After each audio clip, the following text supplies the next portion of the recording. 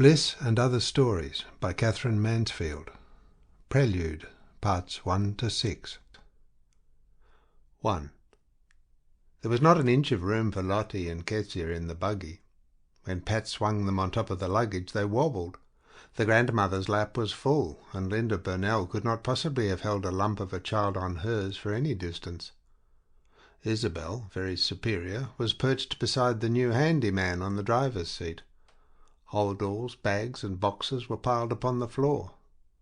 "These are absolute necessities that I will not let out of my sight for one instant," said Linda Burnell, her voice trembling with fatigue and excitement. Lottie and Kezia stood on the patch of lawn just inside the gate, all ready for the fray, in their coats with brass anchor buttons and little round caps with battleship ribbons. Hand in hand they stared with round, solemn eyes, first at the absolute necessities, and then at their mother. "We shall simply have to leave them, that is all. We shall simply have to cast them off," said Linda Burnell. A strange little laugh flew from her lips. She leant back against the buttoned leather cushions and shut her eyes, her lips trembling with laughter. Happily, at that moment, Mrs. Samuel Josephs, who had been watching the scene from behind her drawing-room blind, waddled down the garden path. "Why not leave the children with Bill for the afternoon, Mrs. Burnell?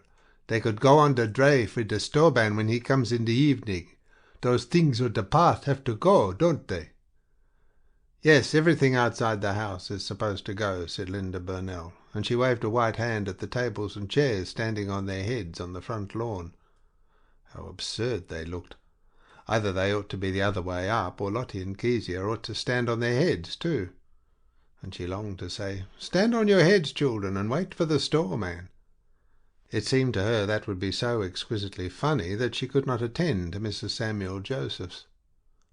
The fat, creaking body leant across the gate, and the big jelly of a face smiled. "Don't you worry, Mrs. Burnell. Lottie and Kezia can have tea with my children in the nursery, and I'll see them on the dray afterwards."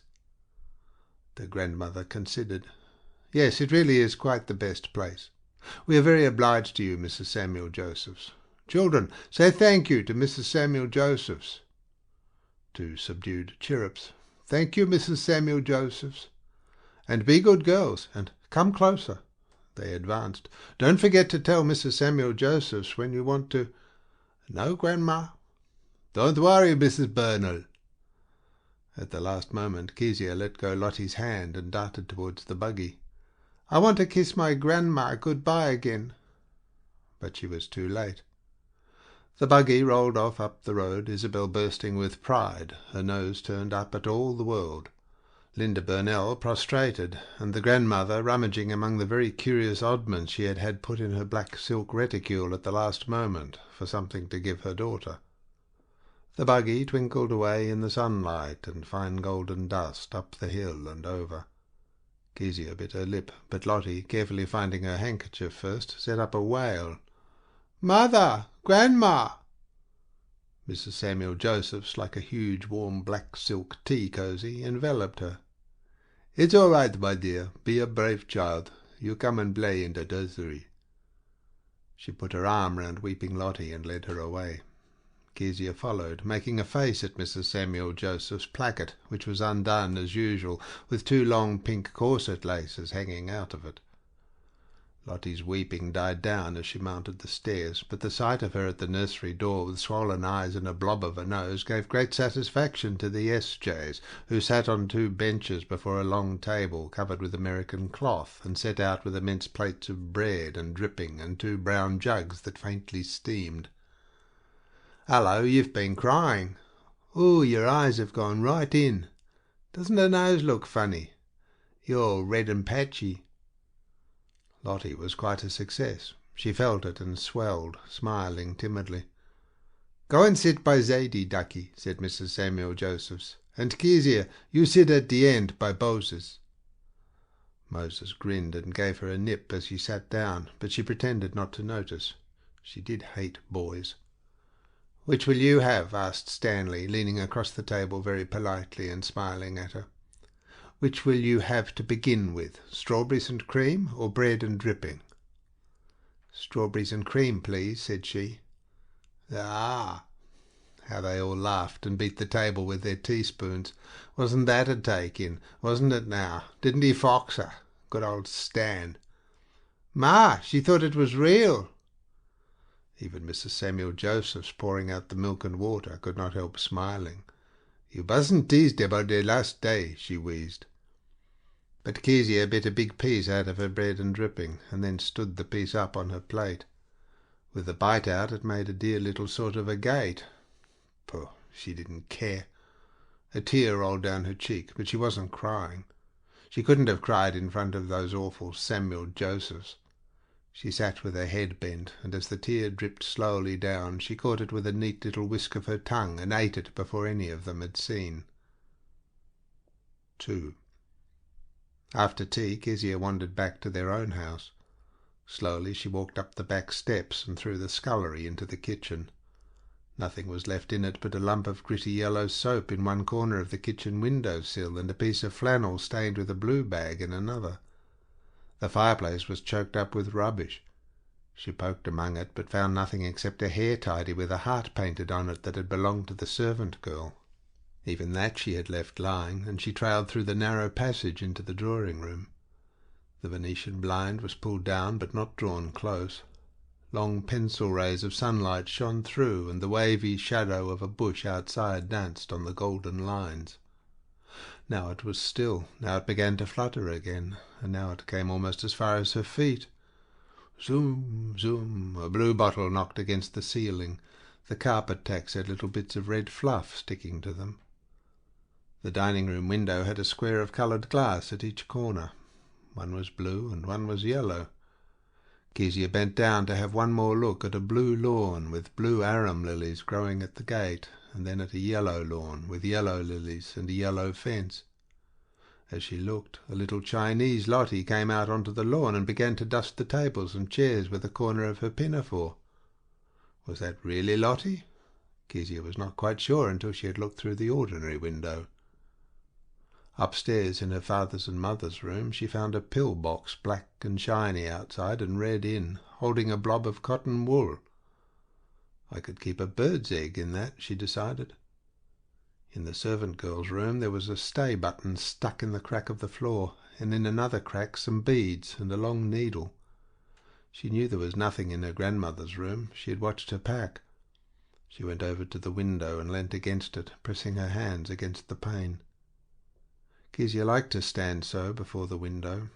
She liked the feeling of the cold shining glass against her hot palms, and she liked to watch the funny white tops that came on her fingers when she pressed them hard against the pane. As she stood there, the day flickered out and dark came. With the dark crept the wind, snuffling and howling. The windows of the empty house shook. A creaking came from the walls and floors. A piece of loose iron on the roof banged forlornly. Kezia was suddenly quite still, with wide-open eyes and knees pressed together. She was frightened.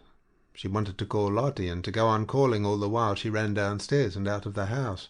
But it was just behind her, waiting at the door, at the head of the stairs, at the bottom of the stairs, hiding in the passage, ready to dart out at the back door. But Lottie was at the back door too. "Kezia," she called cheerfully. "The storeman's here. Everything is on the dray, and 3 horses, Kezia. Mrs. Samuel Josephs has given us a big shawl to wear round us, and she says to button up your coat. She won't come out because of asthma." Lottie was very important. "Now then, you kids," called the storeman. He hooked his big thumbs under their arms, and up they swung. Lottie arranged the shawl most beautifully, and the storeman tucked up their feet in a piece of old blanket. "Lift up, easy does it." They might have been a couple of young ponies. The storeman felt over the cords holding his load, unhooked the brake chain from the wheel, and whistling, he swung up beside them. "Keep close to me," said Lottie, "because otherwise you pull the shawl away from my side, Kezia." But Kezia edged up to the storeman. He towered beside her, big as a giant, and he smelled of nuts and new wooden boxes. 3. It was the first time that Lottie and Kezia had ever been out so late. Everything looked different. The painted wooden houses far smaller than they did by day, the gardens far bigger and wilder. Bright stars speckled the sky, and the moon hung over the harbour, dabbling the waves with gold. They could see the lighthouse shining on Quarantine Island and the green lights on the old coal hulks. "There comes the Picton boat," said the storeman, pointing to a little steamer all hung with bright beads. But when they reached the top of the hill and began to go down the other side, the harbour disappeared, and although they were still in town, they were quite lost. Other carts rattled past. Everybody knew the storeman. "Night, Fred!" "Night-o!" he shouted. Kezia liked very much to hear him. Whenever a cart appeared in the distance, she looked up and waited for his voice. He was an old friend, and she and her grandmother had often been to his place to buy grapes. The storeman lived alone in a cottage that had a glass house against one wall, built by himself. All the glass house was spanned and arched over with one beautiful vine. He took her brown basket from her, lined it with 3 large leaves, and then he felt in his belt for a little horn knife, reached up and snapped off a big blue cluster and laid it on the leaves so tenderly that Kezia held her breath to watch. He was a very big man. He wore brown velvet trousers, and he had a long brown beard. But he never wore a collar, not even on Sunday. The back of his neck was burnt bright red. "Where are we now?" Every few minutes one of the children asked him the question. "Why, this is Hawk Street, or Charlotte Crescent." "Of course it is." Lottie pricked up her ears at the last name. She always felt that Charlotte Crescent belonged especially to her. Very few people had streets with the same name as theirs. "Look, Kezia, there is Charlotte Crescent. Doesn't it look different?" Now everything familiar was left behind. Now the big dray rattled into unknown country, along new roads with high clay banks on either side, up steep, steep hills, down into bushy valleys, through wide, shallow rivers. Further and further. Lottie's head wagged. She drooped. She slipped half into Kezia's lap and lay there. But Kezia could not open her eyes wide enough. The wind blew and she shivered, but her cheeks and ears burned. "Do stars ever blow about?" she asked. "Not to notice," said the storeman. "We've got an uncle and an aunt living near our new house," said Kezia. "They have got 2 children. Pip, the eldest, is called, and the youngest named is Rags. He's got a ram. He has to feed it with an enamel teapot and a glove top over the spout. He's going to show us. What is the difference between a ram and a sheep?" "Well, a ram has horns and runs for you." Kezia considered. "I don't want to see it frightfully," she said. "I hate rushing animals like dogs and parrots. I often dream that animals rush at me, even camels, and while they are rushing, their heads swell enormous." The storeman said nothing. Kezia peered up at him, screwing up her eyes. Then she put her finger out and stroked his sleeve. It felt hairy. "Are we near?" she asked. "Not far off now," answered the storeman. "Getting tired?" "Well, I'm not an atom bit sleepy," said Kezia, "but my eyes keep curling up in such a funny sort of way." She gave a long sigh, and to stop her eyes from curling, she shut them. When she opened them again, they were clanking through a drive that cut through the garden like a whiplash, looping suddenly an island of green, and behind the island, but out of sight until you came upon it, was the house.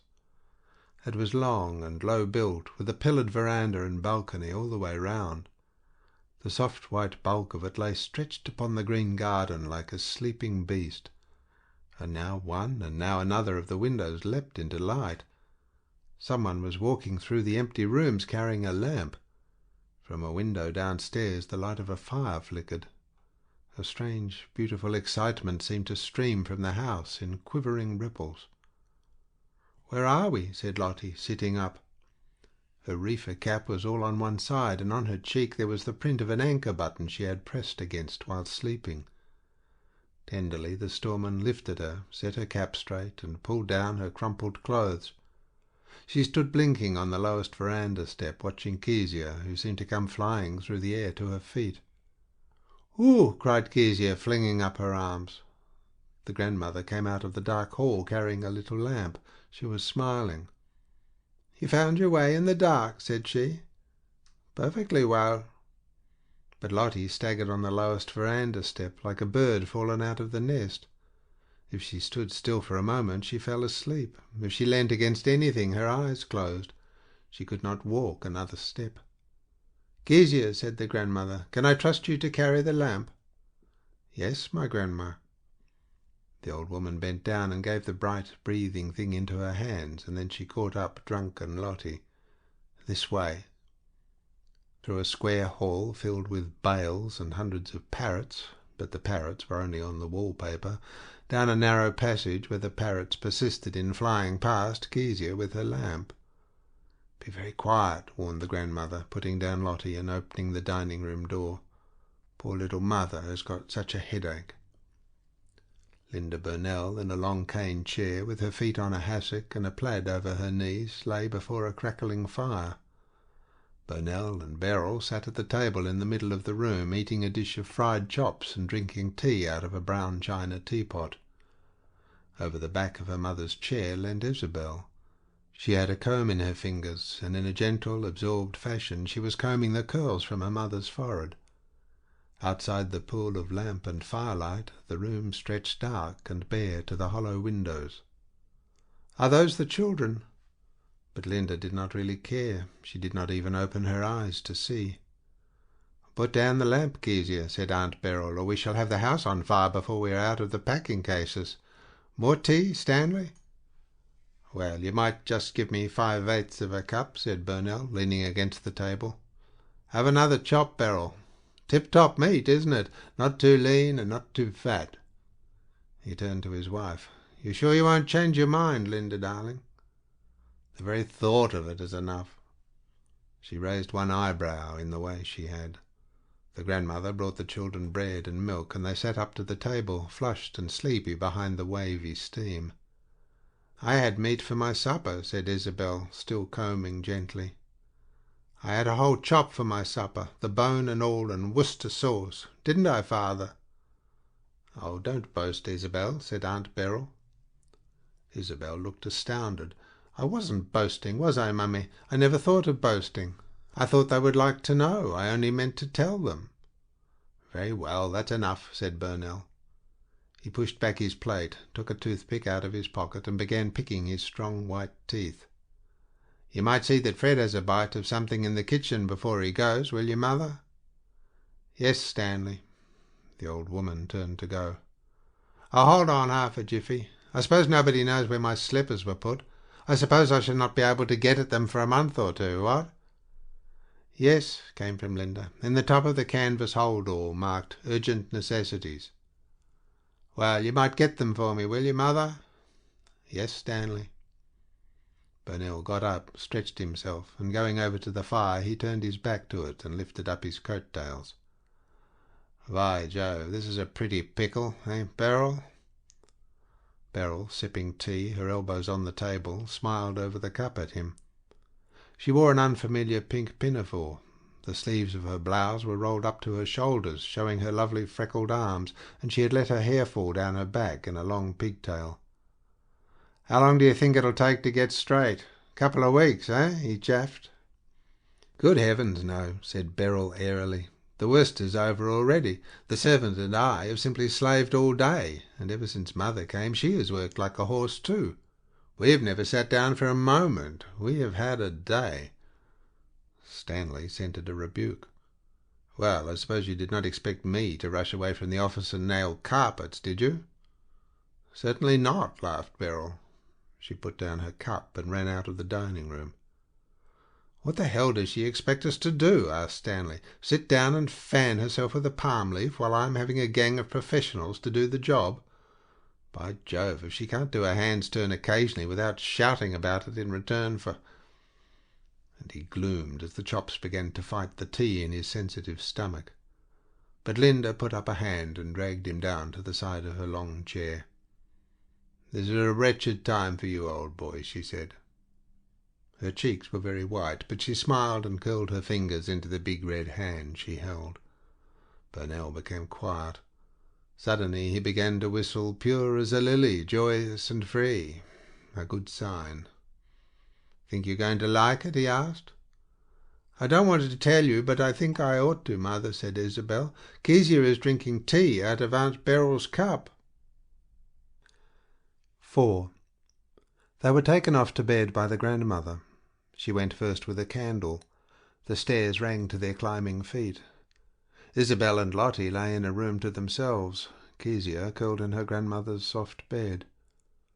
"Aren't there going to be any sheets, my grandma?" "No, not tonight." "It's tickly," said Kezia, "but it's like Indians." She dragged her grandmother down to her and kissed her under the chin. "Come to bed soon and be my Indian brave."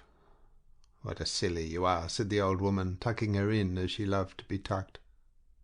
"Aren't you going to leave me a candle?" "No. Shh. Go to sleep." "Well, can I have the door left open?" She rolled herself up into a round, but she did not go to sleep. From all over the house came the sound of steps. The house itself creaked and popped. Loud whispering voices came from downstairs. Once she heard Aunt Beryl's rush of high laughter, and once she heard a loud trumpeting from Burnell blowing his nose. Outside the window, hundreds of black cats with yellow eyes sat in the sky watching her, but she was not frightened. Lottie was saying to Isabel, "I'm going to say my prayers in bed tonight." "No, you can't, Lottie." Isabel was very firm. "God only excuses you saying your prayers in bed if you've got a temperature." So Lottie yielded. "Gentle Jesus, meek and mild, look upon a little child. Pity me, simple Lizzie, suffer me to come to thee." And then they lay down back to back, their little behinds just touching, and fell asleep. Standing in a pool of moonlight, Beryl Fairfield undressed herself. She was tired, but she pretended to be more tired than she really was, letting her clothes fall, pushing back with a languid gesture her warm, heavy hair. "Oh, how tired I am, very tired." She shut her eyes a moment, but her lips smiled. Her breath rose and fell in her breast like two fanning wings. The window was wide open. It was warm, and somewhere out there in the garden a young man, dark and slender, with mocking eyes, tiptoed among the bushes and gathered the flowers into a big bouquet and slipped under her window and held it up to her. She saw herself bending forward. He thrust his head among the bright waxy flowers, sly and laughing. "No, no," said Beryl. She turned from the window and dropped her nightgown over her head. "How frightfully unreasonable Stanley is sometimes," she thought, buttoning. And then, as she lay down, there came the old thought, the cruel thought. Ah, if only she had money of her own. A young man, immensely rich, has just arrived from England. He meets her quite by chance. The new governor is unmarried. There is a ball at Government House. Who is that exquisite creature in eau de Nice satin? Beryl Fairfield. "The thing that pleases me," said Stanley, leaning against the side of the bed and giving himself a good scratch on his shoulders and back before turning in, "is that I've got the place dirt cheap, Linda. I was talking about it to little Wally Bell today, and he said he simply could not understand why they had accepted my figure. You see, land about here is bound to become more and more valuable in about 10 years' time. Of course, we shall have to go very slow and cut down expenses as fine as possible. Not asleep, are you?" "No, dear, I've heard every word," said Linda. He sprang into bed, leant over her, and blew out the candle. "Good night, Mr. Businessman," said she, and she took hold of his head by the ears and gave him a quick kiss. Her faint, far-away voice seemed to come from a deep well. "Good night, darling." He slipped his arm under her neck and drew her to him. "Yes, clasp me," said the faint voice from the deep well. Pat the handyman sprawled in his little room behind the kitchen. His sponge-bag coat and trousers hung from the door-peg like a hanged man. From the edge of the blanket his twisted toes protruded, and on the floor beside him there was an empty cane bird-cage. He looked like a comic picture. "Honk, honk," came from the servant girl. She had adenoids. Last to go to bed was the grandmother. "What, not asleep yet?" "No, I'm waiting for you," said Kezia. The old woman sighed and lay down beside her. Kezia thrust her head under the grandmother's arm and gave a little squeak, but the old woman only pressed her faintly and sighed again, took out her teeth and put them in a glass of water beside her on the floor. In the garden some tiny owls perched on the branches of a lacebark tree called Morpok, Morpok, and far away in the bush there sounded a harsh, rapid chatter. Ha ha ha ha ha. 5. Dawn came sharp and chill, with red clouds on a faint green sky and drops of water on every leaf and blade. A breeze blew over the garden, dropping dew and dropping petals, shivered over the drenched paddocks, and was lost in the sombre bush. In the sky some tiny stars floated for a moment, and then they were gone. They were dissolved like bubbles. And plain to be heard in the early quiet was the sound of the creek in the paddock running over the brown stones, running in and out of the sandy hollows, hiding under clumps of dark berry bushes, spilling into a swamp of yellow waterflowers and cresses. And then, at the first beam of sun, the birds began. Big, cheeky birds, starlings and miners, whistled on the lawns. The little birds, the goldfinches and linnets and fantails, flicked from bough to bough. A lovely kingfisher perched on the paddock fence, preening his rich beauty, and a tui sang his 3 notes, and laughed and sang them again. "How loud the birds are," said Linda in her dream. She was walking with her father through a green paddock sprinkled with daisies. Suddenly he bent down and parted the grasses and showed her a tiny ball of fluff just at her feet. "Oh, Papa, the darling!"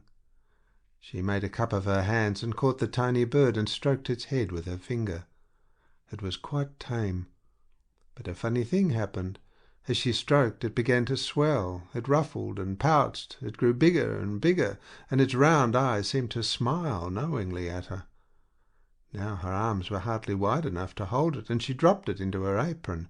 It had become a baby with a big naked head and a gaping bird mouth, opening and shutting. Her father broke into a loud clattering laugh, and she woke to see Burnell standing by the windows, rattling the Venetian blind up to the very top.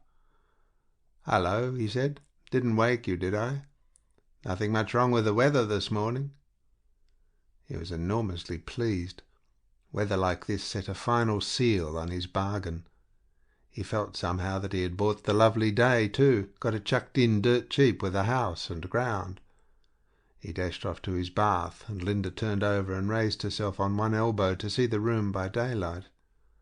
All the furniture had found a place, all the old paraphernalia, as she expressed it. Even the photographs were on the mantelpiece, and the medicine bottles on the shelf above the washstand. Her clothes lay across a chair, her outdoor things, a purple cape and a round hat with a plume in it. Looking at them, she wished that she was going away from this house too. And she saw herself driving away from them all in a little buggy, driving away from everybody, and not even waving. Back came Stanley, girt with a towel, glowing and slapping his thighs. He pitched the wet towel on top of her hat and cape, and, standing firm in the exact centre of a square of sunlight, he began to do his exercises. Deep breathing, bending and squatting like a frog, and shooting out his legs. He was so delighted with his firm, obedient body that he hit himself on the chest and gave a loud "Ah!" But this amazing vigour seemed to set him worlds away from Linda. She lay on the white tumbled bed and watched him as if from the clouds.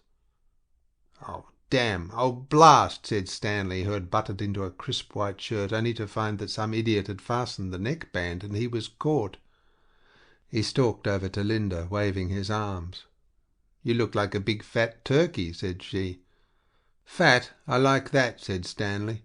"I haven't a square inch of fat on me. Feel that." "It's rock. It's iron," mocked she. "You'd be surprised," said Stanley, as though this were intensely interesting, "at the number of chaps at the club who have got a corporation. Young chaps, you know, men of my age." He began parting his bushy ginger hair, his blue eyes fixed and round in the glass, his knees bent because the dressing-table was always, confounded, a bit too low for him. "Little Wally Bell, for instance," and he straightened, describing upon himself an enormous curve with the hairbrush. "I must say I've a perfect horror—" "My dear, don't worry. You'll never be fat. You are far too energetic." "Yes, I suppose that's true," said he. comforted for the 100th time, and taking a pearl penknife out of his pocket, he began to pare his nails. "Breakfast, Stanley." Beryl was at the door. "Oh, Linda, Mother says you are not to get up yet." She popped her head in at the door. She had a big piece of syringa stuck through her hair. "Everything we left on the veranda last night is simply sopping this morning. You should see poor dear Mother wringing out the tables and the chairs. However, there's no harm done." This with the faintest glance at Stanley. "Have you told Pat to have the buggy round in time? It's a good 6.5 miles to the office." "I can imagine what this early start for the office will be like," thought Linda. "It will be very high pressure indeed." "Pat! Pat!" She heard the servant girl calling, but Pat was evidently hard to find. The silly voice went baa-baaing through the garden. Linda did not rest again until the final slam of the front door told her that Stanley was really gone. Later she heard her children playing in the garden. Lottie's stolid, compact little voice cried, "Kezia! Isabel!" She was always getting lost or losing people, only to find them again, to her great surprise, round the next tree or the next corner. "Oh, there you are, after all." They had been turned out after breakfast and told not to come back to the house until they were called. Isabel wheeled a neat pram-load of prim dolls, and Lottie was allowed for a great treat to walk beside her, holding the doll's parasol over the face of the wax one. "Where are you going to, Kezia?" asked Isabel, who longed to find some light and menial duty that Kezia might perform, and so be roped in under her government. "Oh, just away," said Kezia. Then she did not hear them any more. What a glare there was in the room! She hated blinds pulled up to the top at any time, but in the morning it was intolerable. She turned over to the wall, and idly, with one finger, she traced a poppy on the wallpaper with a leaf and a stem and a fat bursting bud. In the quiet and under her tracing finger, the poppy seemed to come alive. She could feel the sticky, silky petals, the stem, hairy like a gooseberry skin, the rough leaf, and the tight glazed bud. Things had a habit of coming alive like that. Not only large, substantial things like furniture, but curtains and the patterns of stuffs and the fringes of quilts and cushions. How often she had seen the tassel fringe of her quilt change into a funny procession of dancers with priests attending. For there were some tassels that did not dance at all, but walked stately, bent forward as if praying or chanting.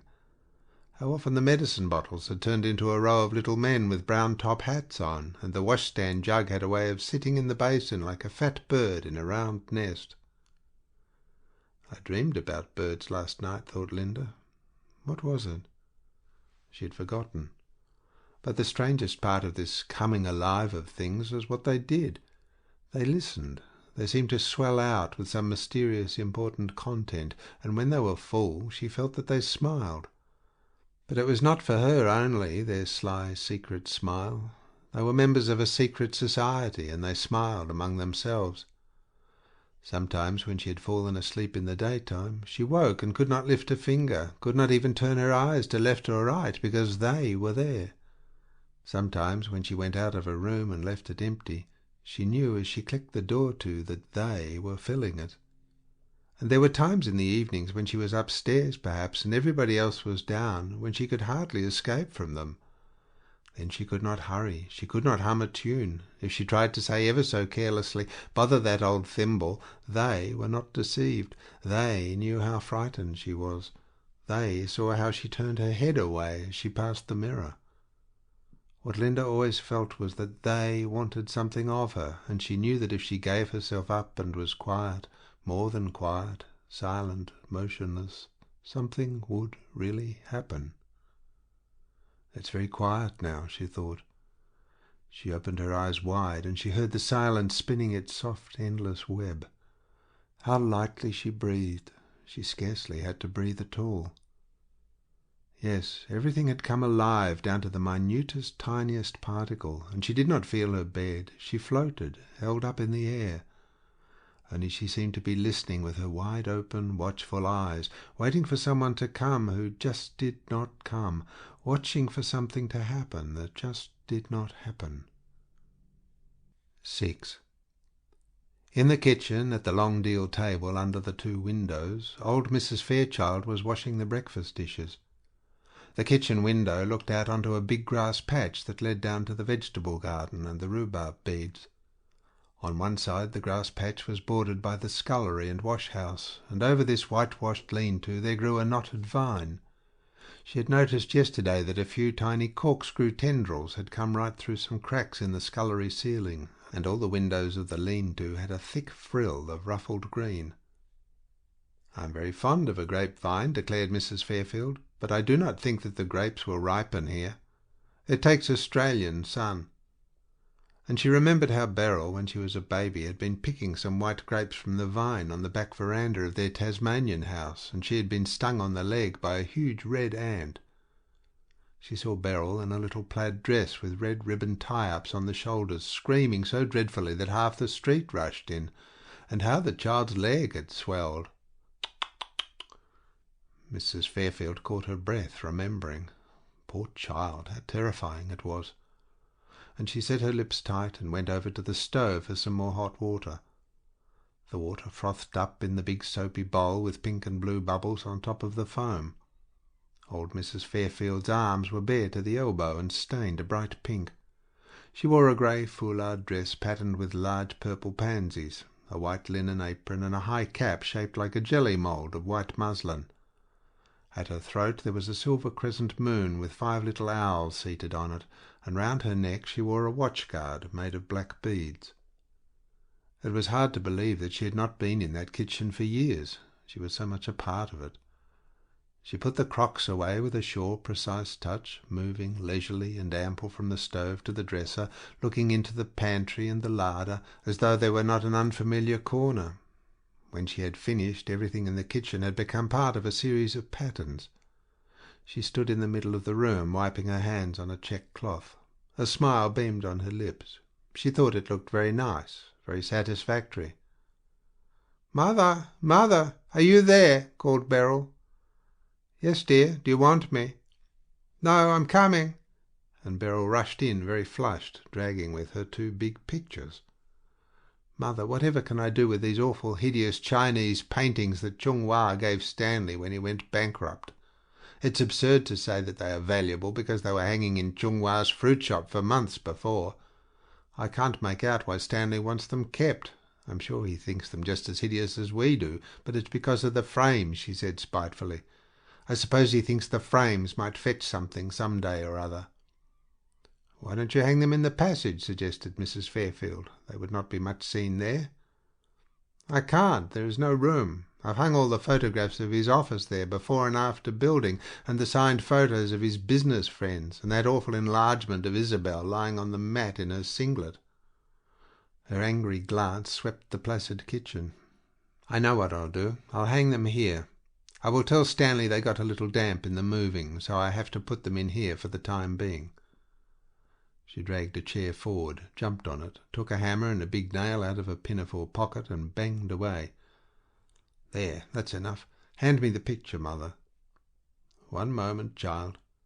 Her mother was wiping over the carved ebony frame. "Oh, Mother, really, you need not dust them. It would take years to dust all those little holes." And she frowned at the top of her mother's head and bit her lip with impatience. Mother's deliberate way of doing things was simply maddening. It was old age, she supposed loftily. At last the 2 pictures were hung side by side. She jumped off the chair, stowing away the little hammer. "They don't look so bad there, do they?" said she. "And at any rate nobody need gaze at them except Pat and the servant girl. Have I got a spider's web on my face, Mother? I've been poking into that cupboard under the stairs, and now something keeps tickling my nose." But before Mrs. Fairfield had time to look, Beryl had turned away. Someone tapped on the window. Linda was there, nodding and smiling. They heard the latch of the scullery door lift, and she came in. She had no hat on. Her hair stood up on her head in curling rings, and she was wrapped up in an old cashmere shawl. "I'm so hungry," said Linda. "Where can I get something to eat, Mother? This is the first time I've been in the kitchen. It says Mother all over. Everything is in pairs." "I will make you some tea," said Mrs. Fairfield, spreading a clean napkin over the corner of the table. "And Beryl can have a cup with you." "Beryl, do you want half my gingerbread?" Linda waved the knife at her. "Beryl, do you like the house now that we are here?" "Oh, yes, I like the house immensely, and the garden is beautiful, but it feels very far away from everything to me.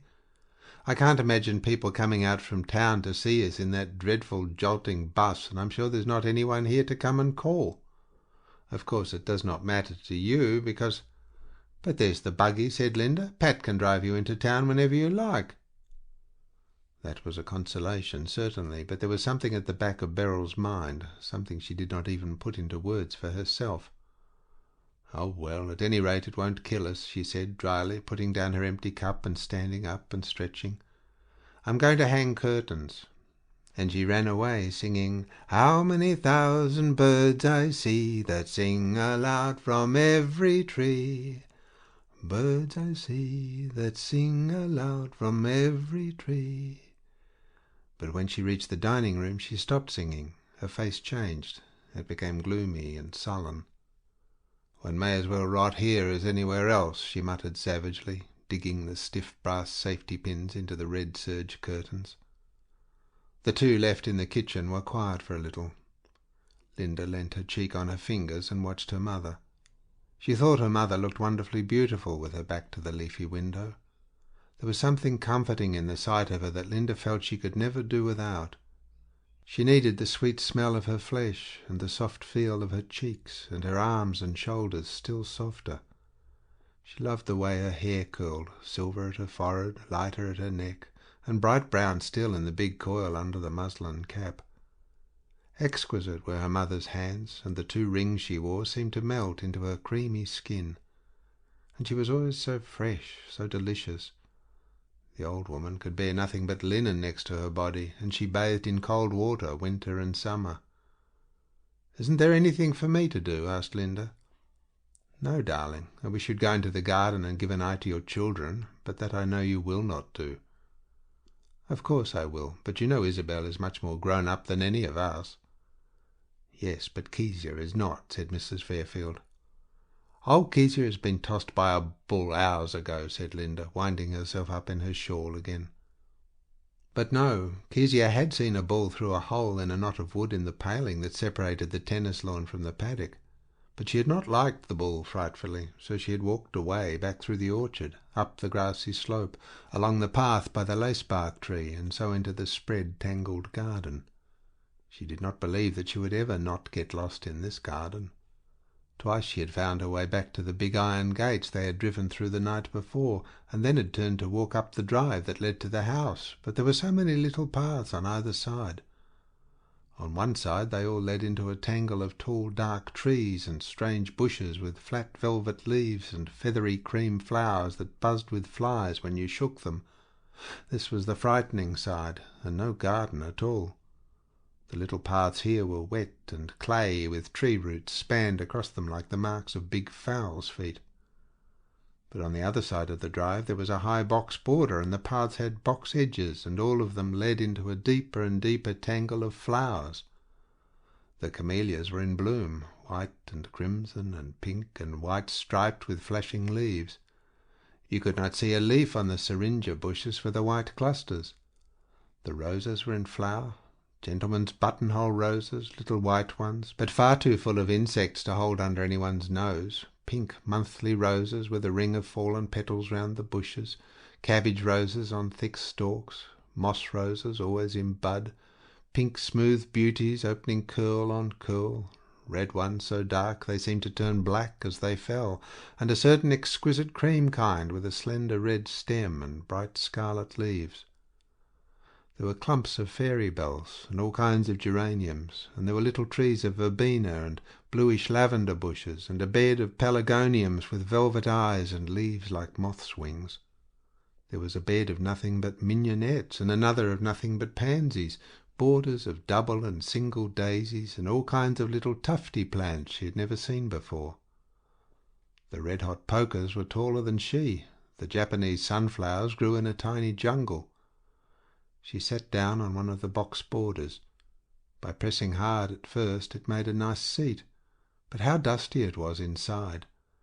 Kezia bent down to look, and sneezed, and rubbed her nose. And then she found herself at the top of the rolling grassy slope that led down to the orchard. She looked down at the slope a moment, then she lay down on her back, gave a squeak, and rolled over and over into the thick flowery orchard grass. As she lay waiting for things to stop spinning, she decided to go up to the house and ask the servant girl for an empty matchbox. She wanted to make a surprise for the grandmother. First she would put a leaf inside with a big violet lying on it. Then she would put a very small white picotee, perhaps, on each side of the violet, and then she would sprinkle some lavender on the top, but not to cover their heads. She often made these surprises for the grandmother, and they were always most successful. "Do you want a match, my granny?" "Why, yes, child, I believe a match is just what I'm looking for." The grandmother slowly opened the box and came upon the picture inside. "Good gracious, child, how you astonished me!" "I can make her one every day here," she thought, scrambling up the grass on her slippery shoes. But on her way back to the house she came to that island that lay in the middle of the drive, dividing the drive into two arms that met in front of the house. The island was made of grass banked up high. Nothing grew on the top except one huge plant with thick grey-green thorny leaves, and out of the middle there sprang up a tall stout stem. Some of the leaves of the plant were so old that they curled up in the air no longer. They turned back, they were split and broken. Some of them lay flat and withered on the ground. Whatever could it be? She had never seen anything like it before. She stood and stared, and then she saw her mother coming down the path. "Mother, what is it?" asked Kezia. Linda looked up at the fat swelling plant with its cruel leaves and fleshy stem. High above them, as though becalmed in the air, and yet holding so fast to the earth it grew from, it might have had claws instead of roots. The curving leaves seemed to be hiding something, the blind stem cut into the air as if no wind could ever shake it. "That is an aloe, Kezia," said her mother. "Does it ever have any flowers?" "Yes, Kezia," and Linda smiled down at her and half shut her eyes. "Once every 100 years." End of section 1.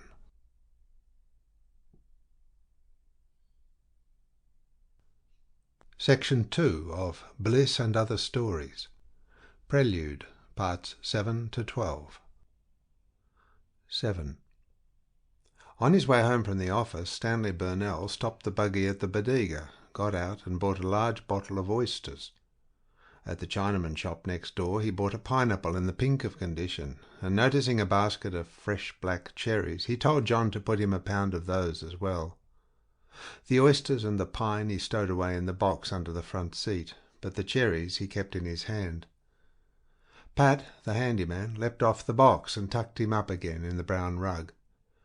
"Lift your feet, Mr. Burnell, while I give you a fold under," said he. Right, first rate," said Stanley. "You can make straight for home now."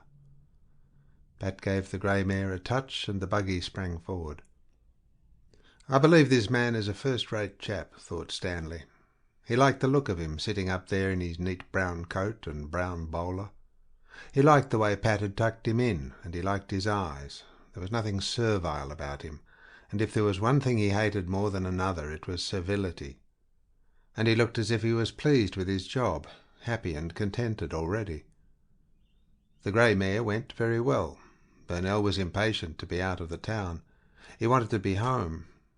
Ah, it was splendid to live in the country, to get right out of that hole of a town once the office was closed, and this drive in the fresh warm air, knowing all the while that his own house was at the other end, with its garden and paddocks, its 3 tip-top cows and enough fowls and ducks to keep them in poultry, was splendid too. As they left the town finally and bowled away up the deserted road, his heart beat hard for joy. He rooted in the bag and began to eat the cherries, 3 or 4 at a time, chucking the stones over the side of the buggy. They were delicious, so plump and cold, without a spot or a bruise on them. Look at those two now, black one side and white the other. Perfect. A perfect little pair of Siamese twins, and he stuck them in his buttonhole. By Jove, he wouldn't mind giving that chap up there a handful, but no, better not. Better wait until he had been with him a bit longer. He began to plan what he would do with his Saturday afternoons and his Sundays. He wouldn't go to the club for lunch on Saturday. No, cut away from the office as soon as possible and get them to give him a couple of slices of cold meat and half a lettuce when he got home.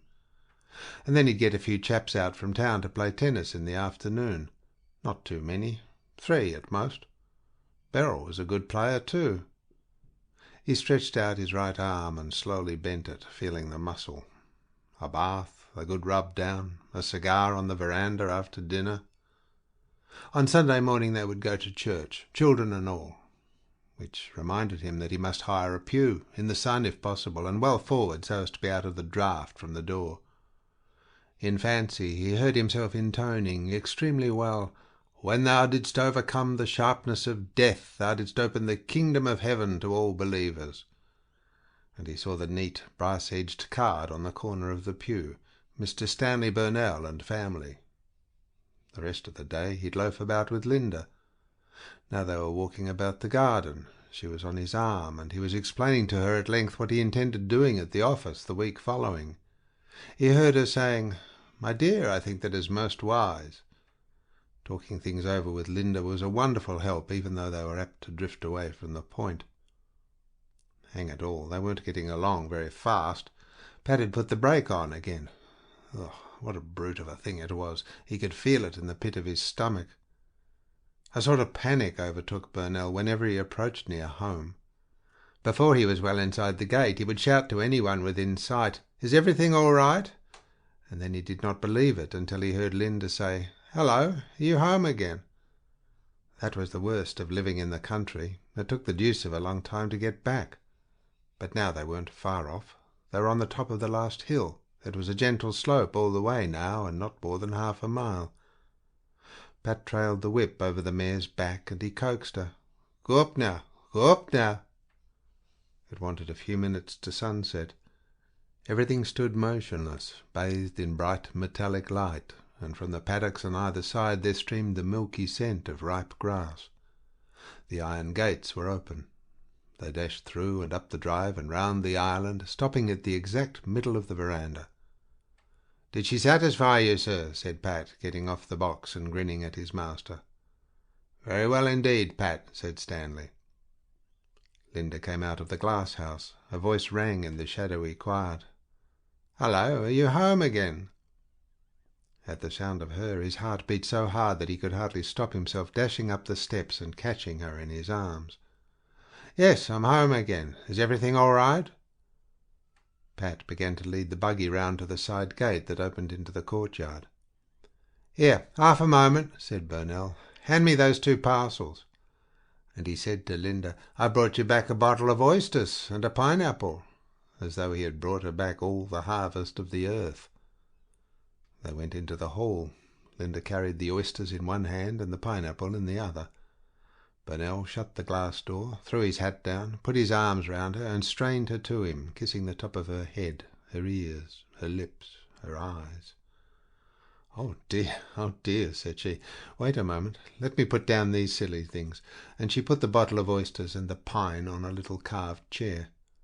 "What have you got in your buttonhole? Cherries?" She took them out and hung them over his ear. "Don't do that, darling. They're for you." So she took them off his ear again. "You don't mind if I save them? They'd spoil my appetite for dinner. Come and see your children. They're having tea." The lamp was lighted on the nursery table. Mrs. Fairfield was cutting and spreading bread and butter. The 3 little girls sat up to table, wearing large bibs embroidered with their names. They wiped their mouths as their father came in, ready to be kissed. The windows were open. A jar of wild flowers stood on the mantelpiece, and the lamp made a big soft bubble of light on the ceiling. "You seem pretty snug, Mother," said Burnell, blinking at the light. Isabel and Lottie sat one on either side of the table, Kezia at the bottom. The place at the top was empty. "That's where my boy ought to sit," thought Stanley. He tightened his arm round Linda's shoulder. By God, he was a perfect fool to feel as happy as this. "We are, Stanley, we are very snug," said Mrs. Fairfield, cutting Kezia's bread into fingers. "Like it better than town, eh, children?" asked Burnell. "Oh, yes," said the 3 little girls, and Isabel added, as an afterthought, "Thank you very much indeed, father dear." "Come upstairs," said Linda. "I'll bring your slippers." But the stairs were too narrow for them to go up arm in arm. It was quite dark in the room. He heard her ring tapping on the marble mantelpiece as she felt for the matches. "I've got some, darling. I'll light the candles." But instead he came up behind her, and again he put his arms around her and pressed her head into his shoulder. "I'm so confoundedly happy," he said. "Are you?" She turned and put her hands on his breast and looked up at him. "I don't know what has come over me," he protested. It was quite dark outside now, and heavy dew was falling. When Linda shut the window, the cold dew touched her fingertips. Far away a dog barked. "I believe there's going to be a moon," she said. At the words, and with the cold wet dew on her fingers, she felt as though the moon had risen, that she was being strangely discovered in a flood of cold light. She shivered. She came away from the window and sat down upon the box ottoman beside Stanley. In the dining room, by the flicker of a wood fire, Beryl sat on a hassock playing the guitar. She had bathed and changed all her clothes. Now she wore a white muslin dress with black spots on it, and in her hair she had pinned a black silk rose. "Nature has gone to her rest, love. See, we are alone. And give me your hand to press, love, lightly within my own." She played and sang half to herself, for she was watching herself playing and singing. The firelight gleamed on her shoes, on the ruddy belly of the guitar, and on her white fingers. If I were outside the window and looked in and saw myself, I really would be rather struck, thought she. Still more softly she played the accompaniment, not singing now, but listening. "The first time that I ever saw you, little girl, oh, you had no idea that you were not alone. You were sitting with your little feet upon a hassock, playing the guitar. God, I can never forget." Beryl flung up her head and began to sing again. "Even the moon is a-weary." But there came a loud bang at the door. The servant girl's crimson face popped through. "Please, Miss Beryl, I've got to come and lay." "Certainly, Alice," said Beryl in a voice of ice. She put the guitar in a corner. Alice lunged in with a heavy black iron tray. "Well, I've had a job with that oven," said she. "I can't get nothing to brown." "Really?" said Beryl. But no, she could not stand that fool of a girl. She ran into the dark drawing-room and began walking up and down. Oh, she was restless, restless. There was a mirror over the mantel. She leant her arms along and looked at her pale shadow in it. How beautiful she looked, but there was nobody to see, nobody. "Why must you suffer so?" said the face in the mirror. "You were not made for suffering. Smile." Beryl smiled, and really her smile was so adorable that she smiled again, but this time because she could not help it. 8. "Good morning, Mrs. Jones." "Oh, good morning, Mrs. Smith. I'm so glad to see you. Have you brought your children?" "Yes, I've brought both my twins. I've had another baby since I saw you last, but she came so suddenly that I haven't had time to make her any clothes yet, so I left her. How is your husband?" "Oh, he's very well, thank you. At least he had an awful cold, but Queen Victoria, she's my godmother, you know, sent him a case of pineapples, and that cured it immediately. Is that your new servant?" "Yes, her name's Gwen. I've only had her 2 days. Oh, Gwen, this is my friend, Mrs. Smith." "Good morning, Mrs. Smith. Dinner won't be ready for about 10 minutes. "I don't think you ought to introduce me to the servant. I think I ought to just begin talking to her." "Well, she's more of a lady helper than a servant, and you do introduce lady helps, I know, because Mrs. Samuel Joseph's had one." "Oh, well, it doesn't matter," said the servant carelessly, beating up a chocolate custard with half a broken clothes peg. The dinner was baking beautifully on a concrete step. She began to lay the cloth on a pink garden seat. In front of each person she put 2 geranium leaf plates, a pine needle fork, and a twig knife. There were 3 daisy heads on a laurel leaf for poached eggs, some slices of fuchsia petal, cold beef, some lovely little rissoles made of earth and water and dandelion seeds, and the chocolate custard she had decided to serve in the parlour shell she had cooked it in. "You needn't trouble about my children," said Mrs. Smith graciously. "If you'll just take this bottle and fill it at the tap, at the dairy." "Oh, all right," said Gwen, and she whispered to Mrs. Jones, "Shall I go and ask Alice for a little bit of real milk?" But someone called from the front of the house, and the luncheon party melted away, leaving the charming table, leaving the rissoles and the poached eggs to the ants and to an old snail who pushed his quivering horns over the edge of the garden seat and began to nibble a geranium plate. "Come round to the front, children. Pip and Rags have come." The Trout boys were the cousins Kezia had mentioned to the storeman. They lived about a mile away in a house called Monkey Tree Cottage. Pip was tall for his age, with lank black hair and a white face, but Rags was very small and so thin that when he was undressed his shoulder blades stuck out like 2 little wings. They had a mongrel dog with pale blue eyes and a long tail turned up at the end, who followed them everywhere. He was called Snooker.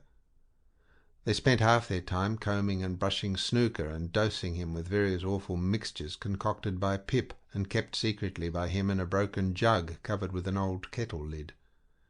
Even faithful little Rags was not allowed to know the full secret of these mixtures. Take some carbolic tooth powder and a pinch of sulphur powdered up fine, and perhaps a bit of starch to stiffen up Snooker's coat. But that was not all. Rags privately thought that the rest was gunpowder, and he never was allowed to help with the mixing because of the danger.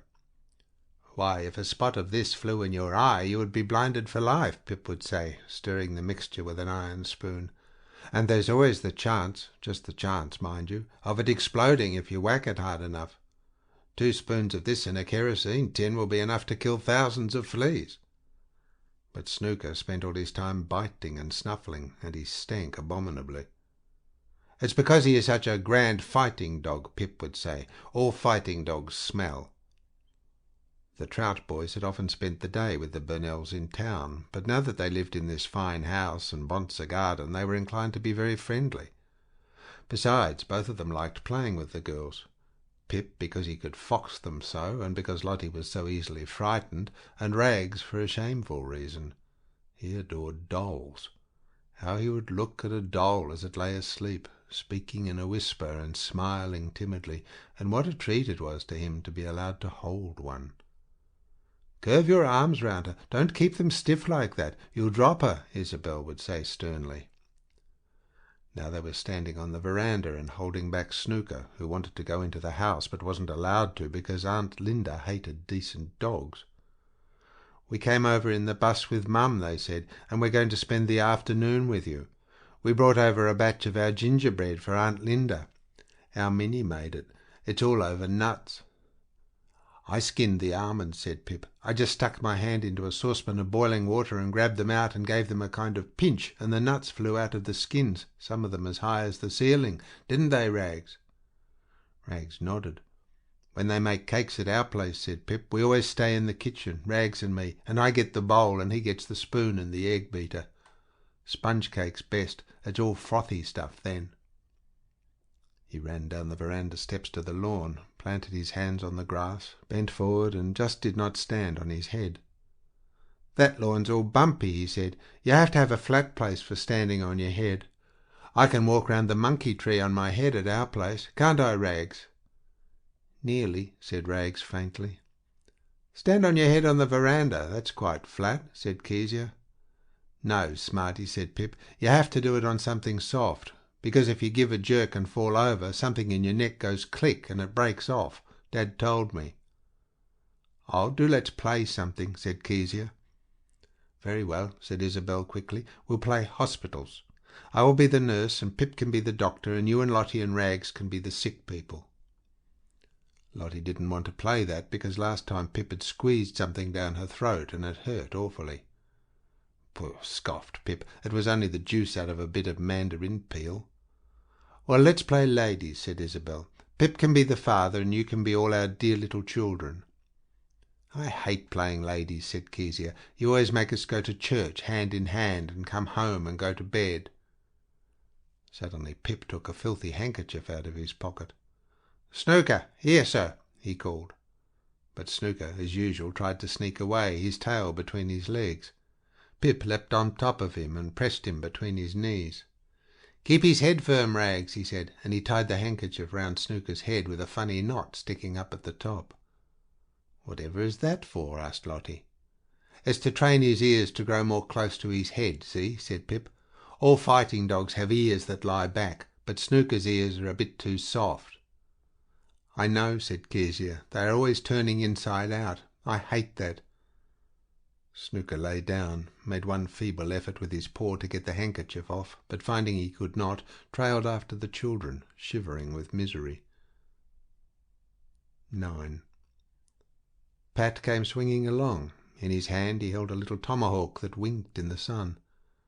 "Come with me," he said to the children, "and I'll show you how the kings of Ireland chopped the head off a duck." They drew back. They didn't believe him, and besides, the Trout boys had never seen Pat before. "Come on now," he coaxed, smiling and holding out his hand to Kezia. "Is it a real duck's head, one from the paddock?" "It is," said Pat. He put a hand in his hard, dry one, and he stuck the tomahawk in his belt and held out the other to Rags. He loved little children. "I'd better keep hold of Snooker's head if there's going to be any blood about," said Pip, "because the sight of blood makes him awfully wild." He ran ahead, dragging Snooker by the handkerchief. "Do you think we ought to go?" whispered Isabel. "We haven't asked her anything, have we?" At the bottom of the orchard a gate was set in the paling fence.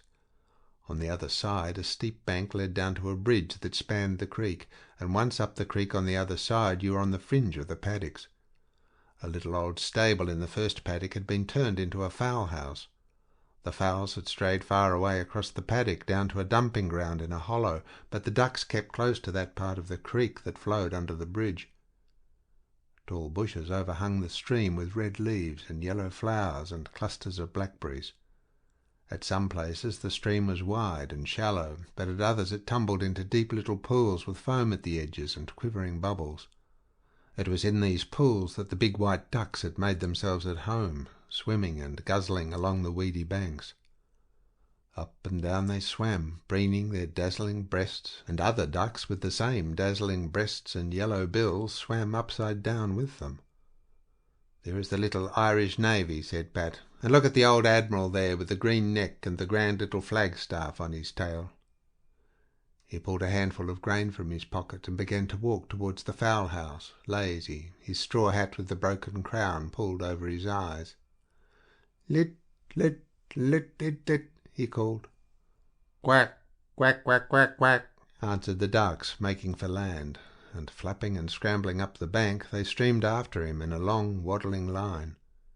He coaxed them, pretending to throw the grain, shaking it in his hand and calling to them until they swept round him in a white ring. From far away the fowls heard the clamour, and they too came running across the paddock, their heads thrust forward, their wings spread, turning in their feet in the silly way fowls run, and scolding as they came. Then Pat scattered the grain, and the greedy ducks began to gobble. Quickly he stooped, seized two, one under each arm, and strode across to the children. Their darting heads and round eyes frightened the children, all except Pip. "Come on, sillies," he cried. "They can't bite. They haven't any teeth. They've only got those two little holes in their beaks for breathing through." "Will you hold one while I finish the other?" asked Pat. Pip let go of Snooker. "Won't I? Won't I? Give us one. I don't mind how much he kicks." He nearly sobbed with delight when Pat gave the white lump into his arms. There was an old stump beside the door of the fowl house. Pat grabbed the duck by the legs, laid it flat across the stump, and almost at the same moment down came the little tomahawk, and the duck's head flew off the stump. Up the blood spurted over the white feathers and over his hand. When the children saw the blood, they were frightened no longer. They crowded round him and began to scream. Even Isabel leapt about, crying, "The blood! The blood!" Pip forgot all about his duck. He simply threw it away from him and shouted, "I saw it! I saw it!" and jumped round the woodblock. Rags, with cheeks as white as paper, ran up to the little head, put out a finger as if he wanted to touch it, shrank back again, and then again put out a finger. He was shivering all over. Even Lottie, frightened little Lottie, began to laugh and pointed at the duck and shrieked, "Look, Kezia, look!" "Watch it!" shouted Pat. He put down the body and it began to waddle, with only a long spurt of blood where the head had been. It began to pad away without a sound towards the steep bank that led to the stream. That was the crowning wonder. "Did you see that? Did you see that?" yelled Pip. He ran among the little girls, tugging at their pinafores. "It's like a little engine. It's like a funny little railway engine," squealed Isabel. But Kezia suddenly rushed at Pat and flung her arms round his legs and butted his head as hard as she could against his knees. "Put head back! Put head back!" she screamed. When he stooped to move her, she would not let go or take her head away. She held on as hard as she could and sobbed, "Head back! Head back!" until it sounded like a loud, strange hiccup. "It's stopped! It's tumbled over! It's dead!" said Pip. Pat dragged Kezia up into his arms. Her sunbonnet had fallen back, but she would not let him look at her face. No, she pressed her face into a bone in his shoulder and clasped her arms round his neck. The children stopped screaming as suddenly as they had begun. They stood round the dead duck. Rags was not frightened of the head any more. He knelt down and stroked it now. "I don't think the head is quite dead yet," he said. "Do you think it would keep alive if I gave it something to drink?" But Pip got very cross. "Bah, you baby!" He whistled to Snooker and went off. When Isabel went up to Lottie, Lottie snatched away. "What are you always touching me for, Isabel?" "There now," said Pat to Kezia. "There's the grand little girl." She put up her hands and touched his ears. She felt something. Slowly she raised her quivering face and looked. Pat wore little round gold earrings. She never knew that men wore earrings. She was very much surprised. "Do they come on and off?" she asked huskily. 10. Up in the house, in the warm, tidy kitchen, Alice, the servant girl, was getting the afternoon tea. She was dressed. She had on a black stuff dress that smelt under the arms, a white apron like a large sheet of paper, and a lace bow pinned on to her hair with 2 jetty pins.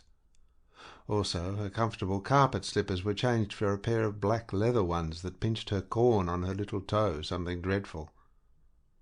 It was warm in the kitchen.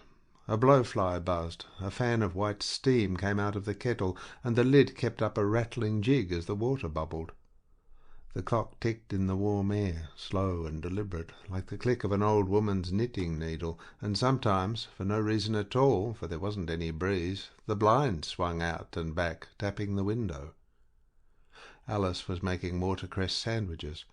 She had a lump of butter on the table, a barracuda loaf, and the cresses tumbled in a white cloth. But propped against the butter dish there was a dirty, greasy little book, half unstitched, with curled edges, and while she mashed the butter she read. "To dream of black beetles drawing a hearse is bad. Signifies death of one you hold near or dear, either father, husband, brother, son, or intended. If beetles crawl backwards as you watch them, it means death from fire or from great height, such as flight of stairs, scaffolding, etc. Spiders. To dream of spiders creeping over you is good. Signifies large sum of money in near future. Should party be in family way, an easy confinement may be expected. But care should be taken in 6th month to avoid eating of probable present of shellfish. How many thousand birds I see." Oh, life, there was Miss Beryl. Alice dropped the knife and slipped the dream book under the butter dish. But she hadn't time to hide it quite, for Beryl ran into the kitchen and up to the table, and the first thing her eye lighted on were those greasy edges. Alice saw Miss Beryl's meaning little smile, and the way she raised her eyebrows and screwed up her eyes as though she were not quite sure what that could be. She decided to answer if Miss Beryl should ask her, "Nothing as belongs to you, miss." But she knew Miss Beryl would not ask her. Alice was a mild creature in reality, but she had the most marvellous retorts ready for questions that she knew would never be put to her. The composing of them and the turning of them over and over in her mind comforted her just as much as if they'd been expressed. Really, they kept her alive in places where she'd been that chivied that she'd been afraid to go to bed at night with a box of matches on the chair in case she bit the tops off in her sleep, as you might say. "Oh, Alice," said Miss Beryl, "there's one extra to tea, so heat a plate of yesterday's scones, please. And put on the Victoria sandwich as well as the coffee cake. And don't forget to put little doilies under the plates, will you? You did yesterday, you know, and the tea looks so ugly and common. And Alice, don't put that dreadful old pink and green cosy on the afternoon teapot again. That is only for the mornings. Really, I think it ought to be kept for the kitchen. It's so shabby and quite smelly. Put on the Japanese one. You quite understand, don't you?" Miss Beryl had finished. "That sing aloud from every tree," she sang as she left the kitchen, very pleased with her firm handling of Alice. Oh, Alice was wild. She wasn't one to mind being told, but there was something in the way Miss Beryl had of speaking to her that she couldn't stand. Oh, that she couldn't. It made her curl up inside, as you might say, and she fair trembled. But what Alice really hated Miss Beryl for was that she made her feel low. She talked to Alice in a special voice, as though she wasn't quite all there, and she never lost her temper with her, never. Even when Alice dropped something or forgot anything important, Miss Beryl seemed to have expected it to happen. "If you please, Mrs. Burnell," said an imaginary Alice as she buttered the scones, "I'd rather not take my orders from Miss Beryl. I may be only a common servant girl as doesn't know how to play the guitar, but—" This last thrust pleased her so much that she quite recovered her temper. "The only thing to do," she heard as she opened the dining-room door, "is to cut the sleeves out entirely and just have a broad band of black velvet over the shoulders instead." 11. The white duck did not look as if it had ever had a head when Alice placed it in front of Stanley Burnell that night. It lay in beautifully basted resignation on a blue dish, its legs tied together with a piece of string and a wreath of little balls of stuffing round it. It is hard to say which of the two, Alice or the duck, looked the better basted. They were both such a rich colour, and they both had the same air of gloss and strain. But Alice was fiery red, and the duck a Spanish mahogany. Burnell ran his eye along the edge of the carving knife. He prided himself very much upon his carving, upon making a first-class job of it. He hated seeing a woman carve. They were always too slow, and they never seemed to care what the meat looked like afterwards. Now he did. He took a real pride in cutting delicate shaves of cold beef, little wads of mutton, just the right thickness, and in dividing a chicken or a duck with nice precision. "Is this the first of the home products?" he asked, knowing perfectly well that it was. "Yes, the butcher did not come. We have found out that he only calls twice a week." But there was no need to apologize. It was a superb bird. It wasn't meat at all, but a kind of very superior jelly. "My father would say," said Burnell, "this must have been one of those birds whose mother played to it in infancy upon the German flute, and the sweet strains of the dulcet instrument acted with such effect upon the infant mind. Have some more, Beryl? You and I are the only ones in this house with a real feeling for food. I'm perfectly willing to state, in a court of law if necessary, that I love good food." Tea was served in the drawing-room, and Beryl, who for some reason had been very charming to Stanley ever since he came home, suggested a game of crib. They sat at a little table near one of the open windows. Mrs. Fairfield disappeared, and Linda lay in a rocking-chair, her arms above her head, rocking to and fro. "You don't want the light, do you, Linda?" said Beryl. She moved the tall lamp so that she sat under its soft light. How remote they looked, those two, from where Linda sat and rocked. The green table, the polished cards, Stanley's big hands and Beryl's tiny ones, all seemed to be part of one mysterious movement. Stanley himself, big and solid in his dark suit, took his ease, and Beryl tossed her bright head and pouted. Round her throat she wore an unfamiliar velvet ribbon. It changed her somehow, altered the shape of her face, but it was charming, Linda decided. The room smelled of lilies. There were 2 big jars of arums in the fireplace. 15-2, 15-4, and a pair is 6, and a run of 3 is 9, said Stanley, so deliberately he might have been counting sheep. "I've nothing but 2 pairs, said Beryl, exaggerating her woe, because she knew how he loved winning. The cribbage pegs were like two little people going up the road together, turning round the sharp corner and coming down the road again. They were pursuing each other. They did not so much want to get ahead as to keep near enough to talk. To keep near, perhaps that was all. But no, there was always one who was impatient and hopped away as the other came up and would not listen. Perhaps the white peg was frightened of the red one, or perhaps he was cruel and would not give the red one a chance to speak. In the front of her dress Beryl wore a bunch of pansies, and once when the little pegs were side by side she bent over and the pansies dropped out and covered them. "What a shame," she said, picking up the pansies, just as they had a chance to fly into each other's arms. "Farewell, my girl," laughed Stanley, and away the red peg hopped. The drawing-room was long and narrow, with glass doors that gave onto the veranda. It had a cream paper with a pattern of gilt roses, and the furniture, which had belonged to old Mrs. Fairfield, was dark and plain. A little piano stood against the wall, with yellow pleated silk let into the carved front. Above it hung an oil painting by Beryl of a large cluster of surprised-looking clematis. Each flower was the size of a small saucer, with a centre like an astonished eye fringed in black. But the room was not finished yet. Stanley had set his heart on a Chesterfield and 2 decent chairs. Linda liked it best as it was. 2 big moths flew in through the window and round the circle of lamplight. "Fly away before it is too late. Fly out again." Round and round they flew. They seemed to bring the silence and the moonlight in with them on their silent wings. "I've 2 kings," said Stanley. "Any good?" "Quite good," said Beryl. Linda stopped rocking and got up. Stanley looked across. "Anything the matter, darling?" "No, nothing. I'm going to find Mother." She went out of the room, and standing at the foot of the stairs she called, but her mother's voice answered her from the veranda. The moon that Lottie and Kezia had seen from the storeman's wagon was full, and the house, the garden, the old woman and Linda, all were bathed in dazzling light. "I've been looking at the aloe," said Mrs. Fairfield. "I believe it is going to flower this year. Look at the top there. Are those buds, or is it only an effect of light?" As they stood on the steps, the high grassy bank on which the aloe rested rose up like a wave, and the aloe seemed to ride upon it like a ship with the oars lifted.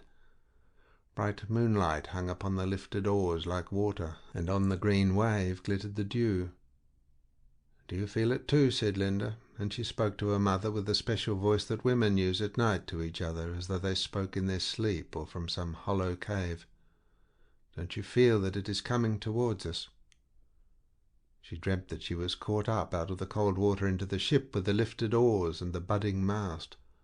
Now the oars fell, striking quickly, quickly. They rowed away over the top of the garden trees, the paddocks, and the dark bush beyond. "Ah," she heard herself cry, "faster, faster," to those who were rowing. How much more real this dream was than that they should go back to the house where the sleeping children lay, and where Stanley and Beryl played cribbage. "I believe those are buds," said she. "Let us go down into the garden, Mother. I like that aloe. I like it more than anything here. I am sure I shall remember it long after I've forgotten all the other things." She put her hand on her mother's arm, and they walked down the steps, round the island, and onto the main drive that led to the front gates. Looking at it from below, she could see the long, sharp thorns that edged the aloe leaves, and at the sight of them her heart grew hard. She particularly liked the long, sharp thorns.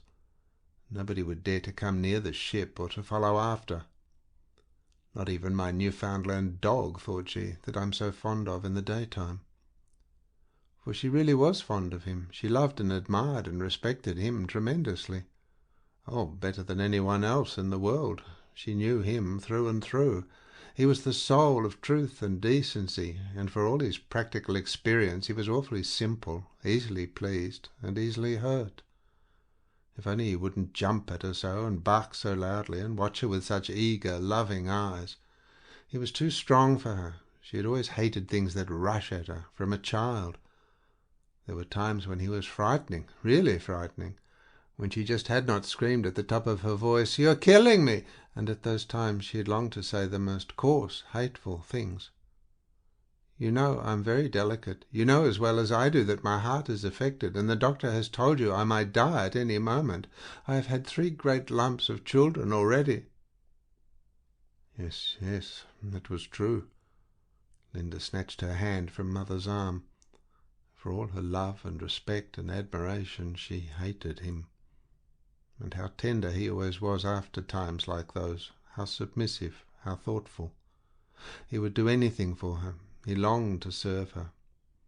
Linda heard herself saying in a weak voice, "Stanley, would you light a candle?" And she heard his joyful voice answer, "Of course I will, my darling," and he leapt out of bed as though he were going to leap at the moon for her. It had never been so plain to her as it was at this moment. There were all her feelings for him, sharp and defined, one as true as the other. And there was this other, this hatred, just as real as the rest. She could have done her feelings up in little packets and given them to Stanley. She longed to hand him that last one, for a surprise. She could see his eyes as he opened that. She hugged her folded arms and began to laugh silently. How absurd life was! It was laughable, simply laughable. And why this mania of hers to keep alive at all? For it really was a mania, she thought, mocking and laughing. What am I guarding myself for so preciously? I shall go on having children, and Stanley will go on making money, and the children and the gardens will grow bigger and bigger, with whole fleets of aloes in them for me to choose from. She had been walking with her head bent, looking at nothing. Now she looked up and about her. They were standing by the red and white camellia trees. Beautiful were the rich dark leaves spangled with light, and the round flowers that perch among them like red and white birds. Linda pulled a piece of verbena and crumpled it, and held her hands to her mother. "Delicious," said the old woman. "Are you cold, child? Are you trembling?" "Yes, your hands are cold. We'd better go back to the house." "What have you been thinking about?" said Linda. "Tell me." "I haven't really been thinking of anything. I wondered as we passed the orchard what the fruit trees were like, and whether we should be able to make much jam this autumn. There are splendid healthy currant bushes in the vegetable garden. I noticed them today. I should like to see those pantry shelves thoroughly well stocked with our own jam. 12. My darling Nan, don't think me a piggy-wig because I haven't written before. I haven't had a moment, dear, and even now I feel so exhausted that I can hardly hold a pen. Well, the dreadful deed is done. We have actually left the giddy whirl in town, and I can't see how we shall ever go back again, for my brother-in-law has bought this house, lock, stock, and barrel, to use his own words. In a way, of course, it is an awful relief, for he has been threatening to take a place in the country ever since I've lived with them, and I must say the house and garden are awfully nice, 1,000,000 times better than that awful cubbyhole in town. But buried, my dear, buried isn't the word. We have got neighbours, but they're only farmers, big louts of boys who seem to be milking all day, and 2 dreadful females with rabbit teeth who bought us some scones when we were moving and said they would be pleased to help. But my sister, who lives a mile away, doesn't know a soul here, so I am sure we never shall. It's pretty certain nobody will ever come out from town to see us, because though there is a bus, it's an awful old rattling thing with black leather sides that any decent person would rather die than ride in for 6 miles. Such is life. It's a sad ending for poor little B. I'll get to be the most awful frump in a year or 2, and come and see you in a mackintosh and a sailor hat tied on with a white china silk motor veil. So pretty. Stanley says that now we are settled, for after the most awful week of my life we really are settled, he's going to bring out a couple of men from the club on Saturday afternoons for tennis. In fact, 2 are promised as a great treat today. But, my dear, if you could see Stanley's men from the club, rather fattish, the type who look frightfully indecent without waistcoats, always with toes that turn in rather, so conspicuous when you are walking about a court in white shoes. And they're pulling up their trousers every minute, don't you know, and whacking at imaginary things with their rackets. I used to play with them at the club last summer, and I'm sure you will know the type when I tell you that after I'd been there about 3 times they all called me Miss Beryl. It's a weary world. Of course, Mother simply loves the place, but then I suppose when I am Mother's age I shall be content to sit in the sun and shell peas into a basin. But I'm not. What Linda thinks about the whole affair, per usual, I haven't the slightest affair, mysterious as ever. My dear, you know that white satin dress of mine? I have taken the sleeves out entirely, put bands of black velvet across the shoulders, and 2 big red poppies off my dear sister's chapeau. It is a great success, though when I shall wear it I do not know. Beryl sat writing this letter at a little table in her room. In a way, of course, it was all perfectly true, but in another way it was all the greatest rubbish, and she didn't believe a word of it. No, that wasn't true. She felt all those things, but she didn't really feel them like that. It was her other self who had written that letter. It not only bored, it rather disgusted her real self. Flippant and silly, said her real self. Yet she knew that she'd send it, and she'd always write that kind of twaddle to Nan Pym. In fact, it was a very mild example of the kind of letter she generally wrote. Beryl leant her elbows on the table and read it through again. The voice of the letter seemed to come up to her from the page. It was faint already, like a voice heard over the telephone, high, gushing, with something bitter in the sound. Oh, she detested it today. "You've always got so much animation," said Nan Pym. "That's why men are so keen on you." And she had added rather mournfully, for men were not at all keen on Nan, who was a solid kind of girl with fat hips and a high colour, "I can't understand how you can keep it up. But it is your nature, I suppose." What rot! What nonsense! It wasn't her nature at all. Good heavens, if she'd ever been her real self with Nan Pym, Nanny would have jumped out of the window with surprise. "My dear, you know that white satin of mine?" Beryl slammed the letter case to. She jumped up and half unconsciously, half consciously, she drifted over to the looking-glass. There stood a slim girl in white, a white serge skirt, a white silk blouse, and a leather belt drawn in very tightly at her tiny waist. Her face was heart-shaped, wide at the brows and with a pointed chin, but not too pointed. Her eyes were perhaps her best feature. They were such a strange, uncommon colour, greeny blue with little gold points in them. She had fine black eyebrows and long lashes, so long that when they lay on her cheek she positively caught the light in them, someone or other had told her. Her mouth was rather large. Too large? No, not really. Her underlip protruded a little. She had a way of sucking it in that somebody else had told her was awfully fascinating.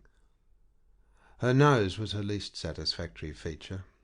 Not that it was really ugly, but it was not half as fine as Linda's. Linda really had a perfect little nose. Hers spread rather, not badly, and in all probability she exaggerated the spreadness of it just because it was her nose and she was so awfully critical of herself. She pinched it with her thumb and first finger and made a little face. Lovely, lovely hair, and such a mass of it.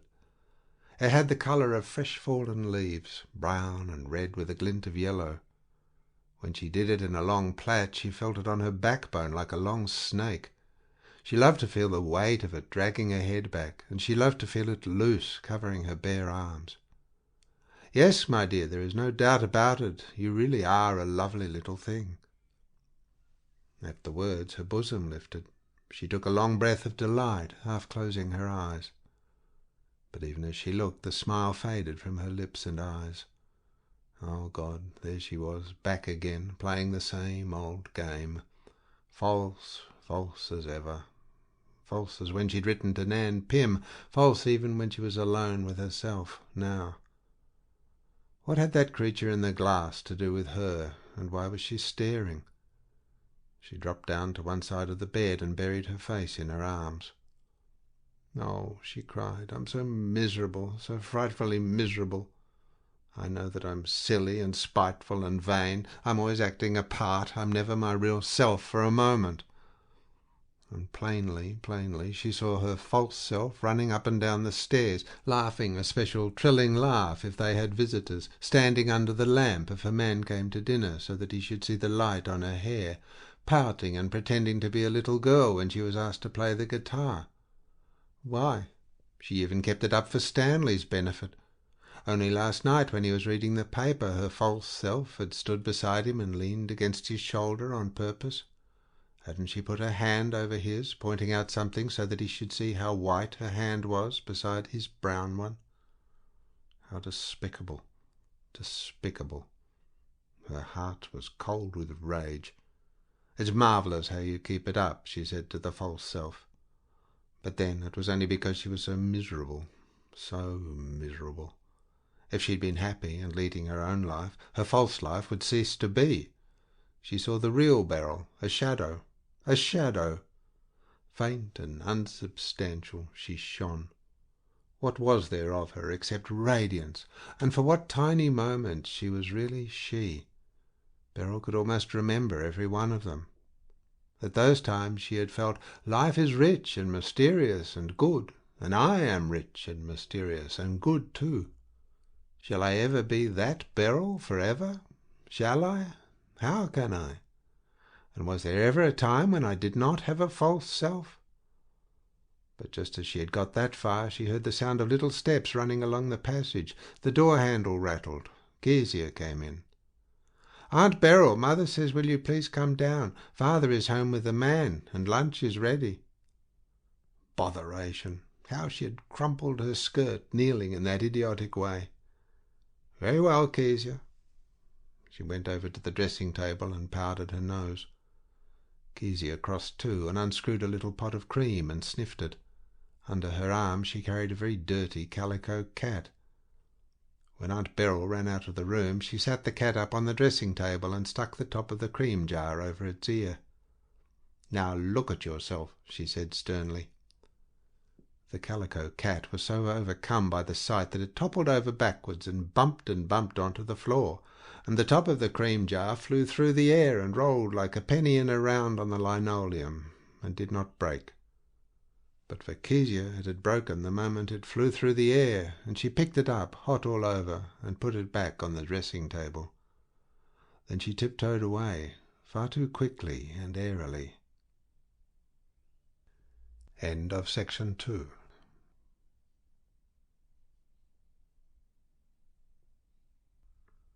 Section 3 of Bliss and Other Stories. Je ne parle pas français. I do not know why I have such a fancy for this little cafe. It's dirty and sad. Sad. It's not as if it had anything to distinguish it from 100 others. It hasn't. Or as if the same strange types came here every day, whom one could watch from one's corner and recognize and more or less, with a strong accent on the less, get the hang of.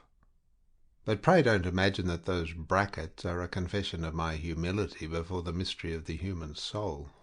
Not at all. I don't believe in the human soul. I never have. I believe that people are like portmanteaux, packed with certain things, started going, thrown about, tossed away, dumped down, lost and found, half emptied suddenly, or squeezed fatter than ever until finally the ultimate porter swings them onto the ultimate train, and away they rattle. Not but what these portmanteaux can be very fascinating. Oh, but very. I see myself standing in front of them, don't you know, like a customs official. "Have you anything to declare? Any wines, spirits, cigars, perfumes, silks?" And the moment of hesitation as to whether I am going to be fooled just before I chalk that squiggle, and then the other moment of hesitation just after as to whether I have been, are perhaps the two most thrilling instants in life. Yes, they are, to me.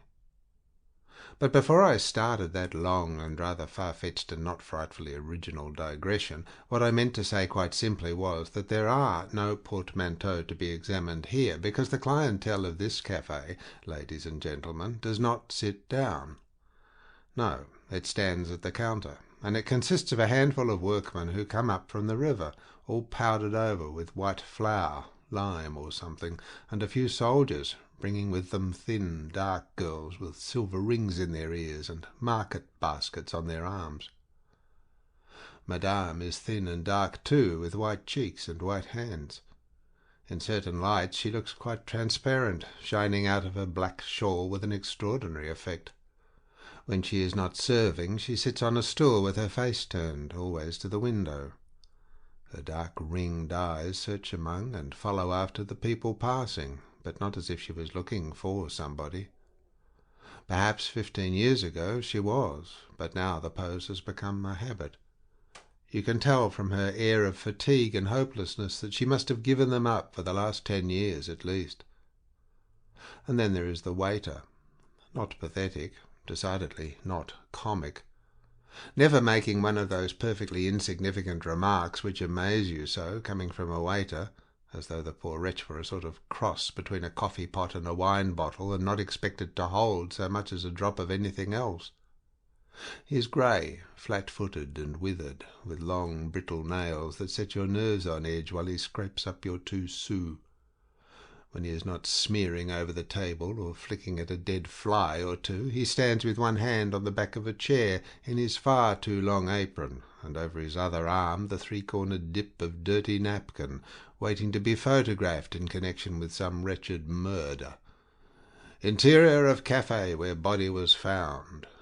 You've seen him hundreds of times. Do you believe that every place has its hour of the day when it really does come alive? That's not exactly what I mean. It's more like this. There does seem to be a moment when you realize that, quite by accident, you happen to have come onto the stage at exactly the moment you were expected. Everything is arranged for you, waiting for you. Ah, master of the situation, you fill with important breath. And at the same time you smile secretly, slyly, because life seems to be opposed to granting you these entrances, seems indeed to be engaged in snatching them from you and making them impossible, keeping you in the wings until it is too late, in fact. Just for once you've beaten the old hag. I enjoyed one of these moments the first time I ever came in here. That's why I keep coming back, I suppose. Revisiting the scene of my triumph, or the scene of the crime, where I had the old bitch by the throat for once and did what I pleased with her. Query. Why am I so bitter against life? And why do I see her as a rag-picker on the American cinema, shuffling along wrapped in a filthy shawl with her old claws crooked over a stick? Answer. The direct result of the American cinema acting upon a weak mind. Anyhow, the short winter afternoon was drawing to a close, as they say, and I was drifting along, either going home or not going home, when I found myself in here, walking over to this seat in the corner. I hung up my English overcoat and grey felt hat on that same peg behind me, and after I had allowed the waiter time for at least 20 photographers to snap their fill of him, I ordered a coffee. He poured me out a glass of the familiar purplish stuff with a green wandering light playing over it, and shuffled off, and I sat pressing my hands against the glass because it was bitterly cold outside. Suddenly I realized that quite apart from myself I was smiling. Slowly I raised my head and saw myself in the mirror opposite. Yes, there I sat, leaning on the table, smiling my deep, sly smile, the glass of coffee with its vague plume of steam before me, and beside it the ring of white saucer with 2 pieces of sugar. I opened my eyes very wide. There I had been for all eternity, as it were, and now at last I was coming to life. It was very quiet in the cafe. Outside one could just see through the dusk that it had begun to snow. One could just see the shape of horses and carts and people, soft and white, moving through the feathery air. The waiter disappeared and reappeared with an armful of straw. He strewed it over the floor from the door to the counter and round about the stove with humble, almost adoring gestures. One would not have been surprised if the door had opened and the Virgin Mary had come in, riding upon an ass, her meek hands folded over her big belly. That's rather nice, don't you think, that bit about the Virgin? It comes from the pen so gently, it has such a dying fall, I thought so at the time and decided to make a note of it. One never knows when a little tag like that may come in useful to round off a paragraph. So, taking care to move as little as possible because the spell was still unbroken, you know that, I reached over to the next table for a writing pad. No paper or envelopes, of course, only a morsel of pink blotting paper, incredibly soft and limp and almost moist, like the tongue of a little dead kitten, which I've never felt.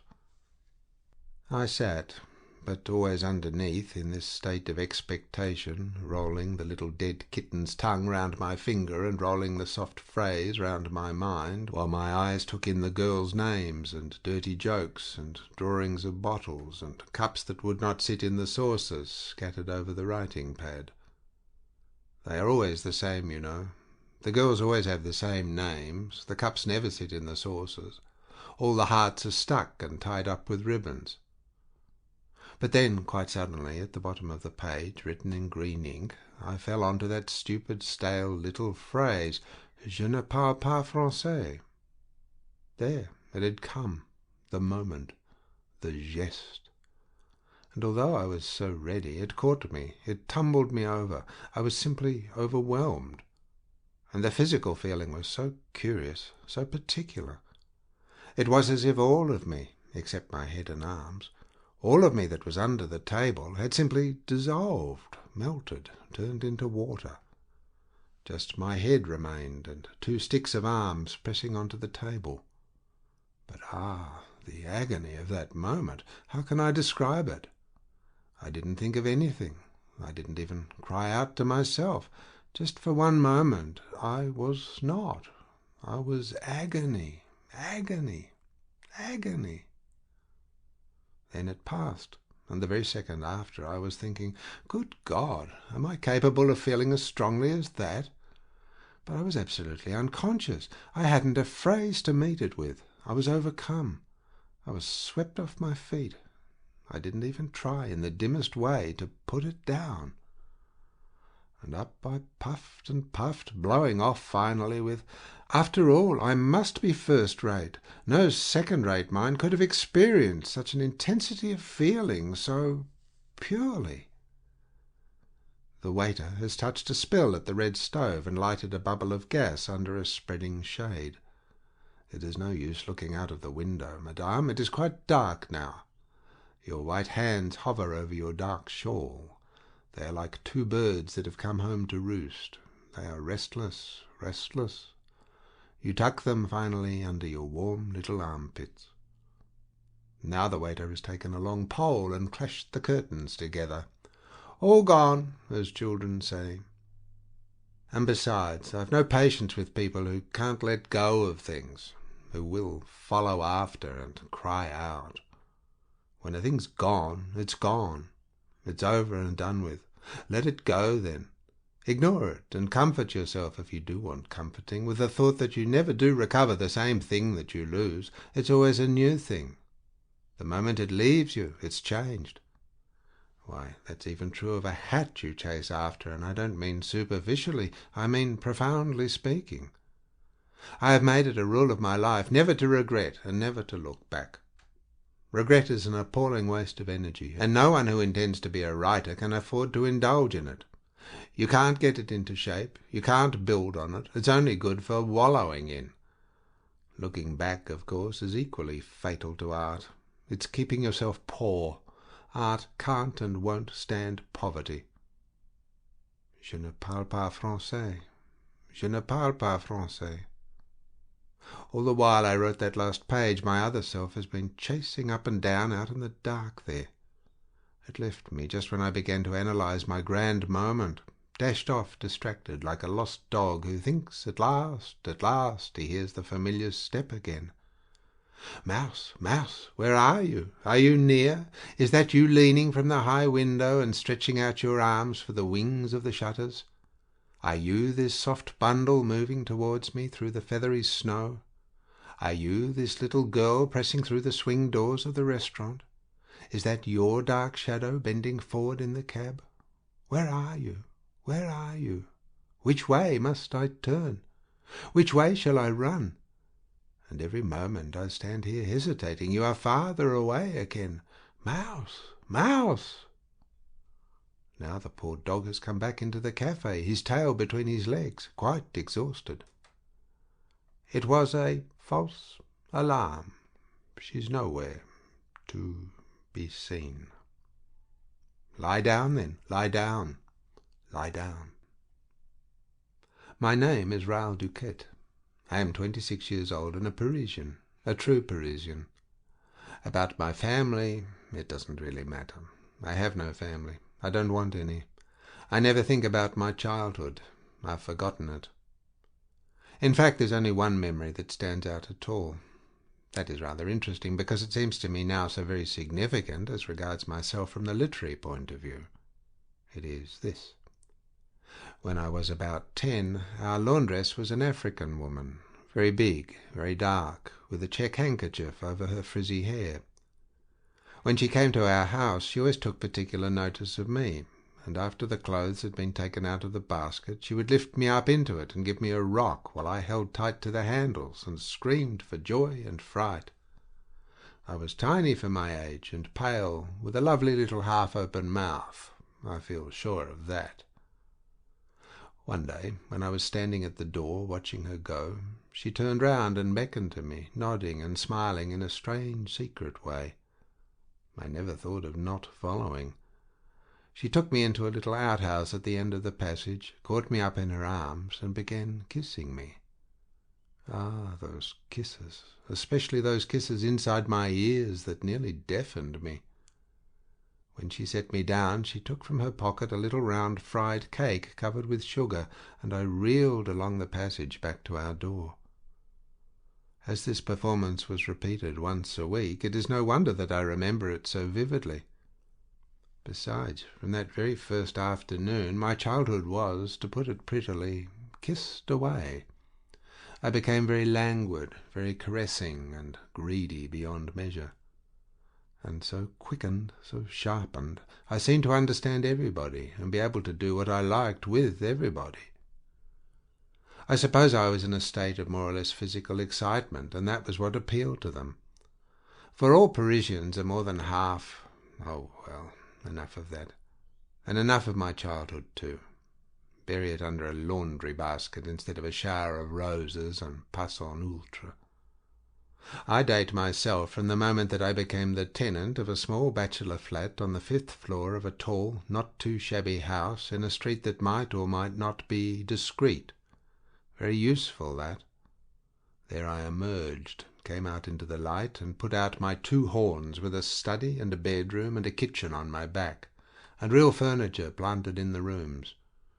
In the bedroom a wardrobe with a long glass, a big bed covered with a yellow puffed-up quilt, a bed table with a marble top, and a toilet set sprinkled with tiny apples. In my study, English writing table with drawers, writing chair with leather cushions, books, armchair, side table with paper knife and lamp on it, and some nude studies on the wall.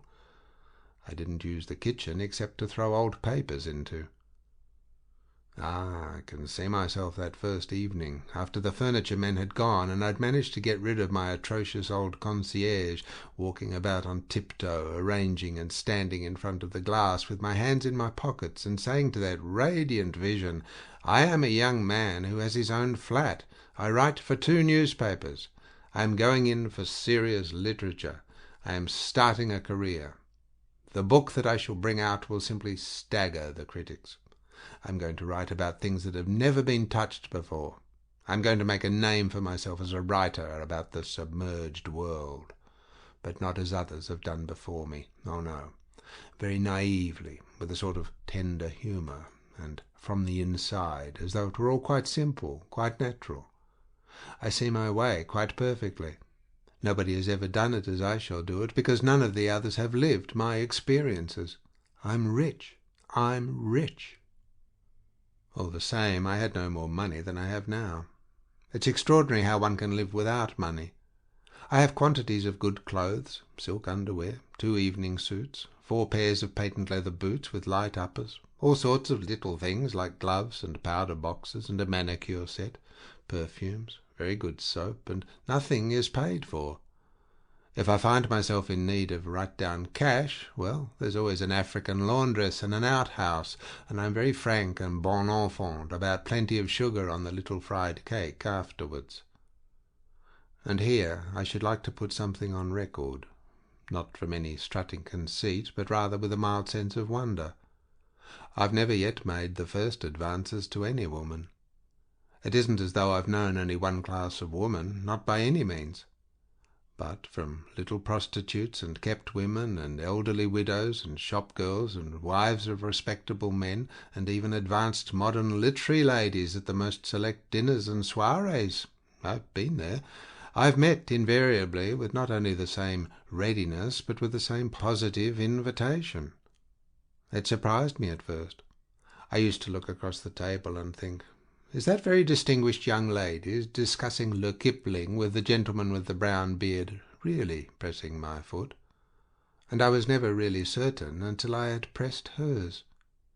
Curious, isn't it? I don't look at all like a maiden's dream. I am little and light with an olive skin, black eyes with long lashes, black silky hair cut short, tiny square teeth that show when I smile. My hands are supple and small. A woman in a bread shop once said to me, "You have the hands for making fine little pastries." I confess, without any clothes, I am rather charming, plump, almost like a girl, with smooth shoulders, and I wear a thin gold bracelet above my left elbow. But wait, isn't it strange I should have written all that about my body and so on? It's a result of my bad life, my submerged life. I'm like a little woman in a cafe who has to introduce herself with a handful of photographs. Me in my chemise coming out of an eggshell. Me upside down in a swing with a frilly behind like a cauliflower. You know the things. If you think what I've written is merely superficial and impudent and cheap, you're wrong. I'll admit it does sound so, but then it is not all. If it were, how could I have experienced what I did when I read that stale little phrase written in green ink in the writing pad? That proves there's more in me, and that I really am important, doesn't it? Anything a fraction less than that moment of anguish I might have put on, but no, that was real. Waiter, a whiskey. I hate whiskey. Every time I take it into my mouth, my stomach rises against it, and the stuff they keep here is sure to be particularly vile. I only ordered it because I'm going to write about an Englishman. We French are incredibly old-fashioned and out of date still in some ways. I wonder I didn't ask him at the same time for a pair of tweed knickerbockers, a pipe, some long teeth, and a set of ginger whiskers. Thanks, mon vieux. You haven't got perhaps a set of ginger whiskers? No, monsieur, he answers sadly. We don't sell American drinks. And having smeared a corner of the table, he goes back to have another couple of dozen taken by artificial light. Ugh, the smell of it, and the sickly sensation when one's throat contracts. It's bad stuff to get drunk on, says Dick Harmon, turning his little glass in his fingers and smiling his slow, dreaming smile. So he gets drunk on it slowly and dreamily, and at a certain moment begins to sing very low, about a man who walks up and down trying to find a place where he can get some dinner. Ah, how I loved that song, and how I loved the way he sang it, slowly, in a dark, soft voice. There was a man walked up and down to get a dinner in the town. It seemed to hold in its gravity and muffled measure all those tall grey buildings, those fogs, those endless streets, those sharp shadows of policemen that mean England. And then the subject, the lean, starved creature walking up and down with every house barred against him because he had no home. How extraordinarily English that is. I remember that it ended where he did at last find a place and ordered a little cake of fish, but when he asked for bread, the waiter cried contemptuously in a loud voice, "We don't serve bread with one fish bowl." What more do you want? How profound those songs are. There is the whole psychology of a people, and how un-French. How un-French! "One more, Dick, one more," I would plead, clasping my hands and making a pretty mouth at him. He was perfectly content to sing it forever. There again, even with Dick, it was he who made the first advances. I met him at an evening party given by the editor of a new review. It was a very select, very fashionable affair. One or two of the older men were there, and the ladies were extremely comme il faut.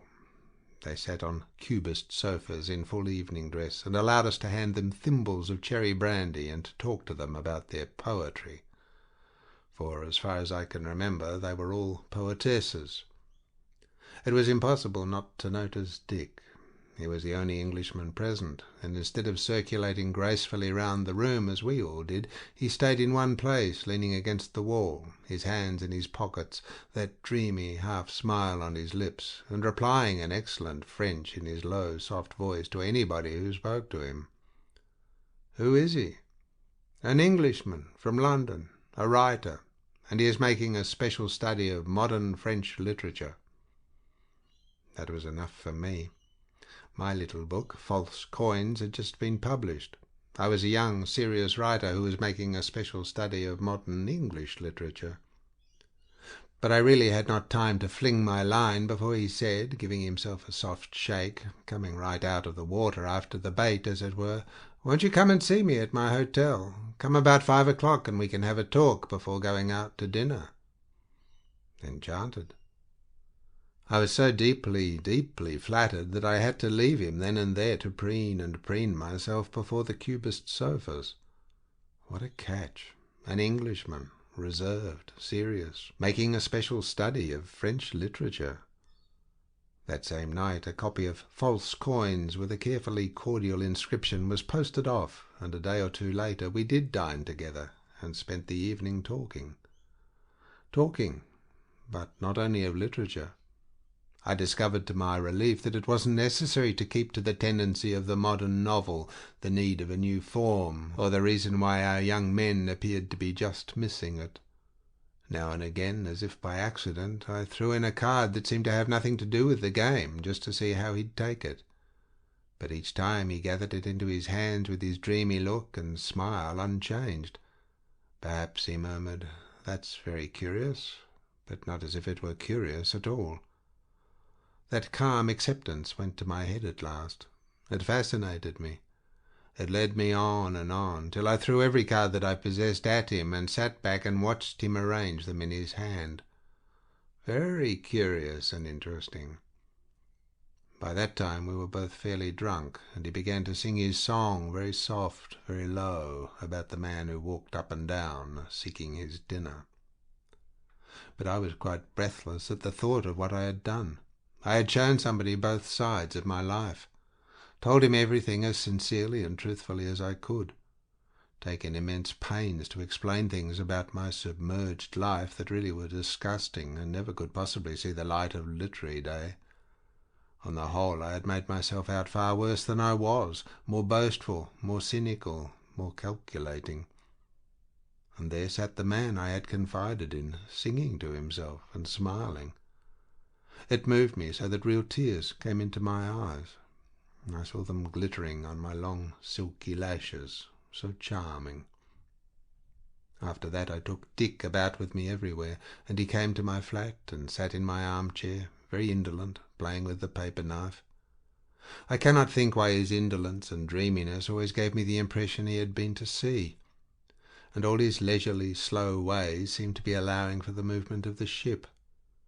This impression was so strong that often when we were together and he got up and left a little woman just when she did not expect him to get up and leave her, but quite the contrary, I would explain, "He can't help it, baby, he has to go back to his ship," and I believed it far more than she did. All the while we were together, Dick never went with a woman. I sometimes wondered whether he wasn't completely innocent.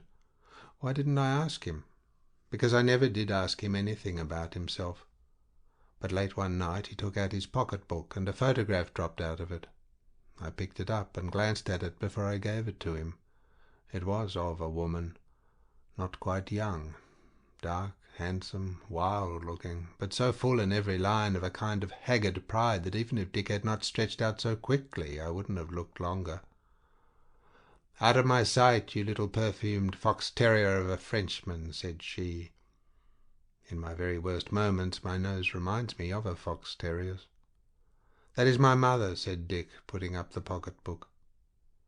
But if he had not been Dick, I should have been tempted to cross myself, just for fun. This is how we parted. As we stood outside his hotel one night, waiting for the concierge to release the catch of the outer door, he said, looking up at the sky, "I hope it will be fine tomorrow. I'm leaving for England in the morning." "You're not serious?"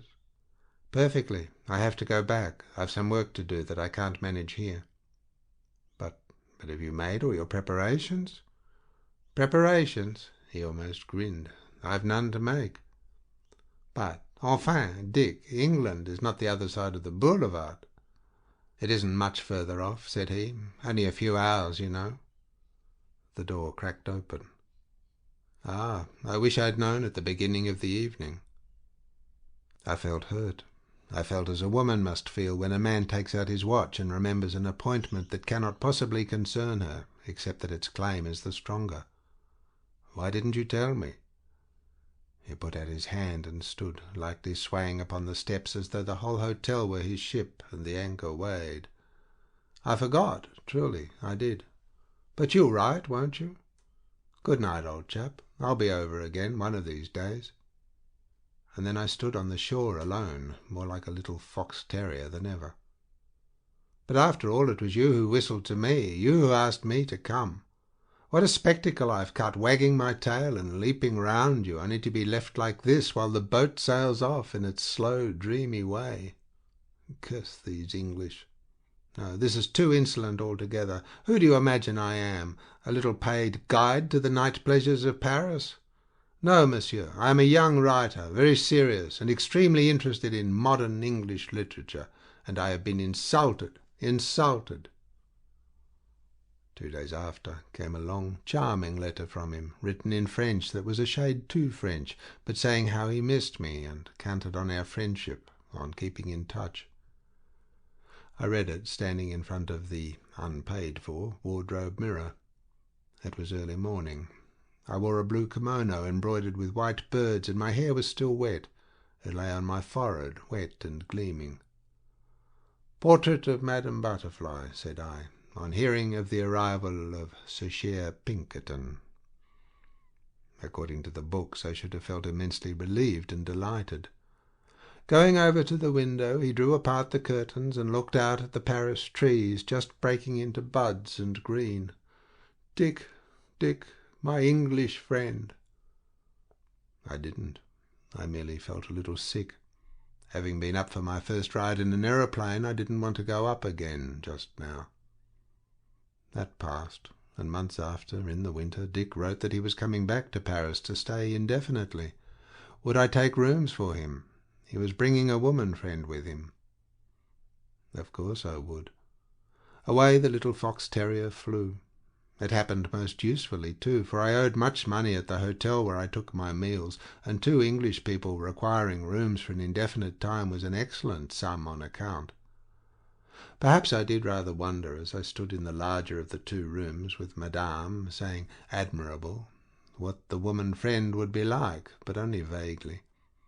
Either she would be very severe, flat back and front, or she would be tall, fair, dressed in mignonette green, name Daisy, and smelling of rather sweetish lavender water. You see, by this time, according to my rule of not looking back, I had almost forgotten Dick.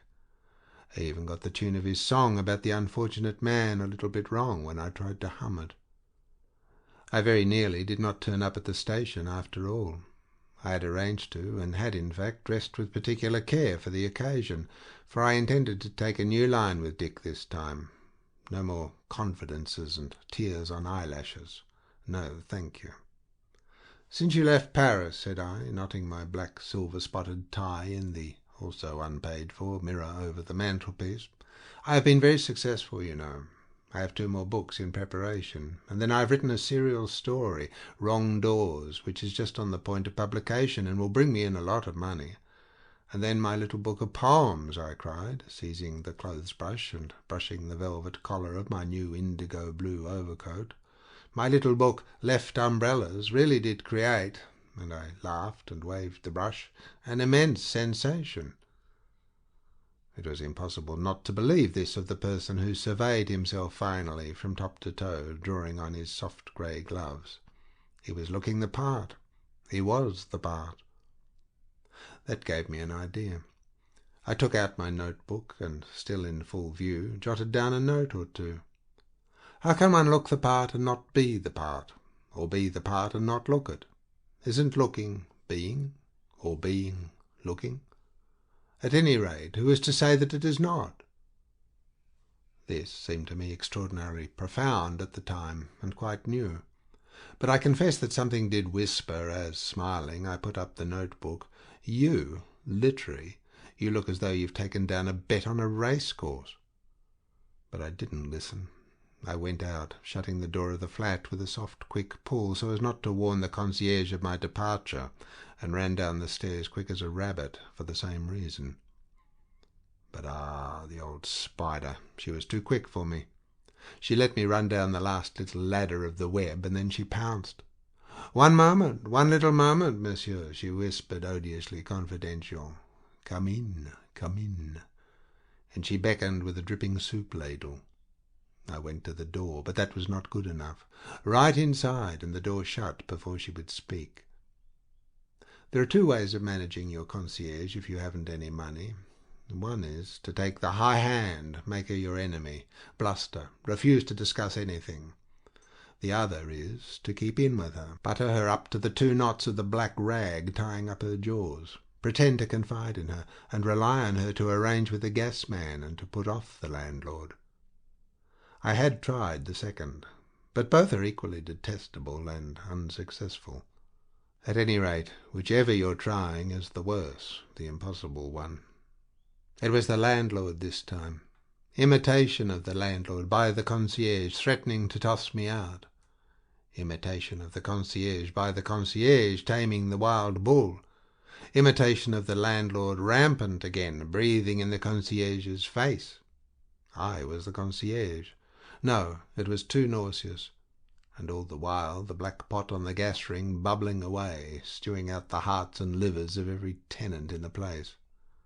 "Ah!" I cried, staring at the clock on the mantelpiece, and then realizing that it didn't go, striking my forehead as though the idea had nothing to do with it. "Madam, I have a very important appointment with the director of my newspaper at 9:30. Perhaps tomorrow I shall be able to give you—" Out and down the metro, and squeezed into a full carriage, the more the better. Everybody was 1 bolster the more between me and the concierge. I was radiant. "Oh, pardon, monsieur," said the tall, charming creature in black, with a big, full bosom and a great bunch of violets dropping from it. As the train swayed, it thrust the bouquet right into my eyes. "Ah, pardon, monsieur."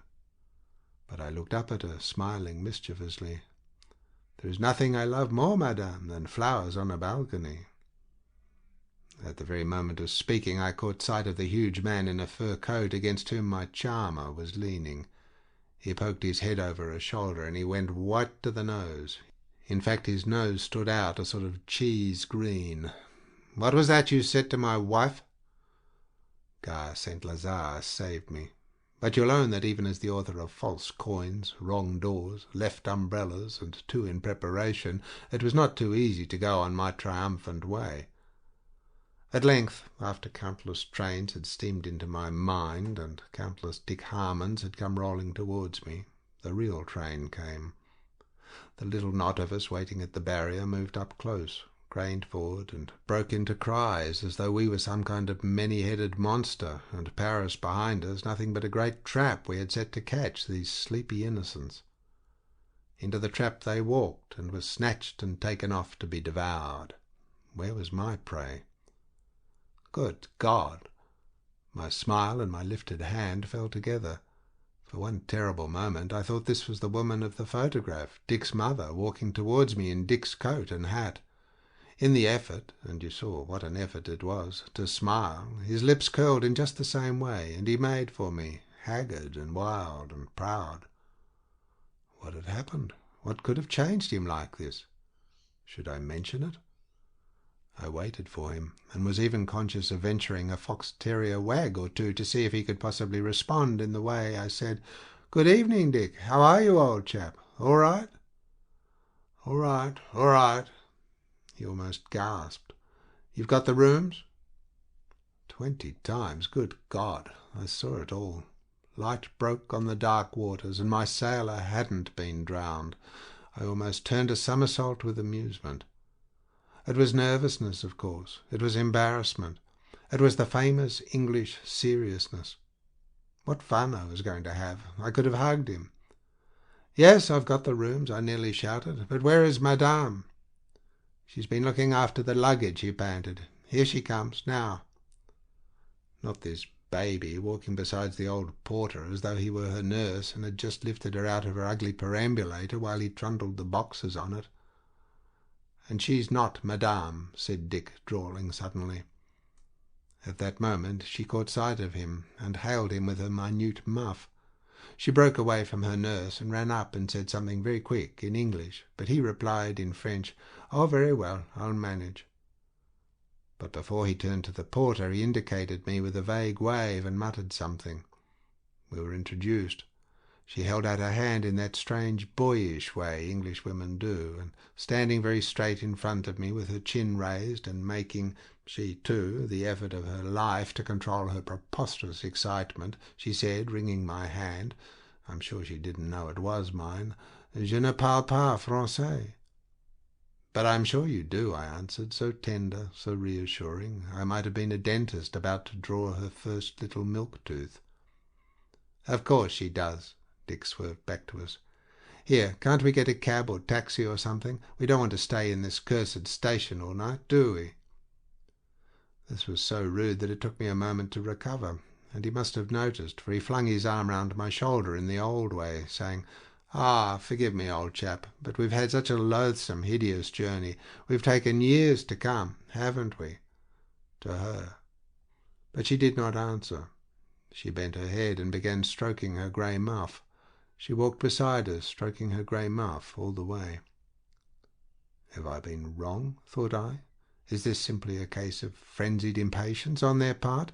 Are they merely in need of a bed, as we say? Have they been suffering agonies on the journey, sitting perhaps very close and warm under the same travelling rug, and so on, while the driver strapped on the boxes? That done. "Look here, Dick, I go home by metro. Here is the address of your hotel. Everything is arranged. Come and see me as soon as you can." Upon my life, I thought he was going to faint. He went white to the tips. "But you're coming back with us," he cried. "I thought it was all settled. Of course you're coming back. You're not going to leave us." No, I gave it up. It was too difficult, too English for me. "Certainly, certainly. Delighted. I only thought perhaps—" "You must come," said Dick to the little fox-terrier. And again he made that big awkward turn towards her. "Get in, Mouse." And Mouse got in the black hole and sat stroking Mouse too, and not saying a word. Away we jolted and rattled like three little dice that life had decided to have a fling with. I had insisted on taking the flap seat facing them because I would not have missed for anything those occasional flashing glimpses I had as we broke through the white circles of lamplight. They revealed Dick sitting far back in his corner, his coat collar turned up, his hands thrust in his pockets, and his broad dark hat shading him as if it were a part of him, a sort of wing he hid under. They showed her, sitting up very straight, her lovely little face more like a drawing than a real face. Every line was so full of meaning, and so sharp cut against the swimming dark. For Mouse was beautiful. She was exquisite, but so fragile and fine that each time I looked at her it was as if for the first time. She came upon you with the same kind of shock that you feel when you have been drinking tea out of a thin, innocent cup, and suddenly, at the bottom, you see a tiny creature, half butterfly, half woman, bowing to you with her hands in her sleeves. As far as I could make out, she had dark hair and blue or black eyes. Her long lashes and the 2 little feathers traced above were most important. She wore a long dark cloak, such as one sees in old-fashioned pictures of English women abroad. Where her arms came out of it there was grey fur round her neck too, and her close-fitting cap was furry. Carrying out the mouse idea, I decided. Ah, but how intriguing it was! How intriguing! Their excitement came nearer and nearer to me, while I ran out to meet it, bathed in it, flung myself far out of my depth, until at last I was as hard put to it to keep control as they. But what I wanted to do was to behave in the most extraordinary fashion, like a clown, to start singing with large extravagant gestures, to point out of the window and cry, "We are now passing, ladies and gentlemen, one of the sights for which Notre Paris is justly famous," to jump out of the taxi while it was going, climb over the roof and dive in by another door, to hang out of the window and look for the hotel through the wrong end of a broken telescope, which was also a peculiarly ear-splitting trumpet. I watched myself do all this, you understand, and even managed to applaud in a private way by putting my gloved hands gently together, while I said to Mouse, "And is this your first visit to Paris?" "Yes, I've not been here before." "Ah, then you have a great deal to see." And I was just going to touch lightly upon the objects of interest and the museums when we wrenched to a stop. Do you know, it's very absurd, but as I pushed open the door for them and followed up the stairs to the bureau on the landing, I felt somehow that this hotel was mine. There was a vase of flowers on the window-sill of the bureau, and I even went so far as to rearrange a bud or two and to stand off and note the effect while the manageress welcomed them. And when she turned to me and handed me the keys, the garçon was hauling up the boxes, and said, "Monsieur Duquette will show you your rooms," I had a longing to tap Dick on the arm with a key and say very confidentially, "Look here, old chap, as a friend of mine I'll be only too willing to make a slight reduction." Up and up we climbed, round and round, past an occasional pair of boots. Why is it one never sees an attractive pair of boots outside a door? Higher and higher. "I'm afraid they're rather high up," I murmured idiotically, "but I chose them because—" They so obviously did not care why I chose them that I went no further. They accepted everything. They did not expect anything to be different. This was just part of what they were going through. That was how I analysed it. Arrived at last. I ran from one side of the passage to the other, turning on the lights, explaining. "This one I thought for you, Dick. The other is larger, and it has a little dressing-room in the alcove." My proprietary eye noted the clean towels and covers, and the bed linen embroidered in red cotton. I thought them rather charming rooms, sloping, full of angles, just the sort of room one would expect to find if one had not been to Paris before. Dick dashed his hat down on the bed. "Oughtn't I to help that chap with the boxes?" he asked. "Nobody." "Yes, you ought," replied Mouse. "They're dreadfully heavy." And she turned to me with the first glimmer of a smile. "Books, you know." Oh, he darted such a strange look at her before he rushed out. And he not only helped, he must have torn the box off the garçon's back, for he staggered back carrying one, dumped it down, and then fetched in the other. "That's yours, Dick," said she. "Well, you don't mind it standing here for the present, do you?" he asked, breathless, breathing hard. The box must have been tremendously heavy. He pulled out a handful of money. "I suppose I ought to pay this chap." The garçon, standing by, seemed to think so too. "And will you require anything further, monsieur?" "No, no," said Dick impatiently. But at that Mouse stepped forward. She said, too deliberately, not looking at Dick, with her quaint clipped English accent, "Yes, I'd like some tea. Tea for 3. And suddenly she raised her muff as though her hands were clasped inside it, and she was telling the pale, sweaty garçon by that action that she was at the end of her resources, that she cried out to him to save her with tea immediately. This seemed to me so amazingly in the picture, so exactly the gesture and cry that one would expect, though I couldn't have imagined it, to be wrung out of an Englishwoman faced with a great crisis, that I was almost tempted to hold up my hand and protest. No, no, enough, enough, let us leave off there, at the word tea. For really, you've filled your greediest subscriber so full that he will burst if he has to swallow another word. It even pulled Dick up. Like someone who has been unconscious for a long, long time, he turned slowly to Mouse, and slowly looked at her with his tired, haggard eyes, and murmured with the echo of his dreamy voice, "Yes, that's a good idea." And then, "You must be tired, Mouse. Sit down." She sat down in a chair with lace tabs on the arms. He leaned against the bed, and I established myself on a straight-backed chair, crossed my legs, and brushed some imaginary dust off the knees of my trousers. The Parisian at his ease.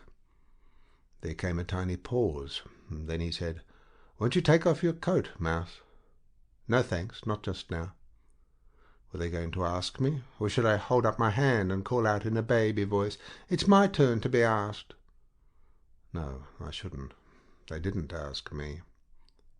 The pause became a silence, a real silence. "Come, my Parisian fox-terrier, amuse these sad English. It's no wonder they are such a nation for dogs." But, after all, why should I? It was not my job, as they would say. Nevertheless, I made a vivacious little bound at Mouse. "What a pity it is that you did not arrive by daylight. There is such a charming view from these 2 windows. You know the hotel is on a corner, and each window looks down an immensely long, straight street." "Yes," said she. "Not that that sounds very charming," I laughed, "but there is so much animation, so many absurd little boys on bicycles, and people hanging out of windows, and... oh, well, you'll see for yourself in the morning. Very amusing, very animated." "Oh, yes," said she. If the pale, sweaty garçon had not come in at that moment, carrying the tea-tray high on one hand as if the cups were cannon-balls, and he a heavy weight-lifter on the cinema, he managed to lower it onto a round table. "Bring the table over here," said Mouse. The waiter seemed to be the only person she cared to speak to. She took her hands out of her muff, drew off her gloves, and flung back the old-fashioned cape. "Do you take milk and sugar?" "No milk, thank you, and no sugar." I went over for mine like a little gentleman. She poured out another cup. "That's for Dick." And the faithful fox-terrier carried it across to him and laid it at his feet, as it were. "Oh, thanks," said Dick. And then I went back to my chair, and she sank back in hers. But Dick was off again. He stared wildly at the cup of tea for a moment, glanced round him, put it down on the bed-table, caught up his hat, and stammered at full gallop, "Oh, by the way, do you mind posting a letter for me? I want to get it off by tonight's post. I must. It's very urgent." Feeling her eyes on him, he flung, "It's to my mother." To me, "I won't be long. I've got everything I want, but it must go off tonight. You don't mind? It won't take any time." "Of course I'll post it. Delighted." "Won't you drink your tea first?" suggested Mouse softly. Tea. Yes, of course, tea. A cup of tea on the bed-table. In his racing dream he flashed the brightest, most charming smile at his little hostess. "No thanks, not just now." And still hoping it would not be any trouble to me, he went out of the room and closed the door, and we heard him cross the passage. I scalded myself with mine in my hurry to take the cup back to the table, and to say as I stood there, "You must forgive me if I am impertinent, if I am too frank. But Dick hasn't tried to disguise it, has he? There is something the matter. Can I help?" Soft music. Mouse gets up, walks the stage for a moment or so before she returns to her chair, and pours him out, oh, such a brimming, such a burning cup that the tears come into the friend's eyes while he sips, while he drains it to the bitter dregs. I had time to do all this before she replied. First she looked in the teapot, filled it with hot water, and stirred it with a spoon. "Yes, there is something the matter. No, I'm afraid you can't help, thank you." Again I got that glimmer of a smile. "I'm awfully sorry. It must be horrid for you." Horrid indeed. Ah, why couldn't I tell her that it was months and months since I had been so entertained? "But you are suffering," I ventured softly, as though that was what I could not bear to see. She didn't deny it. She nodded and bit her underlip, and I thought I saw her chin tremble. "And there is really nothing I can do?" More softly still. She shook her head, pushed back the table, and jumped up. "Oh, it will be all right soon," she breathed, walking over to the dressing-table and standing with her back towards me. "It'll be all right. It can't go on like this." "But of course it can't," I agreed, wondering whether it would look heartless if I lit a cigarette. I had a sudden longing to smoke. In some way she saw my hand move to my breast pocket, half draw out my cigarette case, and put it back again, for the next thing she said was, "Matches in candlestick, I noticed them." And I heard from her voice that she was crying. "Ah, thank you. Yes, I found them." I lighted my cigarette and walked up and down, smoking. It was so quiet it might have been 2 o'clock in the morning. It was so quiet you heard the boards creak and pop as one does in a house in the country. I smoked the whole cigarette and stabbed the end into my saucer before Mouse turned round and came back to the table. "Isn't Dick being rather a long time?" "You are very tired. I expect you want to go to bed," I said kindly. "And pray don't mind me if you do," said my mind. "But isn't he being a very long time?" she insisted. I shrugged. "He is, rather." Then I saw she looked at me strangely. She was listening. "He's been gone ages," she said, and she went with little light steps to the door, opened it, and crossed the passage into his room. I waited. I listened too now. I couldn't have borne to miss a word. She had left the door open. I stole across the room and looked after her. Dick's door was open too, but there wasn't a word to miss. You know, I had the mad idea that they were kissing in that quiet room, a long, comfortable kiss. One of those kisses that not only puts one's grief to bed, but nurses it and warms it and tucks it up and keeps it fast enfolded until it is sleeping sound. Ah, how good that is. It was over at last. I heard someone move and tiptoed away. It was Mouse. She came back. She felt her way into the room carrying the letter for me. But it wasn't in an envelope. It was just a sheet of paper, and she held it by the corner as though it was still wet. Her head was bent so low, so tucked in her furry collar, that I hadn't a notion until she let the paper fall and almost fell herself onto the floor by the side of the bed, leant her cheek against it, flung out her hands as though the last of her poor little weapons was gone, and now she let herself be carried away, washed out into the deep water. Flash went my mind. Dick has shot himself, and then a succession of flashes while I rushed in, saw the body, head unharmed, small blue hole over temple, roused hotel, arranged funeral, attended funeral, closed cab, new morning coat. I stooped down and picked up the paper, and would you believe it, so ingrained is my Parisian sense of comme il faut, I murmured pardon before I read it. "Mouse, my little mouse, it's no good. It's impossible. I can't see it through. Oh, I do love you. I do love you, Mouse, but I can't hurt her. People have been hurting her all her life. I simply dare not give her this final blow. You see, though she's stronger than both of us, she's so frail and proud. It would kill her, Mouse. And, oh God, I can't kill my mother, not even for you, not even for us. You do see that, don't you? It all seemed so possible when we talked and planned, but the very moment the train started, it was all over. I felt her drag me back to her, calling. I can hear her now as I write, and she's alone, and she doesn't know. A man would have to be a devil to tell her, and I'm not a devil, Mouse. She mustn't know. Oh, Mouse, somewhere in you, don't you agree? It's all so unspeakably awful that I don't know if I want to go or not. Do I? Or is Mother just dragging me? I don't know. My head is too tired. Mouse, Mouse, what will you do? But I can't think of that either. I dare not. I'd break down. And I must not break down. All I've got to do is just to tell you this and go. I couldn't have gone off without telling you. You'd have been frightened, and you must not be frightened. You won't, will you? I can't bear... But no more of that. And don't write. I should not have the courage to answer your letters, and the sight of your spidery handwriting. Forgive me. Don't love me any more. Yes, love me, Dick. What do you think of that?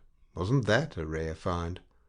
My relief at his not having shot himself was mixed with a wonderful sense of elation.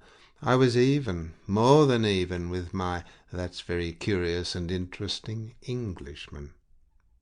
She wept so strangely, with her eyes shut, with her face quite calm except for the quivering eyelids.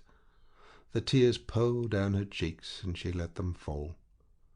But feeling my glance upon her, she opened her eyes and saw me holding the letter. "You've read it?" Her voice was quite calm, but it was not her voice any more. It was like the voice you might imagine coming out of a tiny, cold seashell, swept high and dry at last by the salt tide. I nodded, quite overcome, you understand, and laid the letter down. "It's incredible, incredible," I whispered. At that she got up from the floor, walked over to the washstand, dipped her handkerchief into the jug, and sponged her eyes, saying, "Oh, no, it's not incredible at all." And still pressing the wet ball to her eyes, she came back to me, to her chair with the lace tabs, and sank into it. "I knew all along, of course," said the cold, salty little voice. "From the very moment that we started. I felt it all through me, but I still went on hoping."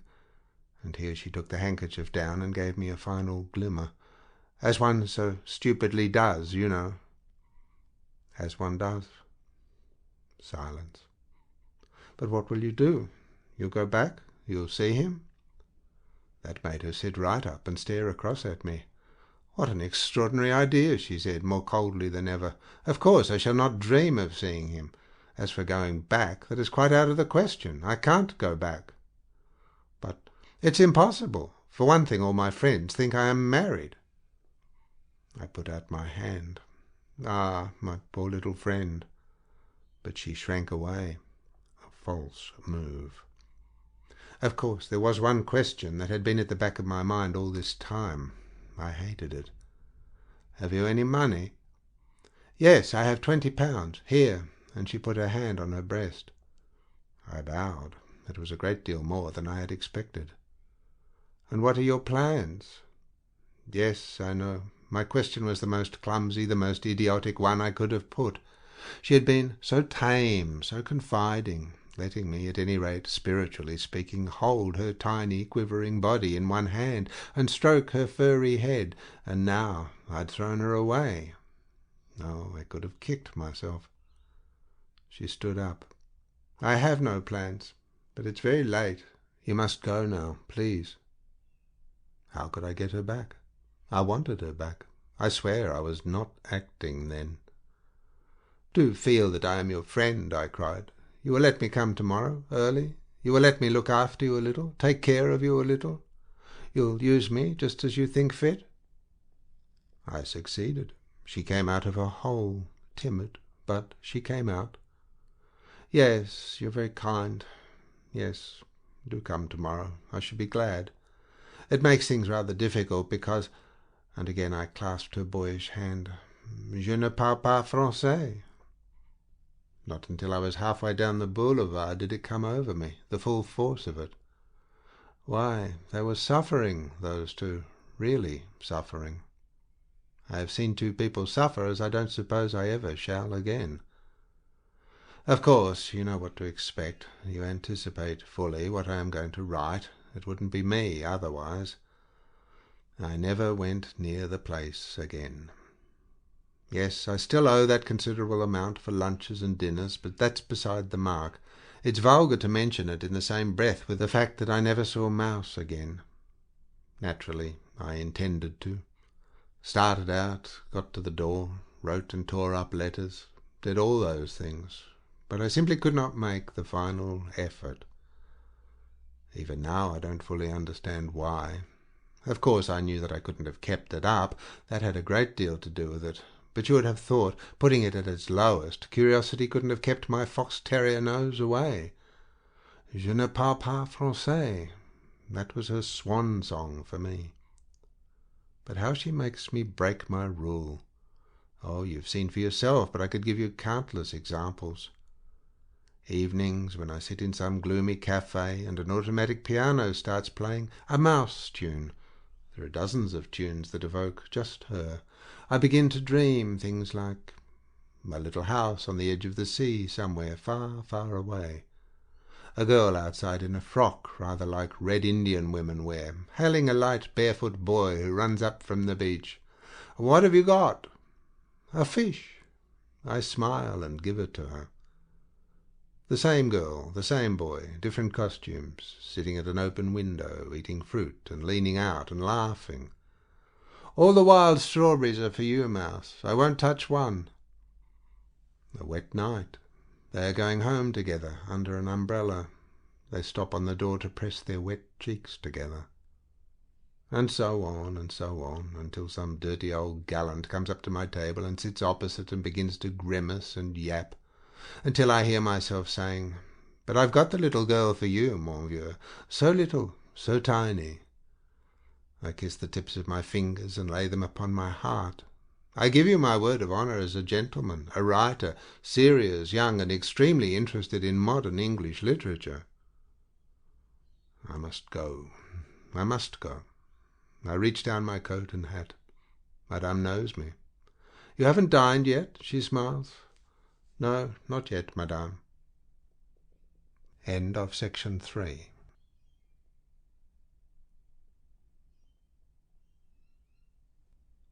Section 4 of Bliss and Other Stories.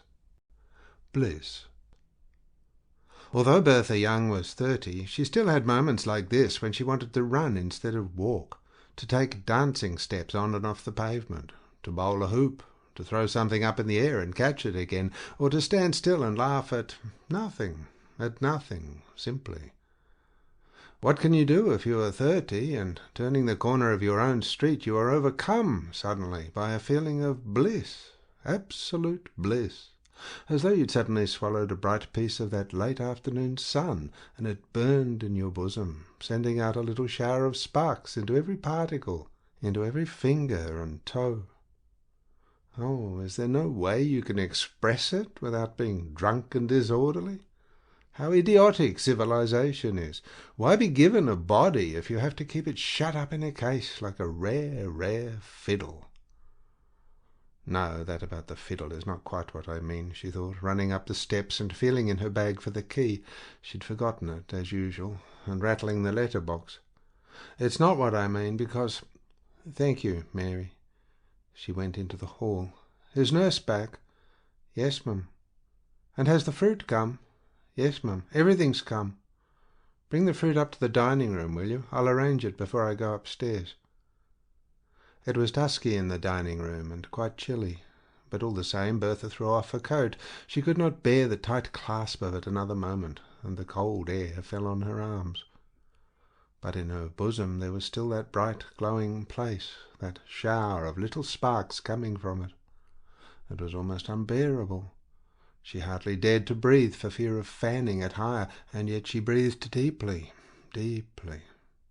She hardly dared to look into the cold mirror, but she did look, and it gave her back a woman radiant, with smiling, trembling lips, with big dark eyes, and an air of listening, waiting for something divine to happen that she knew must happen, infallibly. Mary brought in the fruit on a tray, and with it a glass bowl and a blue dish, very lovely, with a strange sheen on it, as though it had been dipped in milk. "Shall I turn on the light, mum?" "No, thank you. I can see quite well." There were tangerines and apples stained with strawberry pink, some yellow pears smooth as silk, some white grapes covered with a silver bloom, and a big cluster of purple ones.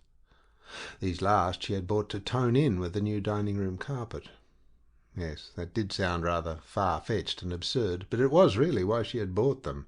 She had thought in the shop, "I must have some purple ones to bring the carpet up to the table," and it had seemed quite sense at the time. When she had finished with them and had made 2 pyramids of these bright round shapes, she stood away from the table to get the effect, and it really was most curious.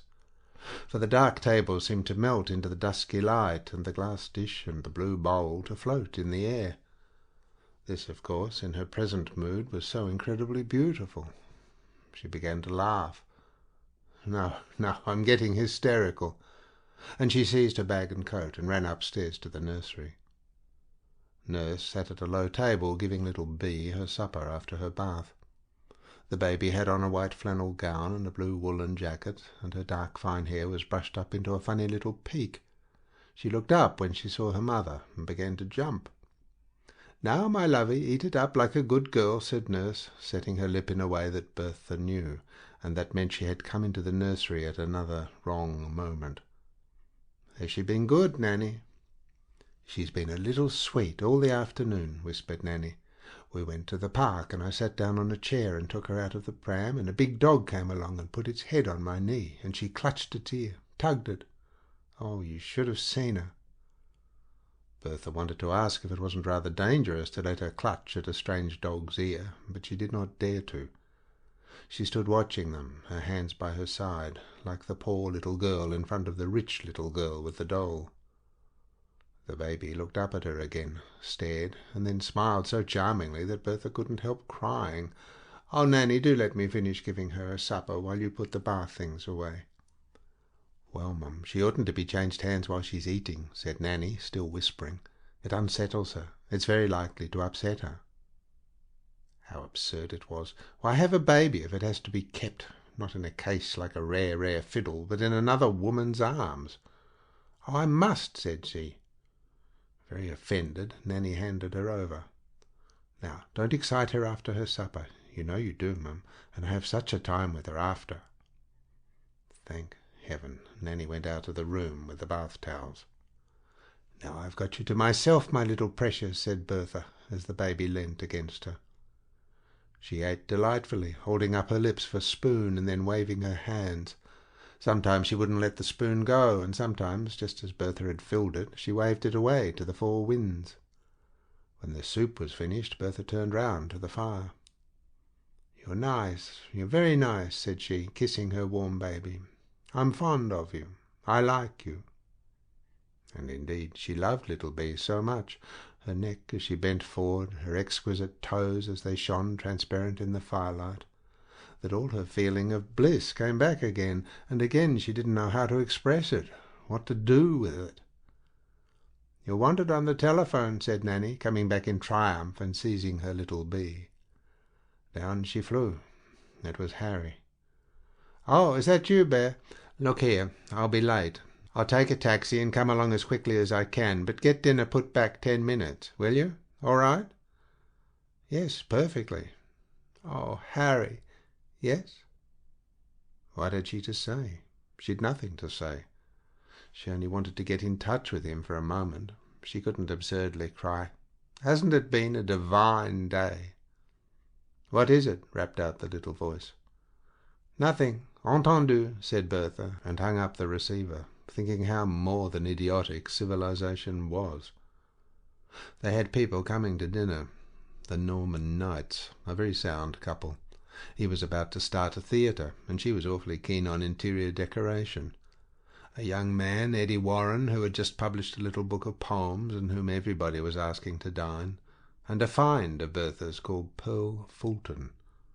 What Miss Fulton did, Bertha didn't know. They had met at the club, and Bertha had fallen in love with her, as she always did fall in love with beautiful women who had something strange about them. The provoking thing was that, though they had been together and met a number of times and really talked, Bertha couldn't yet make her out. Up to a certain point Miss Fulton was rarely, wonderfully frank, but the certain point was there, and beyond that she would not go. Was there anything beyond it? Harry said no, voted her dullish and cold like all blonde women, with a touch perhaps of anemia of the brain. But Bertha wouldn't agree with him, not yet, at any rate. "No, the way she has of sitting with her head a little on one side and smiling has something behind it, Harry, and I must find out what that something is." "Most likely it's a good stomach," answered Harry. He had made a point of catching Bertha's heels with replies of that kind. "Liver frozen, my dear girl," or "pure flatulence," or "kidney disease," and so on. For some strange reason Bertha liked this, and almost admired it in him very much. She went into the drawing-room and lighted the fire. Then, picking up the cushions one by one that Mary had disposed so carefully, she threw them back onto the chairs and the couches. That made all the difference. The room came alive at once. As she was about to throw the last one, she surprised herself by suddenly hugging it to her, passionately. But it did not put out the fire in her bosom. Oh, on the contrary. The windows of the drawing-room opened onto a balcony overlooking the garden. At the far end, against the wall, there was a tall, slender pear-tree in fullest, richest bloom. It stood perfect, as though becalmed against the jade-green sky. Bertha couldn't help feeling, even from this distance, that it had not a single bud or a faded petal. Down below, in the garden beds, the red and yellow tulips, heavy with flowers, seemed to lean upon the dusk.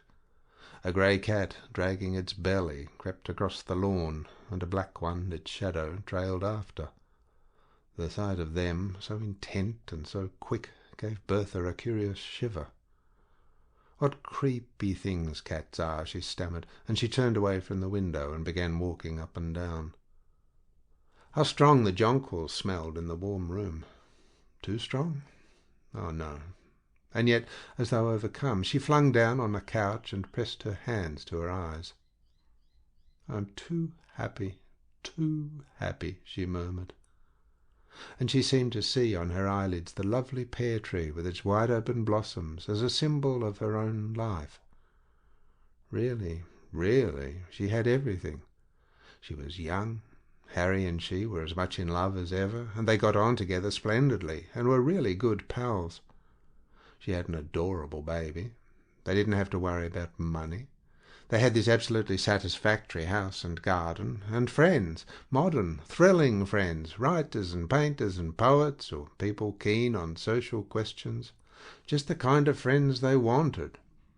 And then there were books, and there was music, and she had found a wonderful little dressmaker, and they were going abroad in the summer, and their new cook made the most superb omelettes. "I'm absurd. She sat up, but she felt quite dizzy, quite drunk. It must have been the spring. Yes, it was the spring. Now she was so tired she could not drag herself upstairs to dress. A white dress, a string of jade beads, green shoes and stockings. It wasn't intentional. She had thought of this scheme hours before she stood at the drawing-room window. Her petals rustled softly into the hall, and she kissed Mrs. Norman Knight, who was taking off the most amusing orange coat with a procession of black monkeys round the hem and up the front. Why is the middle class so stodgy, so utterly without a sense of humour? My dear, it's only by a fluke that I am here at all, Norman being the protective fluke. For my darling monkeys so upset the train that it rose to a man and simply ate me with its eyes. Didn't laugh. Wasn't amused. That I should have loved. No, just stared and bored me through and through. But the cream of it was, said Norman, pressing a large tortoise-shell-rimmed monocle into his eye. You don't mind me telling this, Face, do you? In their home and among their friends they called each other Face and Mug. The cream of it was when she, being fully fed, turned to the woman beside her and said, "Haven't you ever seen a monkey before?" "Oh, yes." Mrs. Norman Knight joined in the laughter. Wasn't that too absolutely creamy? And a funnier thing still was that now her coat was off, she did look like a very intelligent monkey, who had even made that yellow silk dress out of scraped banana skins. And her amber earrings, they were like little dangling nuts. "This is a sad, sad fall," said Mug, pausing in front of Little B's perambulator. "When the perambulator comes into the hall," and he waved the rest of the quotation away. The bell rang. It was lean, pale Eddie Warren, as usual, in a state of acute distress. "It is the right house, isn't it?" he pleaded. "Oh, I think so. I hope so," said Bertha brightly. I've had such a dreadful experience with a taxi man. He was most sinister. I couldn't get him to stop.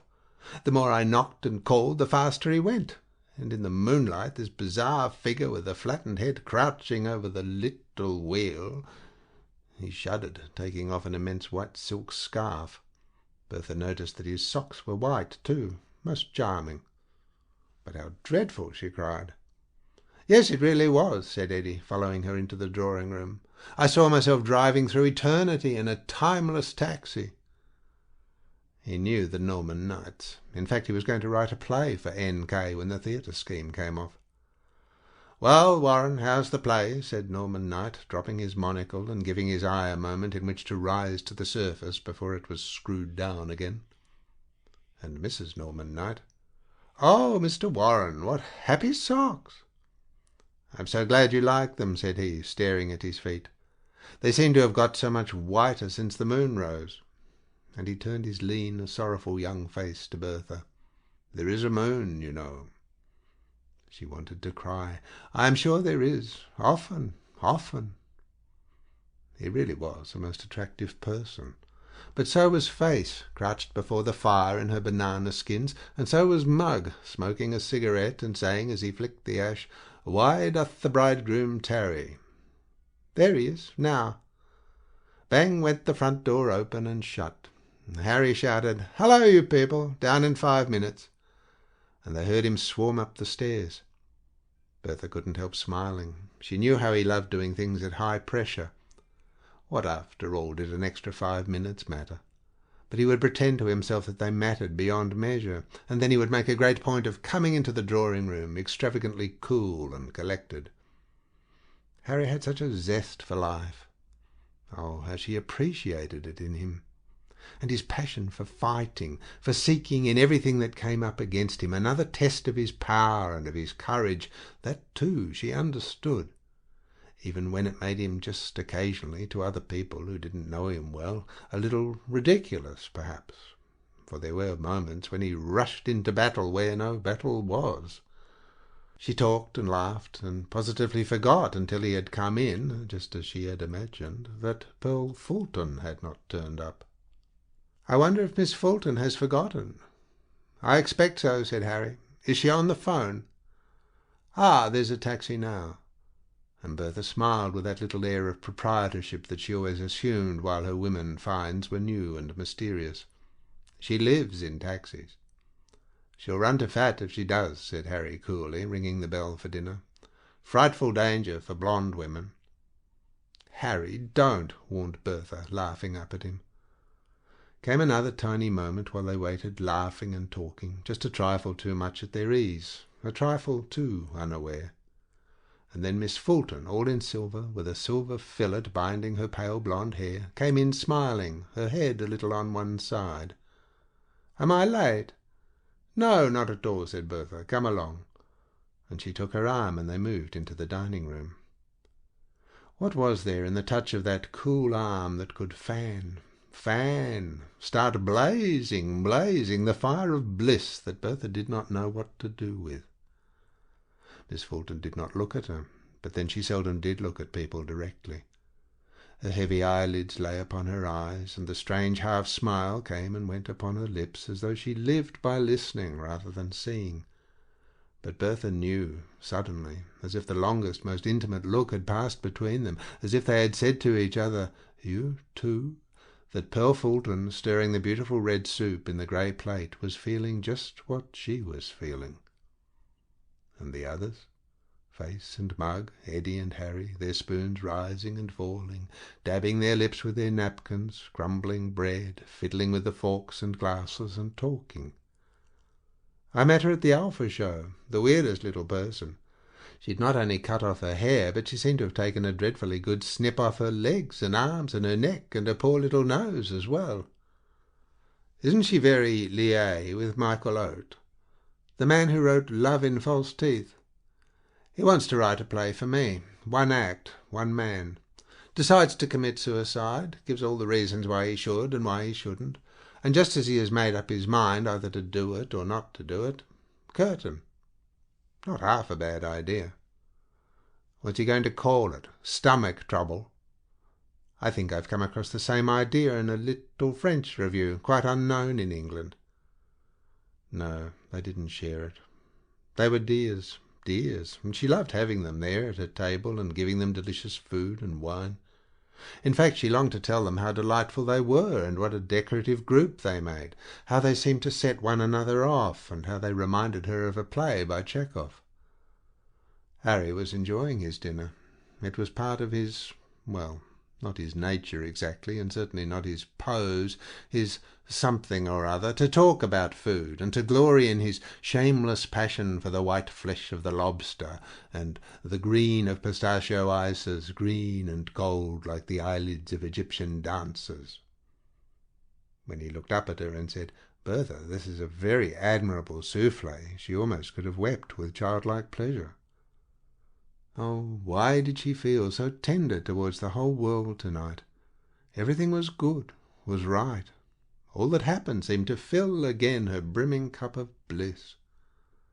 And still, in the back of her mind, there was the pear tree. It would be silver now, in the light of poor dear Eddie's moon, silver as Miss Fulton, who sat there turning a tangerine in her slender fingers that were so pale a light seemed to come from them. What she simply couldn't make out, what was miraculous, was how she should have guessed Miss Fulton's mood so exactly and so instantly. For she never doubted for a moment that she was right, and yet what had she to go on? Less than nothing. I believe this does happen very, very rarely between women, never between men, thought Bertha. But while I'm making the coffee in the drawing-room, perhaps she will give a sign. What she meant by that she did not know, and what would happen after that she could not imagine. While she thought like this, she saw herself talking and laughing. She had to talk because of her desire to laugh. "I must laugh or die." But when she noticed Face's funny little habit of tucking something down the front of her bodice, as if she kept a tiny secret hoard of nuts there too, Bertha had to dig her nails into her hands so as not to laugh too much. It was over at last, and "Come and see my new coffee machine," said Bertha. "We only have a new coffee machine once a fortnight," said Harry. Face took her arm this time. Miss Fulton bent her head and followed after. The fire had died down in the drawing-room to a red flickering nest of baby phoenixes, said Face. "Don't turn up the light for a moment. It's so lovely." And down she crouched by the fire again. She was always cold without her little red flannel jacket, of course, thought Bertha. At that moment Miss Fulton gave the sign. "Have you a garden?" said the cool, sleepy voice. This was so exquisite on her part that all Bertha could do was to obey. She crossed the room, pulled the curtains apart, and opened those long windows. "There," she breathed. And the two women stood side by side, looking at the slender, flowering tree. Although it was so still, it seemed like the flame of a candle to stretch up, to point, to quiver in the bright air, to grow taller and taller as they gazed, almost to touch the rim of the round silver moon. How long did they stand there?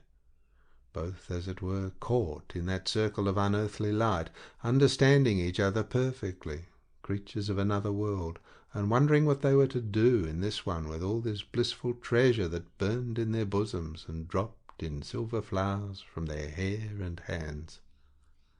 Forever? For a moment? And did Miss Fulton murmur, "Yes, just that"? Or did Bertha dream it?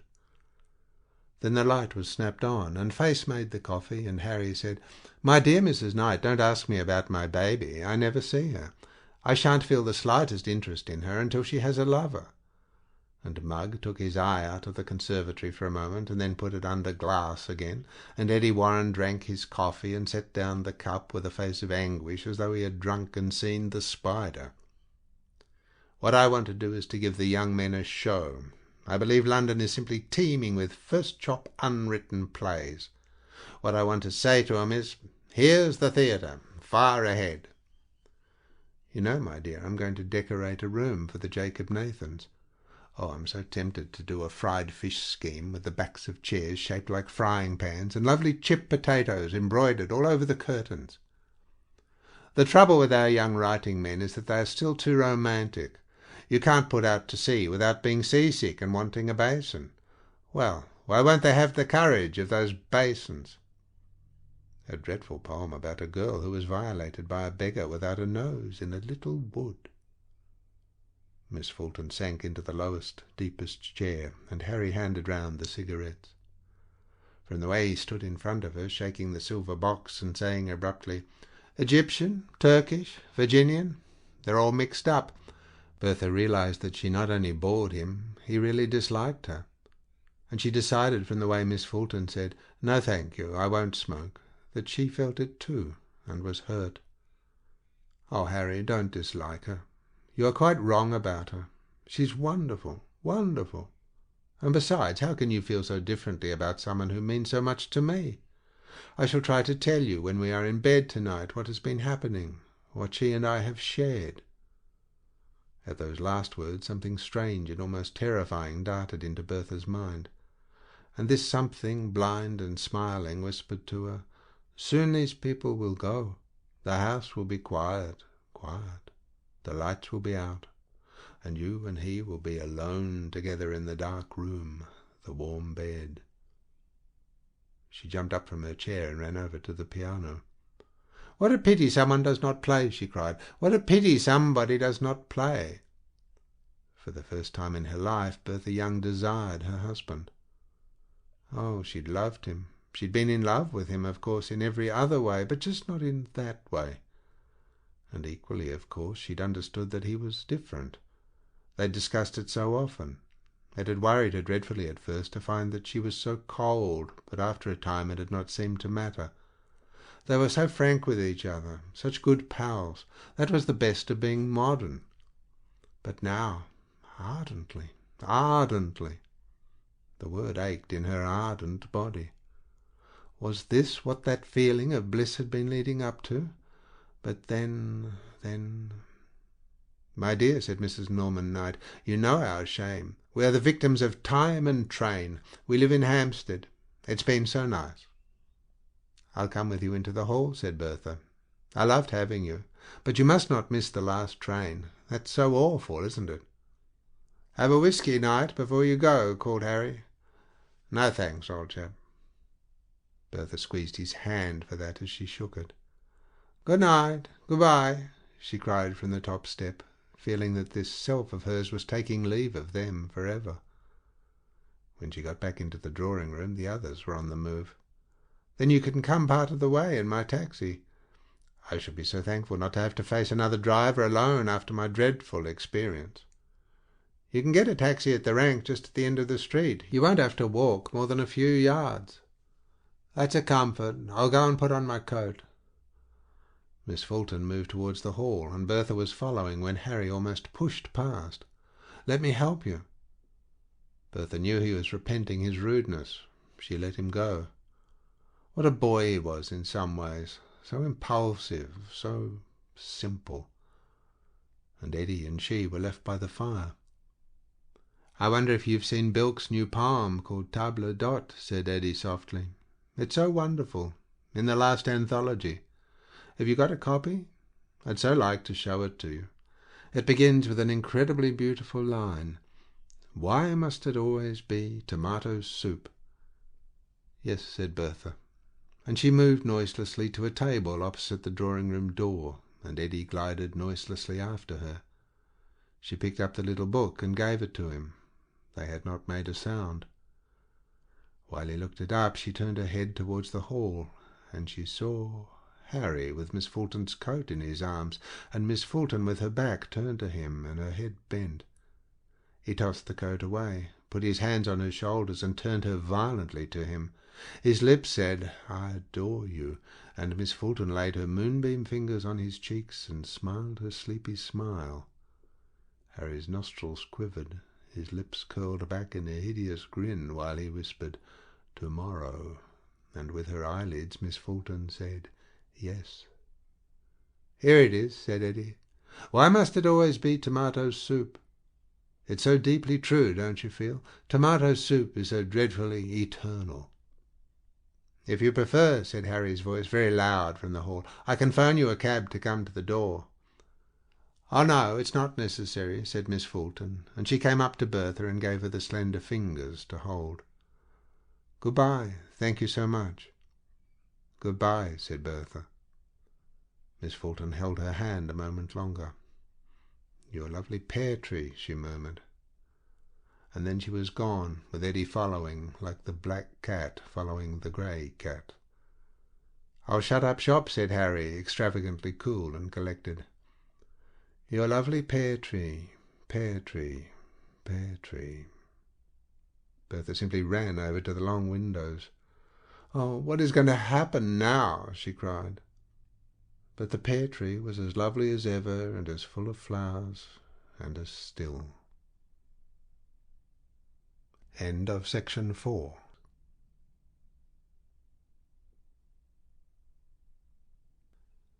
Section 5 of Bliss and Other Stories.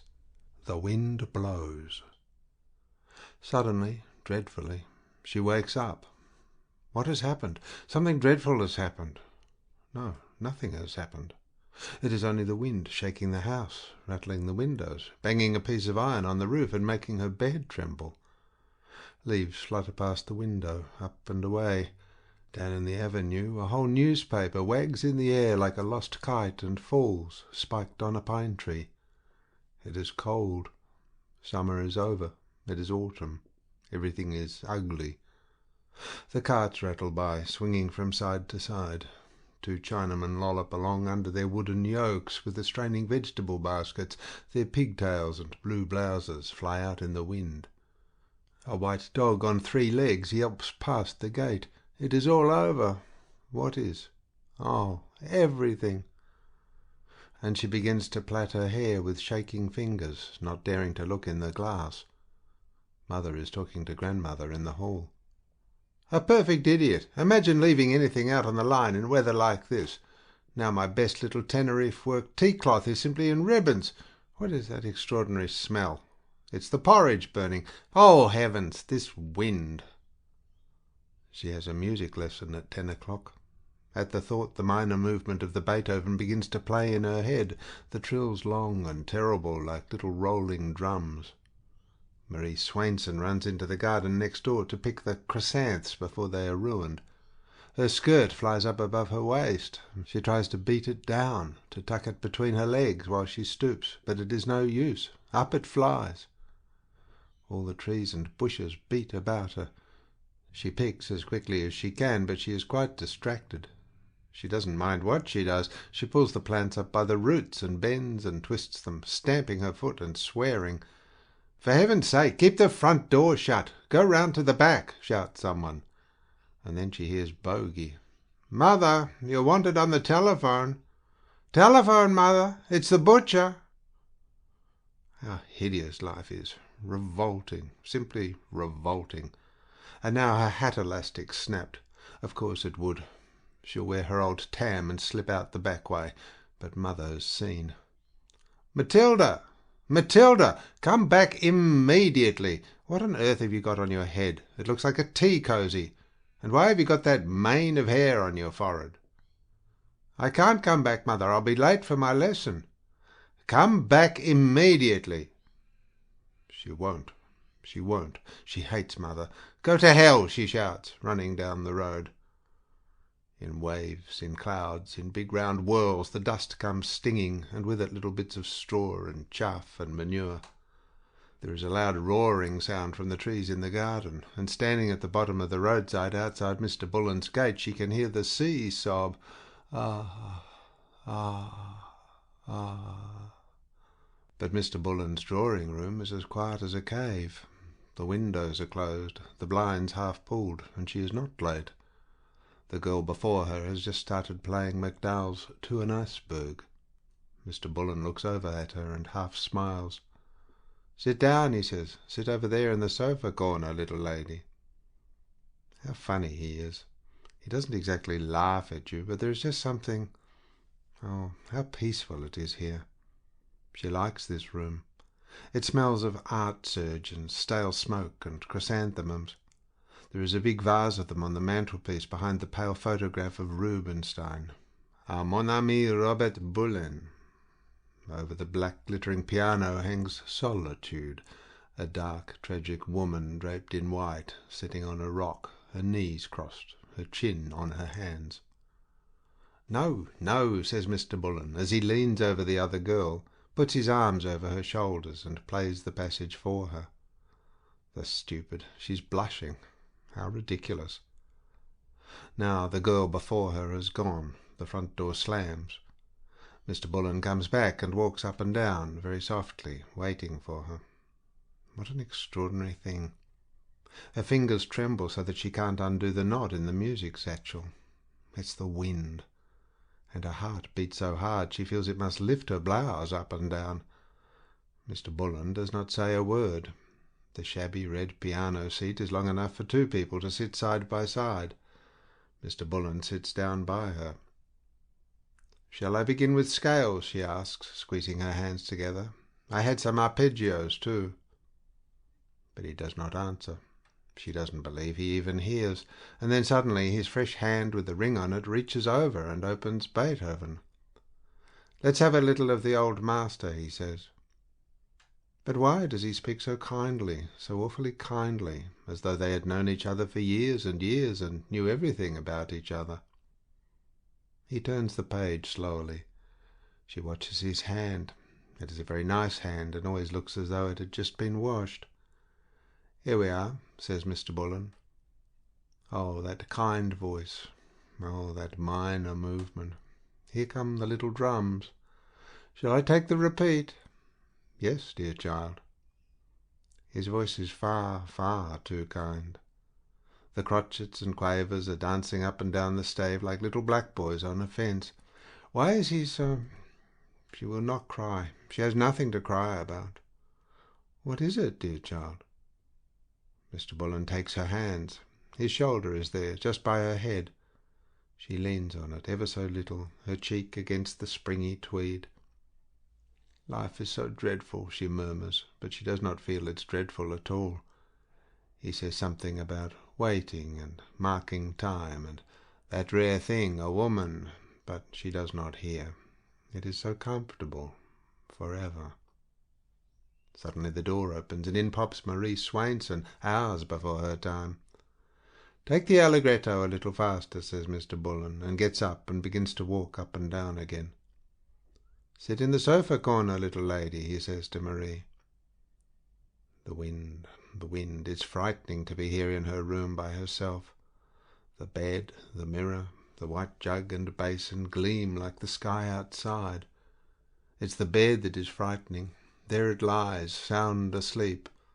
Does mother imagine for one moment that she is going to darn all those stockings knotted up on the quilt like a coil of snakes? She's not. No, mother, I do not see why I should. The wind. There's a funny smell of soot blowing down the chimney. Hasn't anyone written poems to the wind? "I bring fresh flowers to the leaves and showers." What nonsense. "Is that you, Bogey? Come for a walk round the esplanade, Matilda. I can't stand this any longer." "Righto, I'll put on my ulster. Isn't it an awful day?" Bogey's ulster is just like hers. Hooking the collar, she looks at herself in the glass. Her face is white. They have the same excited eyes and hot lips. Ah, they know those two in the glass.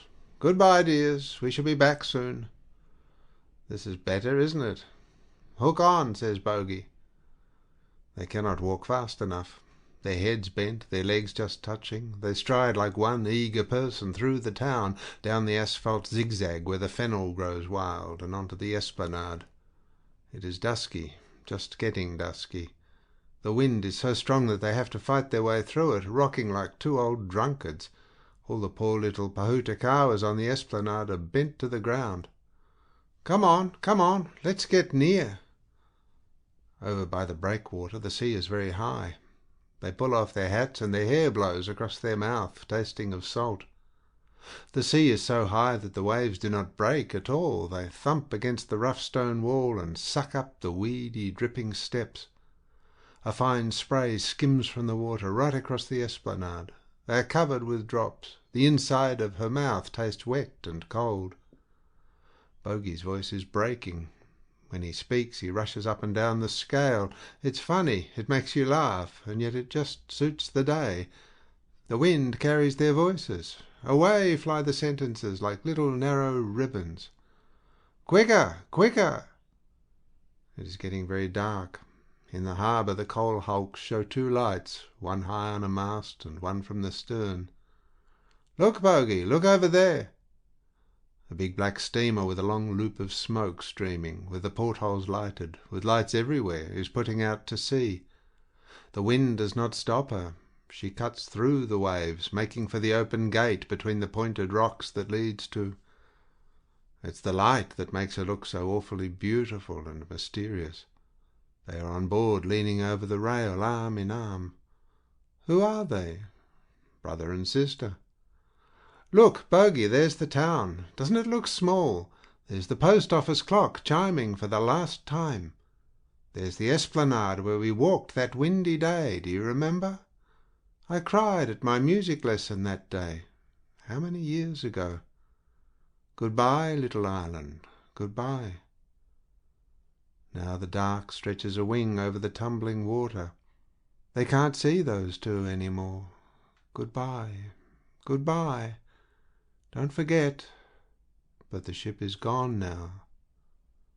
The wind, the wind. End of section 5.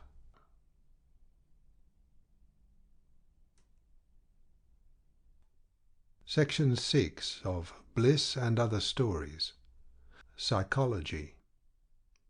When she opened the door and saw him standing there, she was more pleased than ever before, and he too, as he followed her into the studio, seemed very, very happy to have come. Not busy? No, just going to have tea. And you're not expecting anybody? Nobody at all. Ah, that's good. He laid aside his coat and hat gently, lingeringly, as though he had time and to spare for everything, or as though he were taking leave of them for ever, and came over to the fire and held out his hands to the quick leaping flame. Just for a moment both of them stood silent in that leaping light. Still, as it were, they tasted on their smiling lips the sweet shock of their greeting. Their secret selves whispered, "Why should we speak? Isn't this enough?" More than enough. I never realized until this moment. How good it is just to be with you. Like this. It's more than enough. But suddenly he turned and looked at her, and she moved quickly away. Have a cigarette? I'll put the kettle on. Are you longing for tea? No, not longing. Well, I am. Oh, you. He thumped the Armenian cushion and flung it onto the sommier. You're a perfect little Chinese. Yes, I am, she laughed. I long for tea as strong men long for wine. She lighted the lamp under its broad orange shade, pulled the curtains, and drew up the tea-table. Two birds sang in the kettle. The fire fluttered. He sat up, clasping his knees. It was delightful, this business of having tea, and she always had delicious things to eat, little sharp sandwiches, short sweet almond fingers, and a dark, rich cake tasting of rum. But it was an interruption. He wanted it over, the table pushed away, their two chairs drawn up to the light, and the moment came when he took out his pipe, filled it, and said, pressing the tobacco tight into the bowl, "I've been thinking over what you said last time, and it seems to me—" Yes, that was what he waited for, and so did she. Yes, while she shook the teapot hot and dry over the spirit flame, she saw those other two, him leaning back, taking his ease among the cushions, and her curled up en escargot in the blue shell armchair. The picture was so clear and so minute it might have been painted on the blue teapot lid. And yet she couldn't hurry. She could almost have cried, "Give me time." She must have time in which to grow calm. She wanted time in which to free herself from all these familiar things with which she lived so vividly. For all these gay things round her were part of her, her offspring, and they knew it and made the largest, most vehement claims. But now they must go. They must be swept away, shooed away, like children sent up the shadowy stairs, packed into bed and commanded to go to sleep at once, without a murmur. For the special thrilling quality of their friendship was in their complete surrender. Like two open cities in the midst of some vast plain, their two minds lay open to each other. And it wasn't as if he rode into hers like a conqueror, armed to the eyebrows and seeing nothing but a gay silken flutter, nor did she enter his like a queen walking soft on petals. No, they were eager, serious travellers, absorbed in understanding what was to be seen and discovering what was hidden, making the most of this extraordinary absolute chance which made it possible for him to be utterly truthful to her, and for her to be utterly sincere with him. And the best of it was, they were both of them old enough to enjoy their adventure to their full, without any stupid emotional complication. Passion would have ruined everything. They quite saw that. Besides, all that sort of thing was over and done with for both of them. He was 31, she was 30. They had had their experiences, and very rich and varied they had been, but now was the time for harvest. Harvest! Weren't his novels to be very big novels indeed, and her plays? Who else had her exquisite sense of real English comedy? Carefully she cut the cake into thick little wads, and he reached across for a piece. "Do realize how good it is," she implored. "Eat it imaginatively. Roll your eyes if you can, and taste it on the breath. It's not a sandwich from the hatter's bag. It's the kind of cake that might have been mentioned in the book of Genesis. And God said, 'Let there be cake,' and there was cake, and God saw that it was good." "You needn't entreat me," said he. "Really, you needn't. It's a queer thing, but I always do notice what I eat here, and never anywhere else. I suppose it comes of living alone so long, and always reading while I feed. My habit of looking upon food as just food, something that's there at certain times, to be devoured, to be not there." He laughed. "That shocks you, doesn't it?" "To the bone," said she. "But look here." He pushed away his cup and began to speak very fast. "I simply haven't got any external life at all. I don't know the names of things a bit, trees and so on, and I never notice places or furniture or what people look like. One room is just like another to me, a place to sit and read or talk in, except—" and here he paused, smiled in a strange naive way, and said, "except this studio." He looked round him and then at her. He laughed in his astonishment and pleasure. He was like a man who wakes up in a train to find that he has arrived already at the journey's end. "Here's another queer thing. If I shut my eyes, I can see this place down to every detail. Every detail. Now I come to think of it, I've never realized this consciously before. Often when I'm away from here, I revisit it in spirit, wander about among your red chairs, stare at the bowl of fruit on the black table, and just touch, very lightly, that marvel of a sleeping boy's head." He looked at it as he spoke.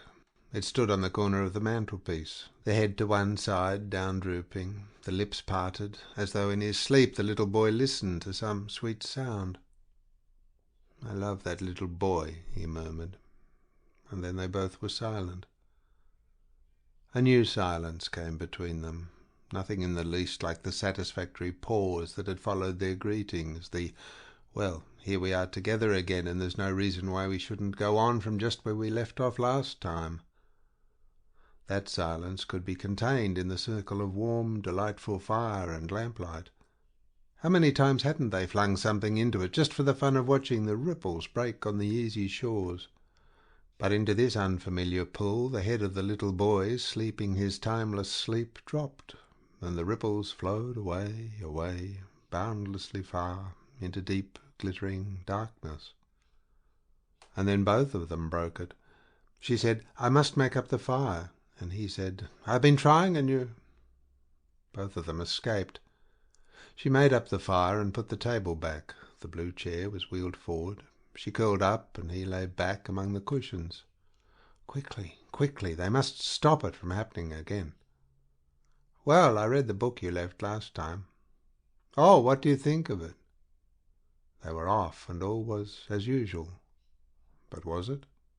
Weren't they just a little too quick, too prompt with their replies, too ready to take each other up?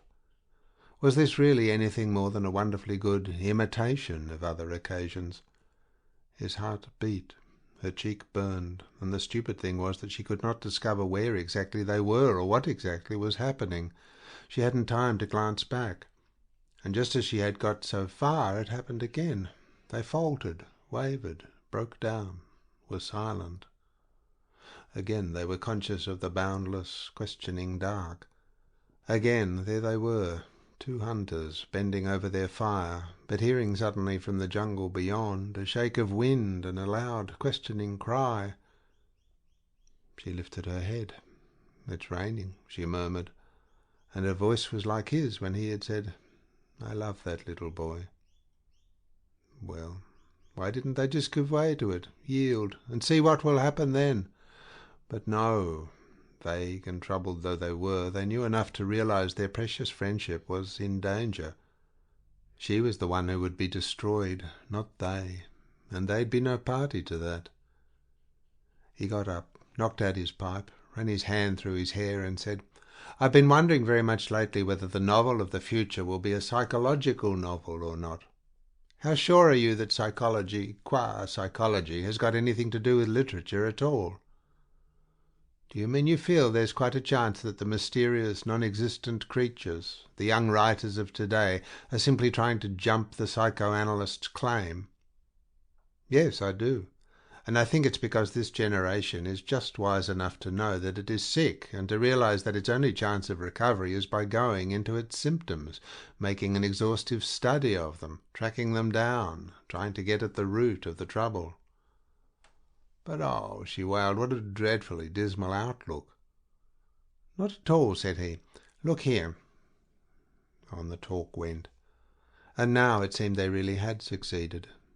She turned in her chair to look at him while she answered. Her smile said, "We have won," and he smiled back, confident. "Absolutely." But the smile undid them. It lasted too long. It became a grin. They saw themselves as two little grinning puppets jigging away in nothingness. "What have we been talking about?" thought he. He was so utterly bored he almost groaned. "What a spectacle we have made of ourselves," thought she. And she saw him laboriously, laying out the grounds, and herself running after him, putting here a tree and there a flowery shrub, and here a handful of glittering fish in a pool. They were silent this time from sheer dismay. The clock struck 6 merry little pings, and the fire made a soft flutter. What fools they were, heavy, stodgy, elderly, with positively upholstered minds. And now the silence put a spell upon them like solemn music. It was anguish, anguish for her to bear it, and he would die. He'd die if it were broken, and yet he longed to break it. Not by speech, at any rate not by their ordinary maddening chatter. There was another way for them to speak to each other, and in the new way he wanted to murmur, "Do you feel this too? Do you understand it at all?" Instead, to his horror, he heard himself say, "I must be off. I'm meeting Brand at 6. What devil made him say that instead of the other? She jumped, simply jumped out of her chair, and he heard her crying, "You must rush then. He's so punctual. Why didn't you say so before?" "You've hurt me. You've hurt me. We've failed," said her secret self, while she handed him his hat and stick, smiling gaily. She wouldn't give him a moment for another word, but ran along the passage and opened the big outer door. Could they leave each other like this? How could they? He stood on the step, and she just inside, holding the door. It was not raining now. "You've hurt me, said her heart. "Why don't you go? No, don't go. Stay. No, go." And she looked out upon the night. She saw the beautiful fall of the steps, the dark garden ringed with glittering ivy, on the other side of the road the huge bare willows, and above them the sky big and bright with stars. But of course he would see nothing of all this. He was superior to it all, he with his wonderful spiritual vision. She was right. He did see nothing at all. Misery. He'd missed it. It was too late to do anything now. Was it too late? Yes, it was. A cold snatch of hateful wind blew into the garden. Curse life! He heard her cry, "Au revoir," and the door slammed.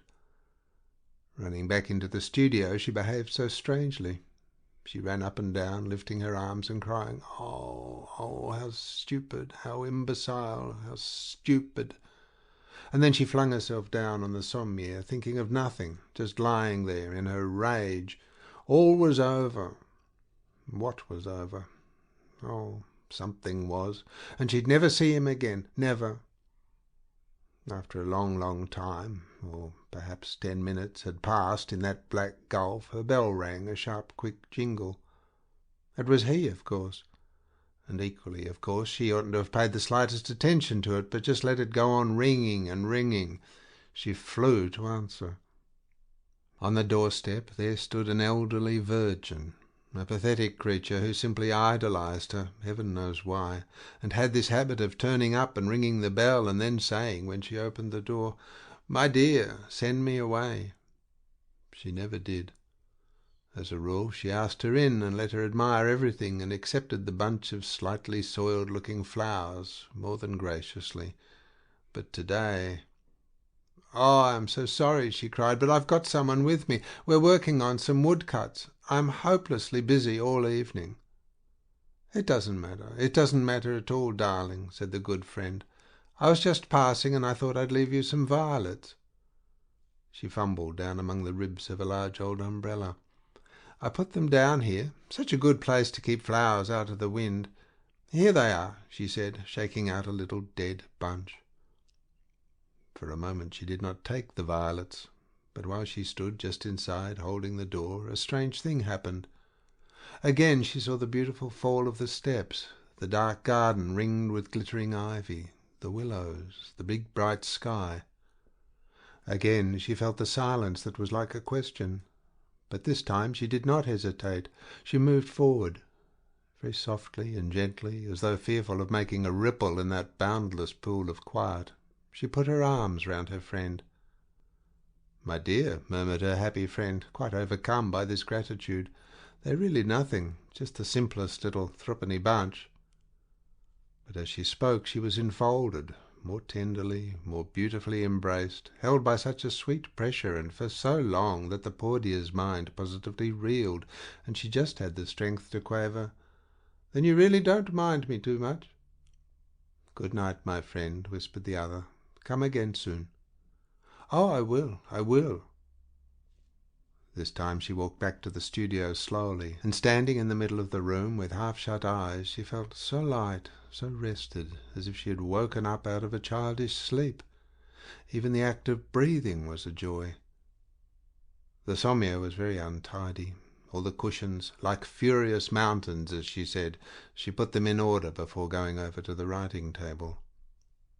"I've been thinking over our talk about the psychological novel," she dashed off. "It really is intensely interesting." And so on, and so on. At the end she wrote, "Good night, my friend. Come again soon." End of section 6.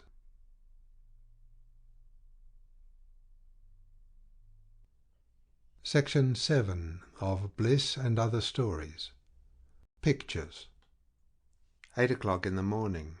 Miss Ada Moss lay in a black iron bedstead, staring up at the ceiling. Her room, a Bloomsbury top-floor back, smelled of soot and face powder and the paper of fried potatoes she brought in for supper the night before. "Oh dear," thought Miss Moss, "I'm cold. I wonder why it is that I always wake up so cold in the mornings now. My knees and feet and my back, especially my back, it's like a sheet of ice. And I always was such a one for being warm in the old days. It's not as if I was skinny. I'm just the same full figure that I used to be. No, it's because I don't have a good hot dinner in the evenings." A pageant of good hot dinners passed across the ceiling, each of them accompanied by a bottle of nourishing stout. Even if I were to get up now, she thought, and have a sensible, substantial breakfast, A pageant of sensible, substantial breakfasts followed the dinners across the ceiling, shepherded by an enormous white uncut ham. Miss Moss shuddered and disappeared under the bedclothes. Suddenly in bounced the landlady. "There's a letter for you, Miss Moss." "Oh," said Miss Moss, far too friendly. "Thank you very much, Mrs. Pine. It's very good of you, I'm sure, to take the trouble." "No trouble at all," said the landlady. "I thought perhaps it was the letter you'd been expecting." "Why," said Miss Moss brightly, "yes, perhaps it is." She put her head on one side and smiled vaguely at the letter. "I shouldn't be surprised." The landlady's eyes popped. "Well, I should, Miss Moss," said she, "and that's how it is, and I'll trouble you to open it, if you please. Many is the lady in my place as would have done it for you, and have been within her rights. For things can't go on like this, Miss Moss. No, indeed they can't. What with week in, week out, and first you've got it, and then you haven't, and then it's another letter lost in the post, or another manager down at Brighton, but will be back on Tuesday for certain. I'm fair sick and tired, and I won't stand it no more. Why should I, Miss Moss, I ask you, at a time like this, with prices flying up in the air and my poor dear lad in France? My sister Eliza was only saying to me yesterday, 'Minnie,' she says, 'you're too soft-hearted. You could have let that room time and time again,' says she, 'and if people won't look after themselves in times like these, nobody else will,' she says.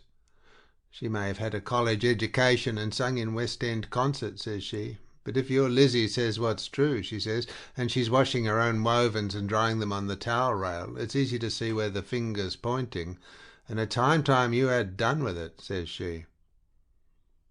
Miss Moss gave no sign of having heard this. She sat up in bed, tore open the letter, and read, "Dear Madam, yours to hand. Am not producing at present, but have filed photo for future ref. Yours truly, Backwash Film Co." This letter seemed to afford her peculiar satisfaction. She read it through twice before replying to the landlady. "Well, Mrs. Pine, I think you'll be sorry for what you said. This is from a manager asking me to be there with evening dress at 10 o'clock next Saturday morning." But the landlady was too quick for her. She pounced, secured the letter. "Oh, is it? Is it indeed?" she cried. "Give me back that letter. Give it back to me at once, you bad, wicked woman," cried Miss Moss, who could not get out of bed because her nightdress was slit down the back. "Give me back my private letter." The landlady began slowly backing out of the room, holding the letter to her buttoned bodice. "So it's come to this, has it?" said she. "Well, Miss Moss, if I don't get my rent at 8 o'clock tonight, we'll see who's a bad, wicked woman, that's all." Here she nodded mysteriously. "And I'll keep this letter." Here her voice rose. "It will be a pretty little bit of evidence." And here it fell sepulchral. "My lady." The door banged, and Miss Moss was alone. She flung off the bedclothes, and sitting by the side of the bed, furious and shivering, she stared at her fat white legs with their great knots of greeny blue veins. "Cockroach, that's what she is. She's a cockroach," said Miss Moss. "I could have her up for snatching my letter. I'm sure I could." Still keeping on her nightdress, she began to drag on her clothes. "Oh, if I could only pay that woman, I'd give her a piece of my mind that she wouldn't forget. I'd tell her off proper." She went over to the chest of drawers for a safety pin, and seeing herself in the glass, she gave a vague smile and shook her head. "Well, old girl," she murmured, "you're up against it this time, and no mistake." But the person in the glass made an ugly face at her. "You silly thing," scolded Miss Moss. "Now what's the good of crying? You'll only make your nose red. No, you get dressed and go out and try your luck. That's what you've got to do." She unhooked her vanity bag from the bedpost, rooted in it, shook it, turned it inside out. "I'll have a nice cup of tea at an ABC to settle me before I go anywhere," she decided. "I've got 1 and 3. Yes, just 1 and 3. 10 minutes later, a stout lady in blue serge with a bunch of artificial palmers at her bosom, a black hat covered with purple pansies, white gloves, boots with white uppers, and a vanity bag containing 1 and 3, sang in a low contralto voice, "Sweetheart, remember when days are forlorn, it always is darkest before the dawn." But the person in the glass made a face at her, and Miss Moss went out. There were grey crabs all the way down the street, slopping water over grey stone steps. With his strange hawking cry and the jangle of the cans, the milk boy went his rounds. Outside Brittweiler's Swiss house he made a splash, and an old brown cat without a tail appeared from nowhere and began greedily and silently drinking up the spill. It gave Miss Moss a queer feeling to watch, a sinking, as you might say. But when she came to the ABC, she found the door propped open. A man went in and out carrying trays of rolls, and there was nobody inside except a waitress doing her hair and the cashier unlocking cash boxes. She stood in the middle of the floor, but neither of them saw her. "My boy came home last night," sang the waitress. "Oh, I say, how topping for you," gurgled the cashier. "Yes, wasn't it?" sang the waitress. "He brought me a sweet little brooch. Look, it's got Dieppe written on it." The cashier ran across to look and put her arm round the waitress's neck. "Oh, I say, how topping for you." "Yes, isn't it?" said the waitress. "Oh, he is brown." "Hello," I said. "Hello, old mahogany."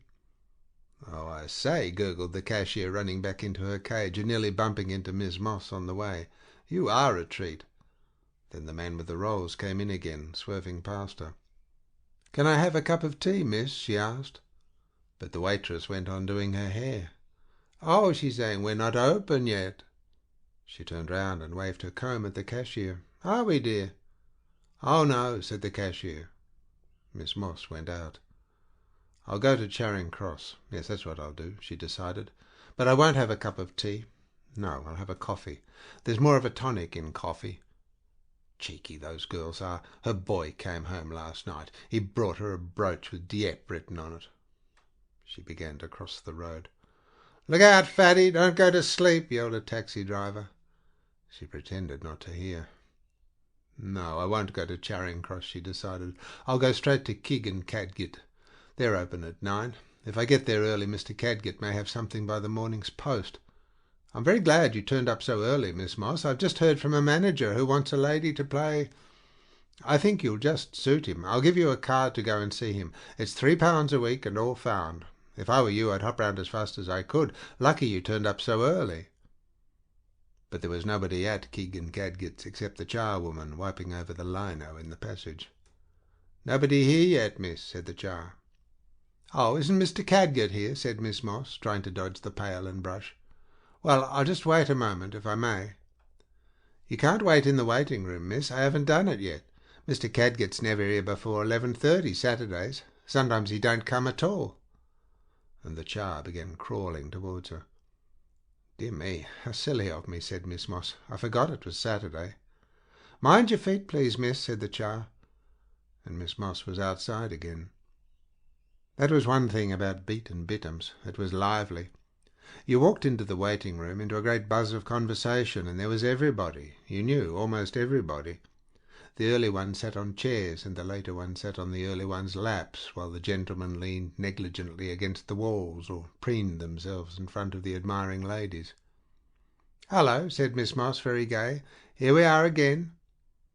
And young Mr. Clayton, playing the banjo on his walking stick, sang "Waiting for the Robert E. Lee."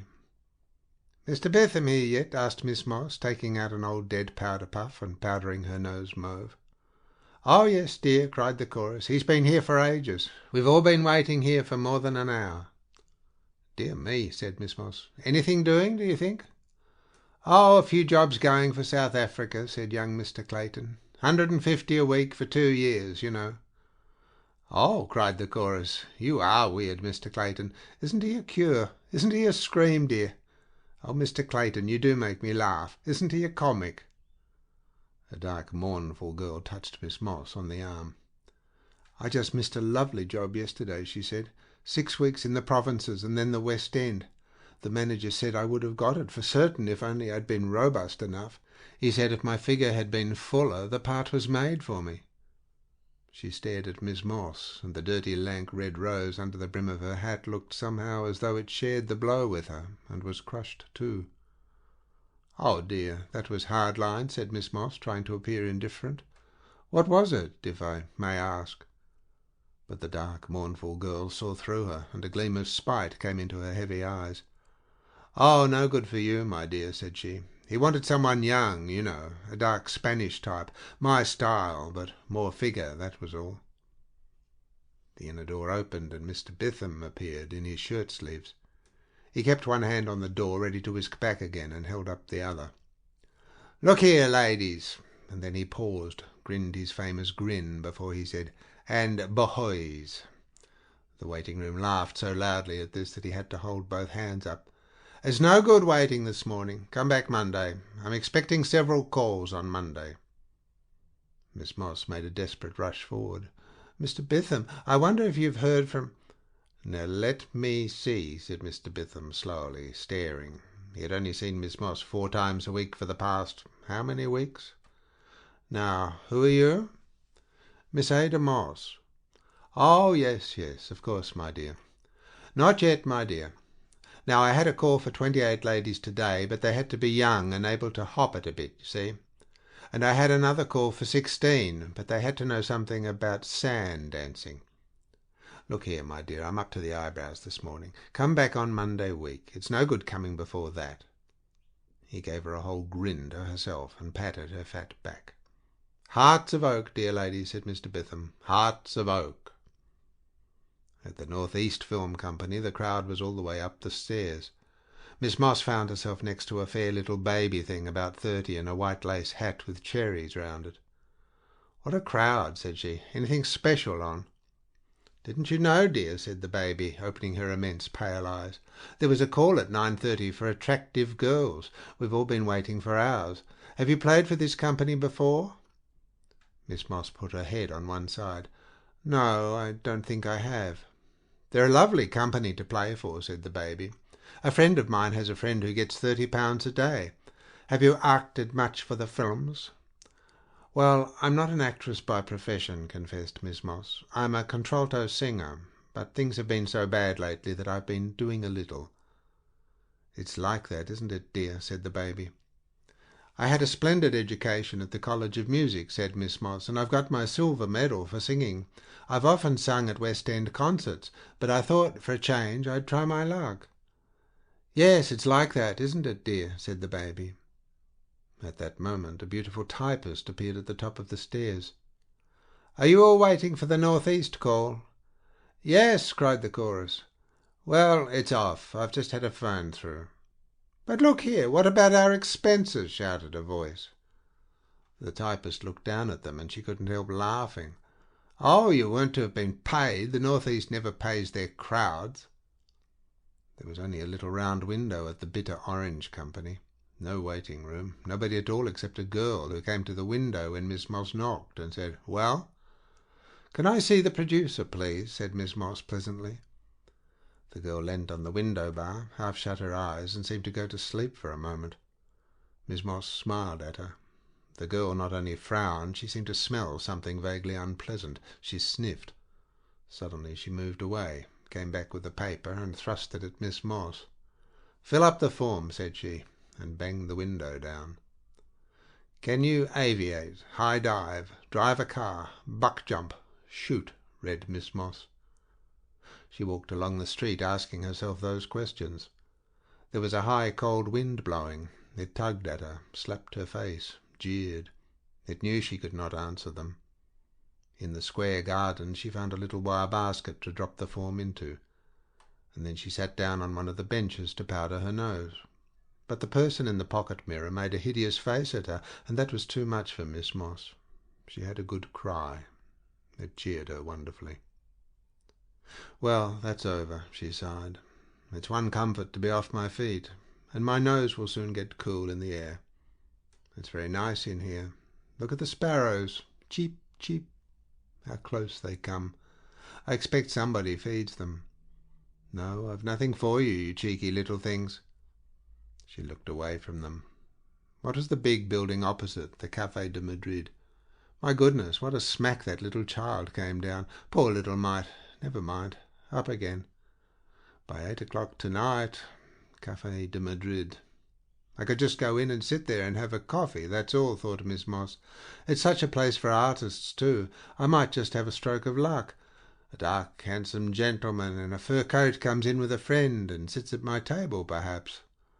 "No, old chap, I've searched London for a contralto, and I can't find a soul. You see, the music is difficult. Have a look at it." And Miss Moss heard herself saying, "Excuse me, I happen to be a contralto, and I have sung that part many times." "Extraordinary! Come back to my studio, and I'll try your voice now." £10 a week. Why should I feel nervous? It's not nervousness. Why shouldn't I go to the Café de Madrid? I'm a respectable woman. I'm a contralto singer, and I'm only trembling because I've had nothing to eat today. A nice little piece of evidence, my lady. Very well, Mrs. Pine. Café de Madrid. They have concerts there in the evenings. Why don't they begin? The contralto has not arrived. Excuse me, I happen to be a contralto. I have sung that music many times. It was almost dark in the café. Men, palms, red plush seats, white marble tables, waiters in aprons. Miss Moss walked through them all.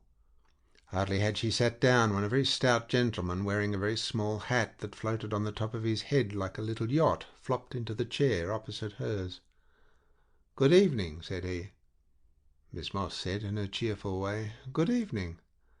"Fine evening," said the stout gentleman. "Yes, very fine. Quite a treat, isn't it?" said she. He crooked a sausage finger at the waiter. "Bring me a large whisky," and turned to Miss Moss. "What's yours?" "Well, I think I'll take a brandy if it's all the same." 5 minutes later the stout gentleman leant across the table and blew a puff of cigar smoke full in her face. "That's a tempting bit of ribbon," said he. Miss Moss blushed until a pulse at the top of her head that she never had felt before pounded away. "I always was one for pink," said she. The stout gentleman considered her, drumming her fingers on the table. "I like 'em firm and well covered," said he. Miss Moss, to her surprise, gave a loud snigger. 5 minutes later the stout gentleman heaved himself up. "Well, am I going your way, or are you coming mine?" he asked. "I'll come with you if it's all the same," said Miss Moss, and she sailed after the little yacht out of the café. End of section 7.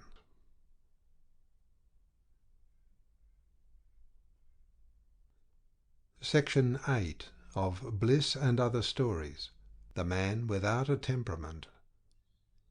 He stood at the door turning the heavy signet ring upon his little finger, while his glance travelled coolly, deliberately, over the round tables and basket chairs scattered about the glassed-in veranda. He pursed his lips. He might have been going to whistle, but he did not whistle, only turned the ring on his pink, freshly washed hands. Over in the corner sat the two top-knots, drinking a decoction they always drank at this hour, something whitish, greyish, in glasses, with little husks floating on the top, and rooting in a tinful of paper shavings for pieces of speckled biscuit, which they broke, dropped into the glasses, and fished for with spoons. Their two coils of knitting, like two snakes, slumbered beside the tray. The American woman sat where she always sat, against the glass wall, in the shadow of a great creeping thing with wide-open purple eyes that pressed, that flattened itself against the glass, hungrily watching her. And she knew it was there. She knew it was looking at her just that way. She played up to it. She gave herself little airs. Sometimes she even pointed at it, crying, "Isn't that the most terrible thing you've ever seen? Isn't that ghoulish?" It was on the other side of the veranda, after all. And beside, it couldn't touch her, could it, Clemenceau? She was an American woman, wasn't she, Clemenceau? And she'd just go right away to her consul. Clemenceau, curled in her lap, with her torn antique brocade bag, a grubby handkerchief, and a pile of letters from home on top of him, sneezed for reply. The other tables were empty. A glance passed between the American and the top-knots. She gave a foreign little shrug. They waved an understanding biscuit. But he saw nothing. Now he was still. Now from his eyes you saw he listened. "Hoo-wee, zip-zoo-zoo," sounded the lift. The iron cage clanged open. Light, dragging steps sounded across the hall, coming towards him. A hand like a leaf fell on his shoulder. A soft voice said, "Let's go and sit over there, where we can see the drive. The trees are so lovely." And he moved forward, with the hand still on his shoulder and the light dragging steps beside his. He pulled out a chair and she sank into it, slowly, leaning her head against the back, her arms falling along the sides. "Won't you bring the other up closer? It's such miles away."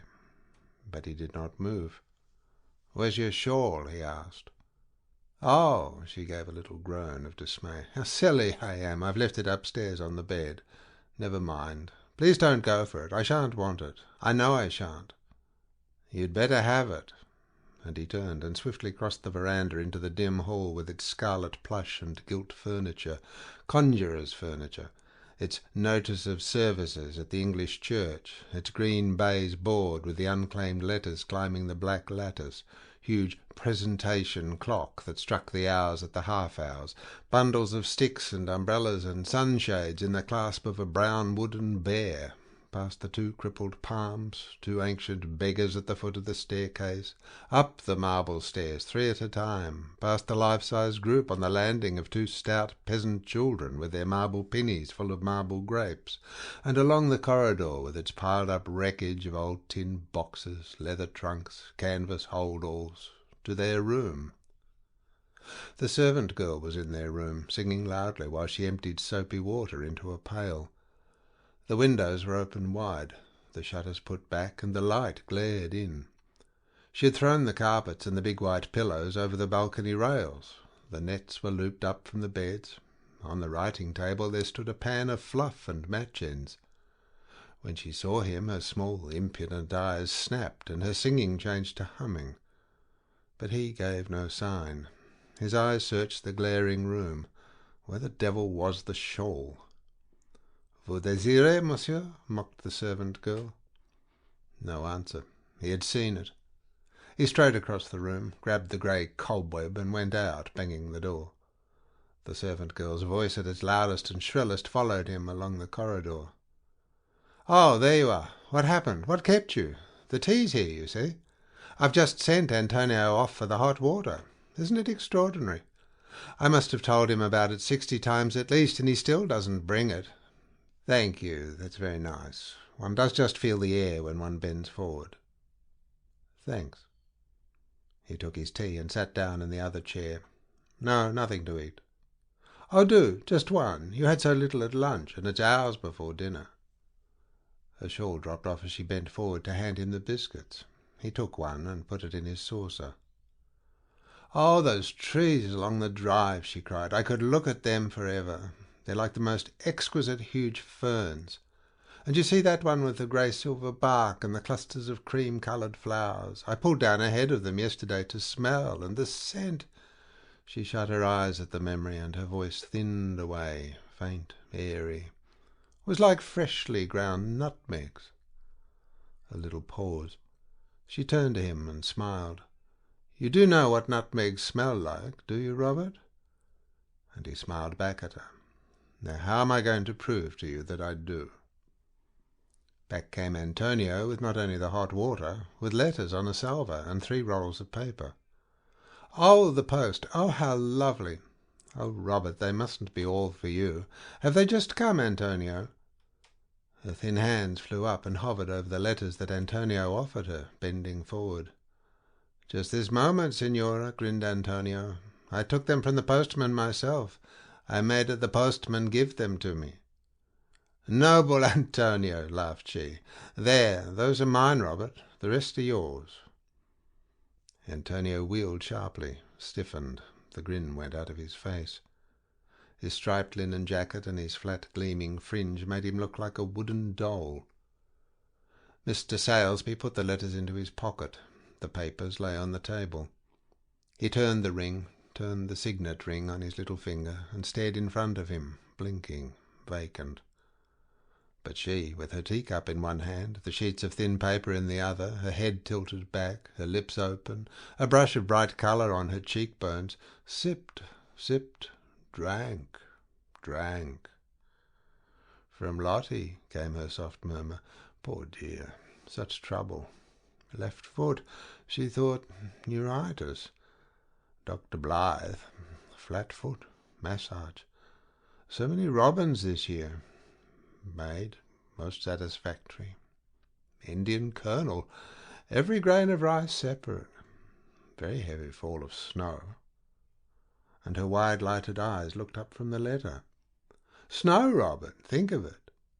And she touched the little dark violets pinned on her thin bosom and went back to the letter. Snow, snow in London, Milly with the early morning cup of tea. There's been a terrible fall of snow in the night, sir. Oh, has there, Milly? The curtains ring apart, letting in the pale, reluctant light. He raises himself in the bed. He catches a glimpse of the solid house opposite, framed in white, of their window boxes full of great sprays of white coral. In the bathroom, overlooking the back garden. Snow, heavy snow over everything. The lawn is covered with a wavy pattern of cat's paws. There is a thick icing on the garden table. The withered pods of the laburnum tree are white tassels.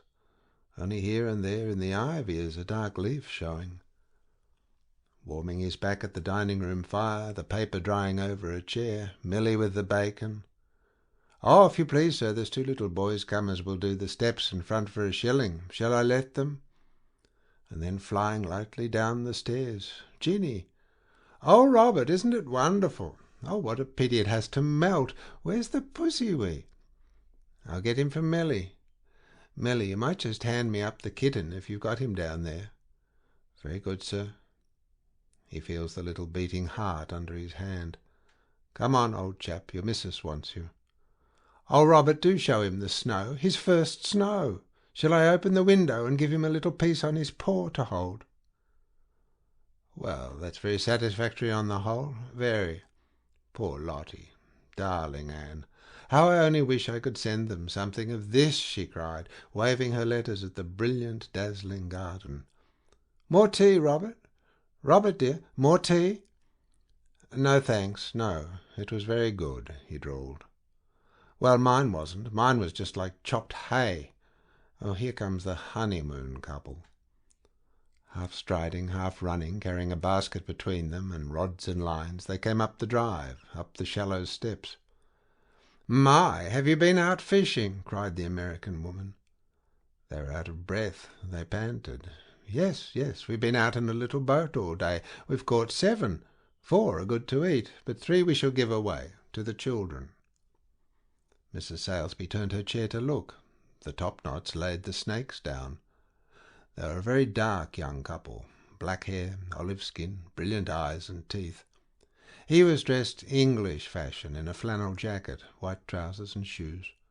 Round his neck he wore a silk scarf. His head, with his hair brushed back, was bare, and he kept mopping his forehead, rubbing his hands with a brilliant handkerchief. Her white skirt had a patch of wet. Her neck and throat were stained a deep pink. When she lifted her arms, big half-hoops of perspiration showed under her armpits. Her hair clung in wet curls to her cheeks. She looked as though her young husband had been dipping her in the sea and fishing her out again to dry in the sun, and then in with her again, all day. "Would Clement so like a fish?" they cried. Their laughing voices, charged with excitement, beat against the glassed-in veranda like birds, and a strange salty smell came from the basket. "You will sleep well tonight," said a top-knot, picking her ear with a knitting needle, while the other top-knot smiled and nodded. The honeymoon couple looked at each other. A great wave seemed to go over them. They gasped, gulped, staggered a little, and then came up laughing. "We cannot go upstairs. We're too tired. We must have tea just as we are. Here, coffee. No, tea. No, coffee. Tea. Coffee. Antonio." Mrs. Sailsby turned. Robert! Where was he? He wasn't there. Oh, there he was, at the other end of the veranda, with his back turned, smoking a cigarette. "Robert, shall we go for our little turn?" "Right." He stumped the cigarette into an ashtray and sauntered over, his eyes on the ground. "Will you be warm enough?" "Oh, quite." "Sure."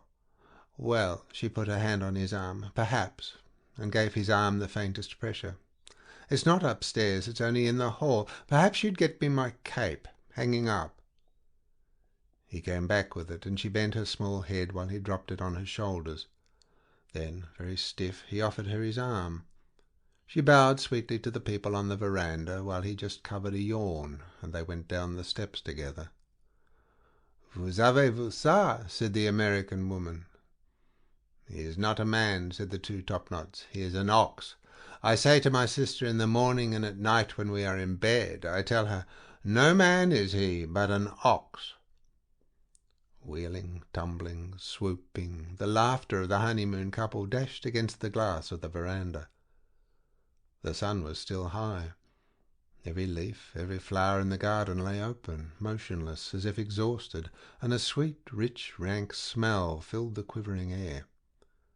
Out of the thick, fleshy leaves of a cactus there rose an aloe stem loaded with pink flowers that looked as though they had been cut out of butter. Light flashed upon the lifted spears of the palms. Over a bed of scarlet waxen flowers some big black insects zoom-zoomed. A great gaudy creeper, orange, splashed with jet, sprawled against a wall. "I don't need my cape after all," said she. "It's really too warm." So he took it off and carried it over his arm. "Let us go down this path here. I feel so well today, marvellously better. Good heavens, look at those children, and to think it's November." In a corner of the garden there were two brimming tubs of water. Three little girls, having thoughtfully taken off their drawers and hung them on a bush, their skirts clasped to their waists, were standing in the tub and tramping up and down. They screamed, their hair fell over their faces, they splashed one another. But suddenly the smallest, who had a tub to herself, glanced up and saw who was looking. For a moment she seemed overcome with terror, then clumsily she struggled and strained out of her tub, and still holding her clothes above her waist. "The Englishman! The Englishman!" she shrieked, and fled away to hide. Shrieking and screaming, the other two followed her. In a moment they were gone. In a moment there was nothing but the two brimming tubs and their little drawers on the bush. "How very extraordinary," said she. "What made them so frightened? Surely they were much too young to—" She looked up at him. She thought he looked pale, but wonderfully handsome, with that great tropical tree behind him with its long spiked thorns. For a moment he did not answer. Then he met her glance, and smiling his slow smile, "Très rum," said he. Très rum. Oh, she felt quite faint. Oh, why should she love him so much just because he said a thing like that? Très rum. That was Robert all over. Nobody else but Robert could ever say such a thing. To be so wonderful, so brilliant, so learned, and then to say in that queer, boyish voice. She could have wept. "You know you're very absurd sometimes," said she. "I am," he answered, and they walked on. But she was tired. She had had enough. She did not want to walk any more. "Leave me here and go for a little constitutional, won't you? I'll be in one of these long chairs. What a good thing you've got my cape. You won't have to go upstairs for a rug. Thank you, Robert. I shall look at that delicious heliotrope. You won't be gone long?"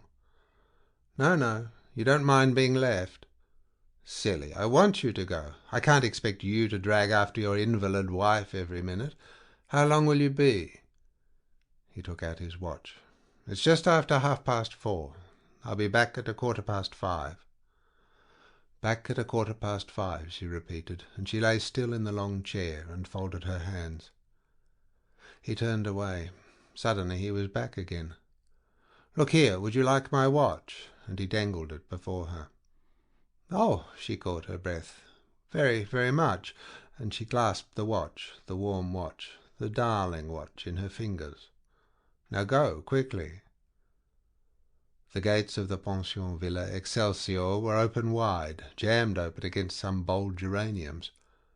Stooping a little, staring straight ahead, walking swiftly, he passed through them and began climbing the hill that wound behind the town like a great rope looping the villas together.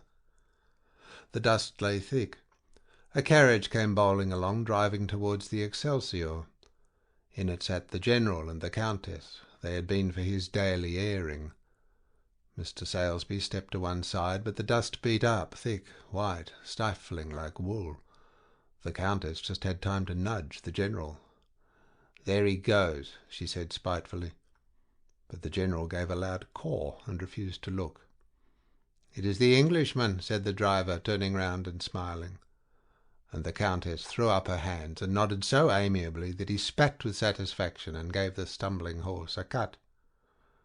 On, past the finest villas in the town, magnificent palaces, palaces worth coming any distance to see, past the public gardens with the carved grottos and statues and stone animals drinking at the fountain, into the poorer quarter.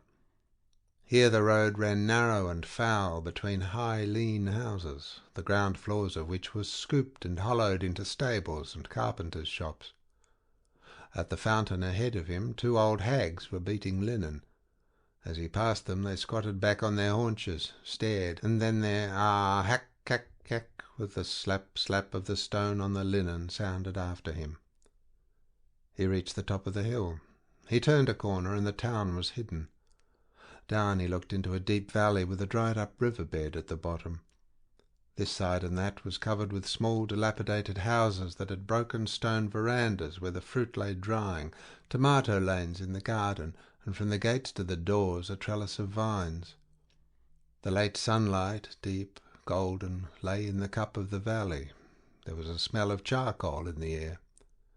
In the gardens the men were cutting grapes. He watched a man standing in the greenish shade, raising up, holding a black cluster in one hand, taking the knife from his belt, cutting, laying the bunch in a flat, boat-shaped basket. The man worked leisurely, silently, taking hundreds of years over the job. On the hedges on the other side of the road there were grapes small as berries, growing wild, growing among the stones. He leant against a wall, filled his pipe, put a match to it. Leant across a gate, turned up the collar of his mackintosh. It was going to rain. It didn't matter. He was prepared for it. You didn't expect anything else in November. He looked over the bare field. From the corner by the gate there came the smell of swedes, a great stack of them, wet, rank, coloured.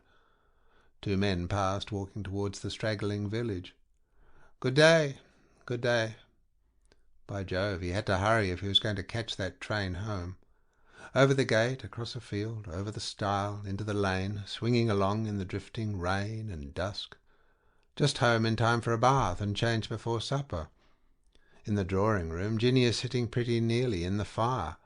"Oh, Robert, I didn't hear you come in. Did you have a good time? How nice you smell. A present?" "Some bits of blackberry I picked for you. Pretty colour." "Oh, lovely, Robert. Dennis and Beatty are coming to supper." Supper, cold beef, potatoes in their jackets, claret, household bread. They are gay, everybody's laughing. "Oh, we all know Robert," says Dennis, breathing on his eyeglasses and polishing them. "By the way, Dennis, I picked up a very jolly little edition of—" A clock struck. He wheeled sharply. What time was it? 5? 1/4 past? Back the way he came. As he passed through the gates he saw her on the lookout. She got up, waved, and slowly she came to meet him, dragging the heavy cape. In her hand she carried a spray of heliotrope. "You're late," she cried gaily. "You're 3 minutes late. Here's your watch. It's been very good while you were away. Did you have a nice time? Was it lovely? Tell me, where did you go?" "I say, put this on," he said, taking the cape from her. "Yes, I will. Yes, it's getting chilly. Shall we go up to our room?" When they reached the lift she was coughing. He frowned. "It's nothing. I haven't been out too late. Don't be cross." She sat down on one of the red plush chairs while he rang, and then, getting no answer, kept his finger on the bell. "Oh, Robert, do you think you ought to?" "Ought to what?" The door of the salon opened. "What is that? Who is making that noise?" sounded from within. Clemenceau began to yelp. "Caw, caw, caw," came from the General. A topknot darted out with one hand to her ear, opened the staff door. "Mr. Queet! Mr. Queet!" she bawled. That brought the manager up at a run. "Is that you ringing the bell, Mr. Salisbury? Do you want the lift?" "Very good, sir. I'll take you up myself." Antonio wouldn't have been a minute. He was just taking off his apron. And having ushered them in, the oily manager went to the door of the salon. "Very sorry you should have been troubled, ladies and gentlemen." Sailsby stood in the cage, sucking in his cheeks, staring at the ceiling and turning the signet ring on his little finger. Arrived in their room, he went swiftly over to the washstand, shook the bottle, poured her out a dose, and brought it across. "Sit down, drink it, and don't talk." And he stood over her while she obeyed. Then he took the glass, rinsed it, and put it back in its case. "Would you like a cushion?" "No, I'm quite all right. Come over here. Sit down by me just a minute, will you, Robert?" "Ah, that's very nice." She turned and thrust the piece of heliotrope in the lapel of his coat. "That," she said, "is most becoming." And then she leant her head against his shoulder, and he put his arm round her. "Robert," her voice like a sigh, like a breath. "Yes." They sat there for a long while.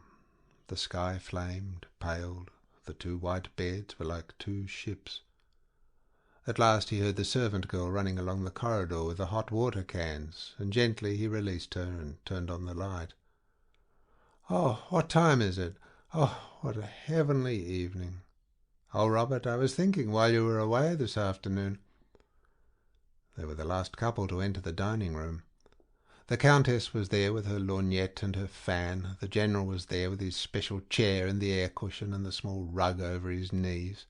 The American woman was there, showing Clemenceau a copy of the Saturday Evening Post. "We're having a feast of reason and a flow of soul." The two top-knots were there, feeling over the peaches and the pears in their dish of fruit, and putting aside all they considered unripe or overripe to show to the manager, and the honeymoon couple leant across the table, whispering, trying not to burst out laughing. Mr. Queet, in everyday clothes and white canvas shoes, served the soup, and Antonio, in full evening dress, handed it round. "No," said the American woman. "Take it away, Antonio. We can't eat soup. We can't eat anything mushy, can we, Clemenceau?"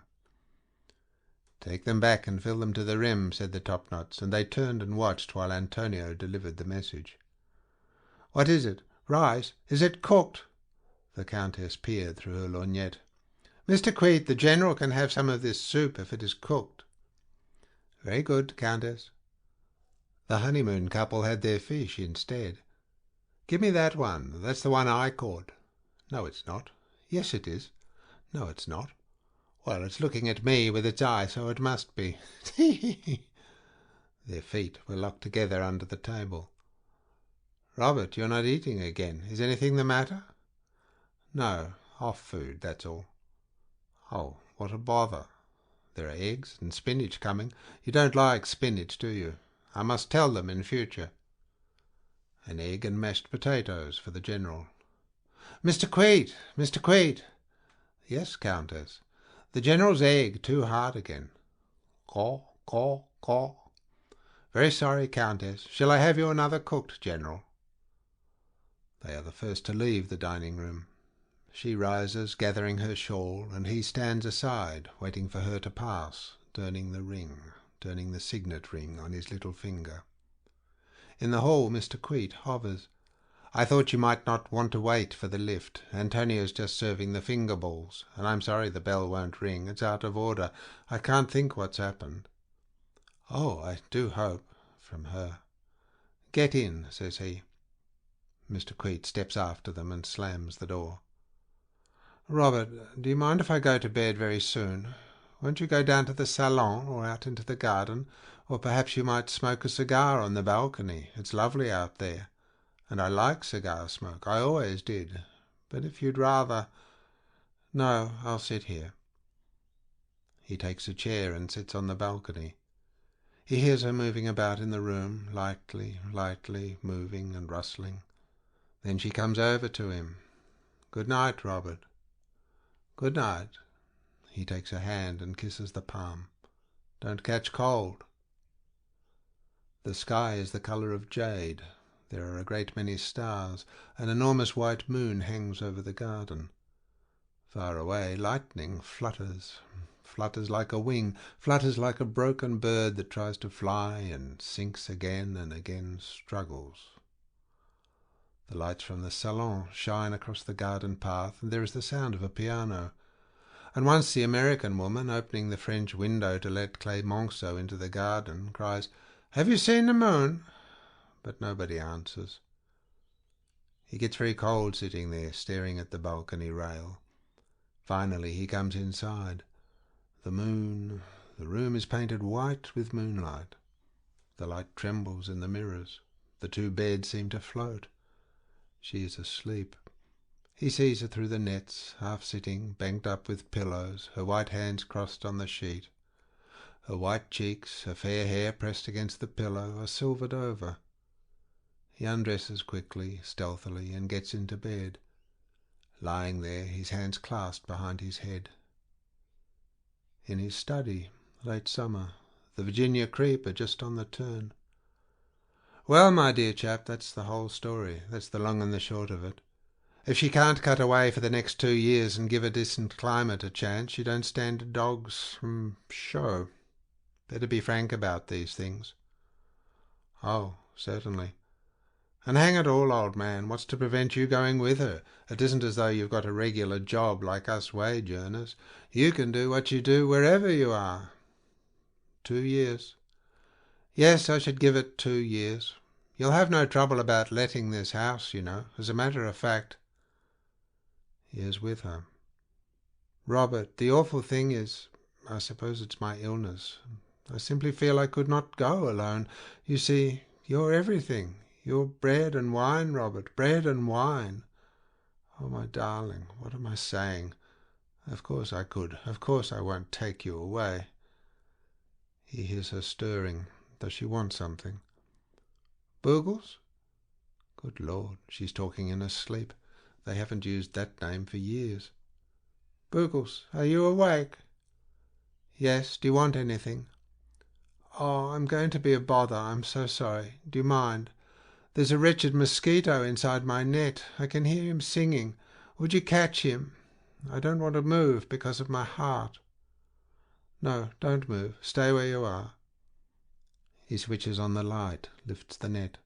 Where is the little beggar? Have you spotted him? Yes, there, over by the corner. Oh, I do feel such a fiend to have dragged you out of bed. Do you mind dreadfully? No, of course not. For a moment he hovers in his blue and white pyjamas. Then, got him, he said.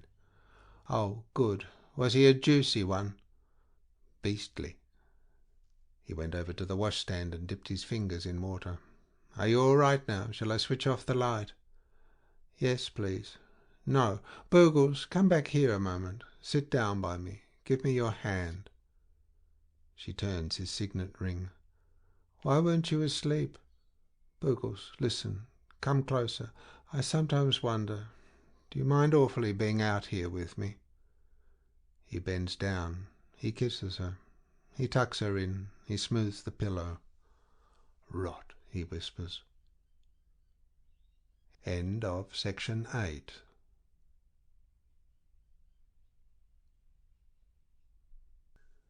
Section 9 of Bliss and Other Stories. Mr. Reginald Peacock's Day. If there was one thing that he hated more than another, it was the way she had of waking him in the morning. She did it on purpose, of course. It was her way of establishing her grievance for the day, and he was not going to let her know how successful it was. But really, to wake a sensitive person like that was positively dangerous. It took him hours to get over it, simply hours. She came into the room, buttoned up in an overall, with a handkerchief over her head, thereby proving that she had been up herself and slaving since dawn, and called in a low, warning voice, "Reginald." What? What's that? What's the matter? It's time to get up. It's 8:30. And out she went, shutting the door quietly after her, to gloat over her triumph, he supposed. He rolled over in the big bed, his heart still beating in quick, dull throbs, and with every throb he felt his energy escaping him, his inspiration for the day stifling under those thudding blows. It seemed that she took a malicious delight in making life more difficult for him than, heaven knows, it was, by denying him his rights as an artist, by trying to drag him down to her level. What was the matter with her? What the hell did she want? Hadn't he 3 times as many pupils now as when they were first married, earned 3 times as much, paid for every stick and stone that they possessed, and now had begun to shell out for Adrian's kindergarten? And had he ever reproached her for not having a penny to her name? Never a word, never a sign. The truth was that once you married a woman, she became insatiable. And the truth was that nothing was more fatal for an artist than marriage, at any rate until he was well over 40. Why had he married her? He asked himself this question on an average about 3 times a day, but he never could answer it satisfactorily. She'd caught him at a weak moment, when the first plunge into reality had bewildered and overwhelmed him for a time. Looking back, he saw a pathetic, youthful creature, half child, half wild, untamed bird, totally incompetent to cope with bills and creditors and all the sordid details of existence. Well, she had done her best to clip his wings, if that was any satisfaction for her, and she could congratulate herself on the success of this early morning trick. One ought to wake exquisitely, reluctantly, he thought, slipping down in the warm bed.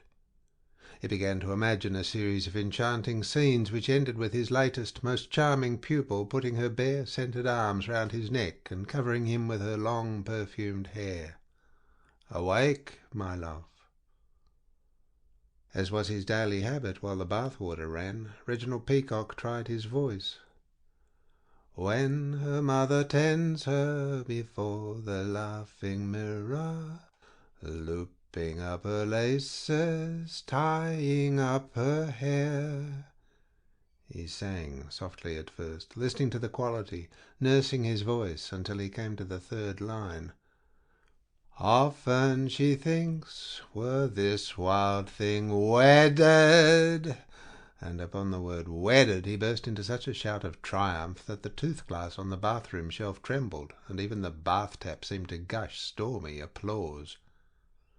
Well, there was nothing wrong with his voice, he thought, leaping into the bath and soaping his soft pink body all over with the loofah shaped like a fish. He could fill Covent Garden with it. "Wedded!"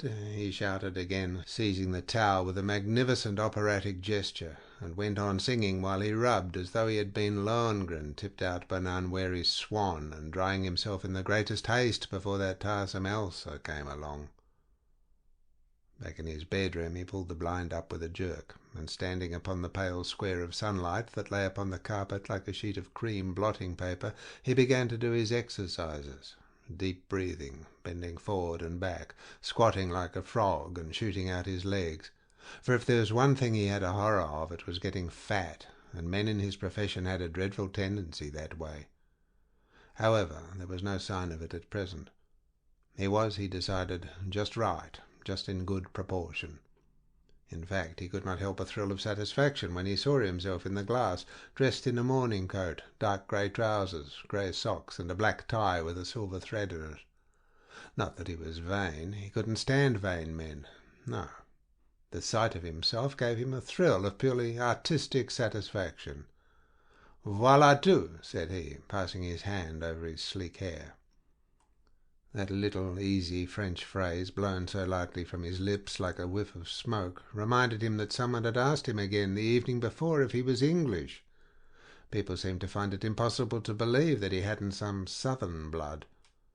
True, there was an emotional quality in his singing that had nothing of the John Bull in it. The door-handle rattled and turned round and round. Adrian's head popped through. "Please, father, mother says breakfast is quite ready, please." "Very well," said Reginald, just then as Adrian disappeared. "Adrian!" "Yes, father?"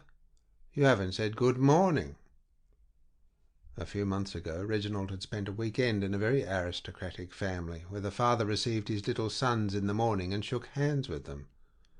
Reginald thought the practice charming and introduced it immediately, but Adrian felt dreadfully silly at having to shake hands with his own father every morning. And why did his father always sort of sing to him instead of talk? In excellent temper, Reginald walked into the dining-room and sat down before a pile of letters, a copy of the Times, and a little covered dish. He glanced at the letters and then at his breakfast. There were 2 thin slices of bacon and 1 egg. "Don't you want any bacon?" he asked. No, I prefer a cold baked apple. I don't feel the need of bacon every morning. Now, did she mean that there was no need for him to have bacon every morning either, and that she grudged having to cook it for him? If you don't want to cook the breakfast, said he, why don't you keep a servant? You know we can afford one, and you know how I loathe to see my wife doing the work, simply because all the women we have had in the past have been failures and utterly upset my regime and made it almost impossible for me to have any pupils here. You've given up trying to find a decent woman. It's not impossible to train a servant, is it? I mean, it doesn't require genius. But I prefer to do the work myself. It makes life so much more peaceful. Run along, Adrian, darling, and get ready for school. Oh, no, that's not it. Reginald pretended to smile. You do the work yourself because for some extraordinary reason you love to humiliate me. Objectively, you may not know that, but subjectively it's the case. This last remark so delighted him that he cut open an envelope as gracefully as if he had been on the stage. Dear Mr. Peacock, I feel I cannot go to sleep until I have thanked you again for the wonderful joy your singing gave me this evening. Quite unforgettable. You make me wonder, as I have not wondered since I was a girl, if this is all. I mean, if this ordinary world is all. If there is not, perhaps, for those of us who understand, divine beauty and richness awaiting us if we only have the courage to see it, and to make it ours. The house is so quiet. I wish you were here now that I might thank you in person. You are doing a great thing. You are teaching the world to escape from life. Yours most sincerely, Enoni Fell. P.S. I am in every afternoon this week.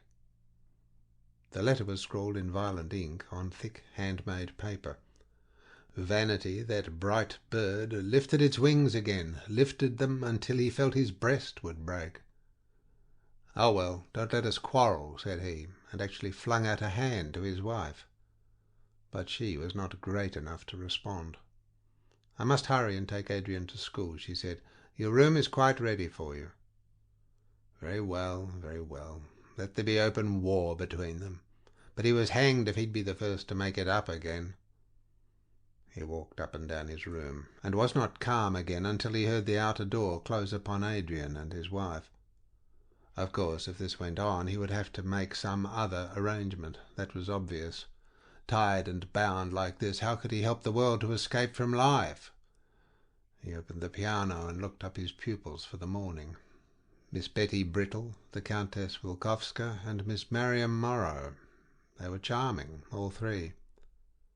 Punctually at 10:30 the doorbell rang. He went to the door. Miss Betty Brittle was there, dressed in white, with her music in a blue silk case. "I'm afraid I'm early," she said, blushing and shy, and she opened her big blue eyes very wide. "Am I?" "Not at all, dear lady. I'm only too charmed," said Reginald. "Won't you come in?" "It's such a heavenly morning," said Miss Brittle. "I walked across the park. The flowers were too marvellous." "Well, think about them while you sing your exercises," said Reginald, sitting down at the piano. "It will give your voice colour and warmth." Oh, what an enchanting idea! What a genius Mr. Peacock was! She parted her pretty lips and began to sing like a pansy. Very good indeed," said Reginald, playing chords that would waft a hardened criminal to heaven. "Make the notes round. Don't be afraid. Linger over them. Breathe them like a perfume." How pretty she looked, standing there in her white frock, the little blonde head tilted, showing her milky throat. "Do you ever practice before a glass?" asked Reginald. "You ought to, you know. It makes the lips more flexible. Come over here." They went over to the mirror and stood side by side. "Now sing Moo-ee, coo-ee, oo-ee, ah." But she broke down and blushed more brightly than ever. "Oh," she cried, "I can't. It makes me feel so silly. It makes me want to laugh. I do look so absurd." "No, you don't. Don't be afraid," said Reginald, "but laugh too, very kindly. Now, try again." The lesson simply flew, and Betty Brittle quite got over her shyness. "When can I come again?" she asked, tying the music up again in the blue silk case. I want to take as many lessons as I can just now. Oh, Mr. Peacock, I do enjoy them so much. May I come the day after tomorrow?" "Dear lady, I shall be only too charmed," said Reginald, bowing her out. Glorious girl! And when they had stood in front of the mirror, her white sleeve had just touched his black one. He could feel, yes, he could actually feel a warm glowing spot, and he stroked it. She loved her lessons. His wife came in. "Reginald, can you let me have some money? I must pay the dairy. And will you be in for dinner tonight?" "Yes, you know I'm singing at Lord Timbuck's at 9:30. Can you make me some clear soup with an egg in it?" "Yes. And the money, Reginald? It's 8 and 6pence.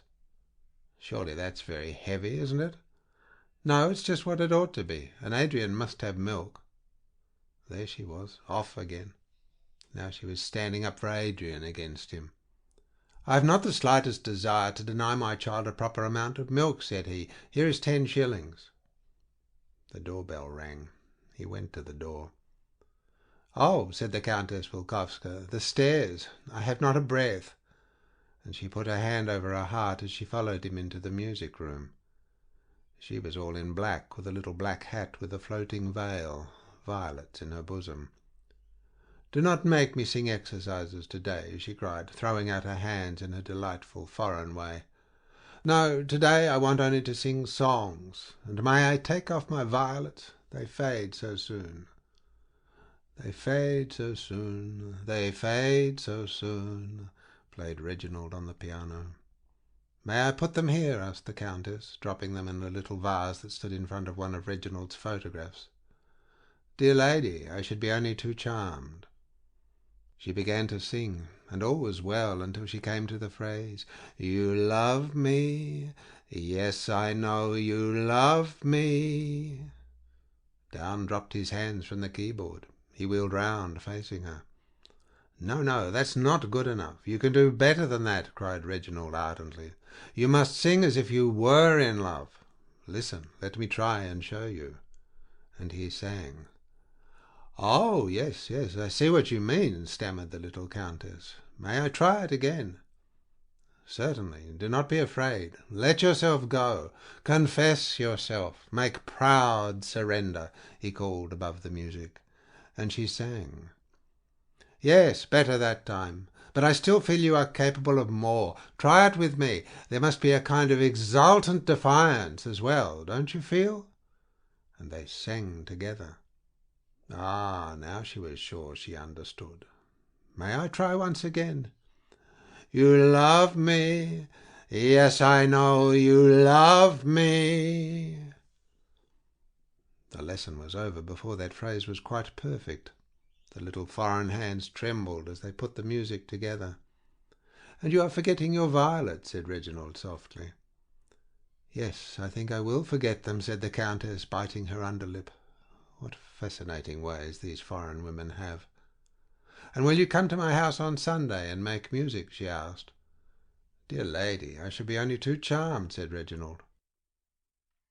"Weep me no more, sad fountains, why need you flow so fast?" sang Miss Mariam Morrow, but her eyes filled with tears and her chin trembled. "Don't sing just now," said Reginald. "Let me play it for you." He played so softly. "Is there anything the matter?" asked Reginald. "You're not quite happy this morning." No, she wasn't. She was awfully miserable. "You don't care to tell me what it is?" It really was nothing particular. She had those moods sometimes when life seemed almost unbearable. "Ah, I know," he said. "If I could only help." "But you do, you do." "Oh, if it were not for my lessons, I don't feel I could go on." "Sit down in the armchair and smell the violets and let me sing to you. It will do you just as much good as a lesson." Why weren't all men like Mr. Peacock? "I wrote a poem after the concert last night, just about what I felt. Of course, it wasn't personal. May I send it to you?" "Dear lady, I should be only too charmed." By the end of the afternoon he was quite tired and lay down on the sofa to rest his voice before dressing. The door of his room was open. He could hear Adrian and his wife talking in the dining room. "Do you know what that teapot reminds me of, Mummy? It reminds me of a little sitting-down kitten." "Does it, Mr. Absurdity?" Reginald dozed. The telephone bell woke him. "Anoni Fell is speaking, Mr. Peacock. I have just heard that you are singing at Lord Timbuck's tonight. Will you dine with me, and we can go on together afterwards?" And the words of his reply dropped like flowers down the telephone. "Dear lady, I should be only too charmed." What a triumphant evening! The little dinner tete-a-tete with Anoni Fell, the drive to Lord Timbuck's in her white motor car, when she thanked him again for the unforgettable joy. Triumph upon triumph, and Lord Timbuck's champagne simply flowed. "Have some more champagne, Peacock," said Lord Timbuck. Peacock, you notice, not Mr. Peacock, but Peacock, as if he were one of them. And wasn't he? He was an artist. He could sway them all, and wasn't he teaching them all to escape from life? How he sang! And as he sang, as in a dream, he saw their feathers and their flowers and their fans offered to him, laid before him like a huge bouquet. "Have another glass of wine, Peacock." "I could have any one of them I like by lifting a finger," thought Peacock, positively staggering home. But as he let himself into the dark flat, his marvellous sense of elation began to ebb away. He turned up the lights in the bedroom. His wife lay asleep, squeezed over to her side of the bed. He remembered suddenly how she had said when he had told her he was going out to dinner, "You might have let me know before," and how he had answered, "Can't you possibly speak to me without offending against even good manners?" It was incredible, he thought, that she cared so little for him, incredible that she wasn't interested in the slightest in his triumphs and his artistic career, when so many women in her place would have given their eyes. Yes, he knew it. Why not acknowledge it? And there she lay, an enemy, even in her sleep. Must it ever be thus, he thought, the champagne still working? Ah, if we only were friends, how much I could tell her now, about this evening, even about Timbuck's manner to me, and all that they said to me, and so on, and so on. If only I felt that she was here to come back to, that I could confide in her, and so on, and so on. In his emotion he pulled off his evening boot and simply hurled it in the corner. The noise woke his wife with a terrible start. She sat up, pushing back her hair, and he suddenly decided to have one more try to treat her as a friend, to tell her everything, to win her. Down he sat on the side of the bed and seized one of her hands. But of all those splendid things he had to say, not one could he utter. For some fiendish reason, the only words he could get out were, "Dear lady, I should be so charmed, so charmed." End of section 9.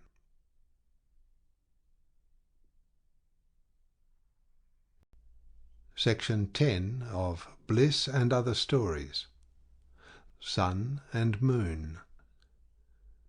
In the afternoon the chairs came, a whole big cart full of little gold ones with their legs in the air. And then the flowers came.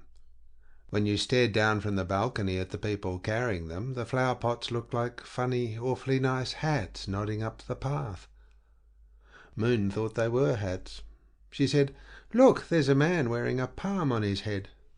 But she never knew the difference between real things and not real ones. There was nobody to look after Sun and Moon.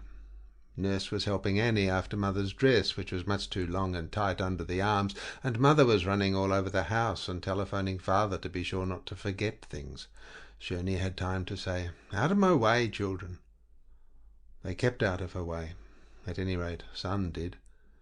He did so hate being sent stumping back to the nursery. It didn't matter about Moon. If she got tangled up in people's legs, they only threw her up and shook her till she squeaked. But Sun was too heavy for that. He was so heavy that the fat man who came to dinner on Sundays used to say, "Now, young man, let's try to lift you." And then he'd put his thumbs under Sun's arms and groan and try and give it up at last, saying, "He's a perfect little ton of bricks."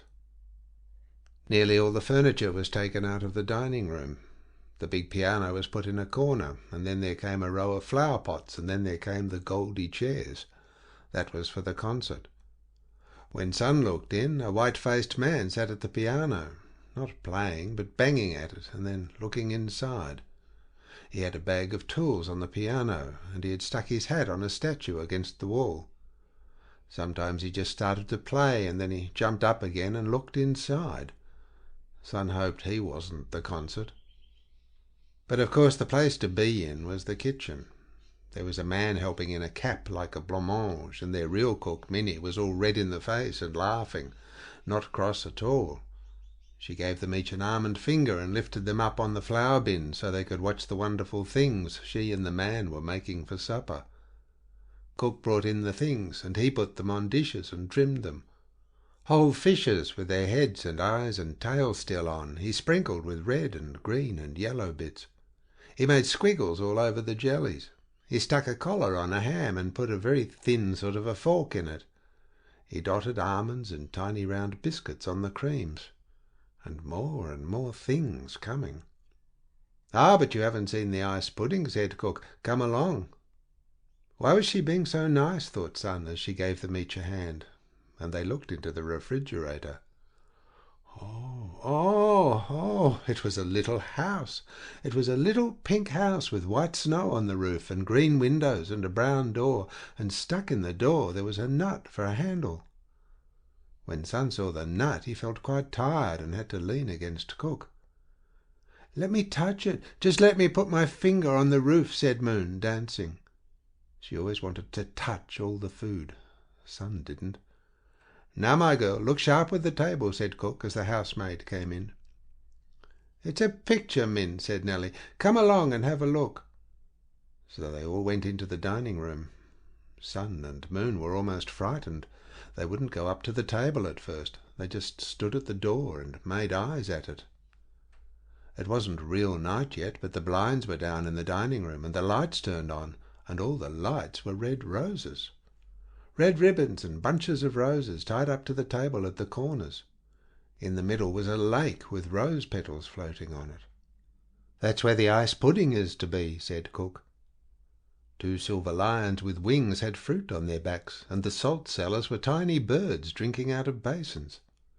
And all the winking glasses and shining plates and sparkling knives and forks, and all the food, and the little red table napkins made into roses.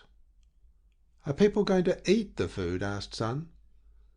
"I should just think they were," asked Cook, laughing with Nellie. Moon laughed too. She always did the same as other people. But Son didn't want to laugh. Round and round he walked with his hands behind his back. Perhaps he never would have stopped if Nurse hadn't called suddenly, "Now then, children, it's high time you were washed and dressed," and they were marched off to the nursery.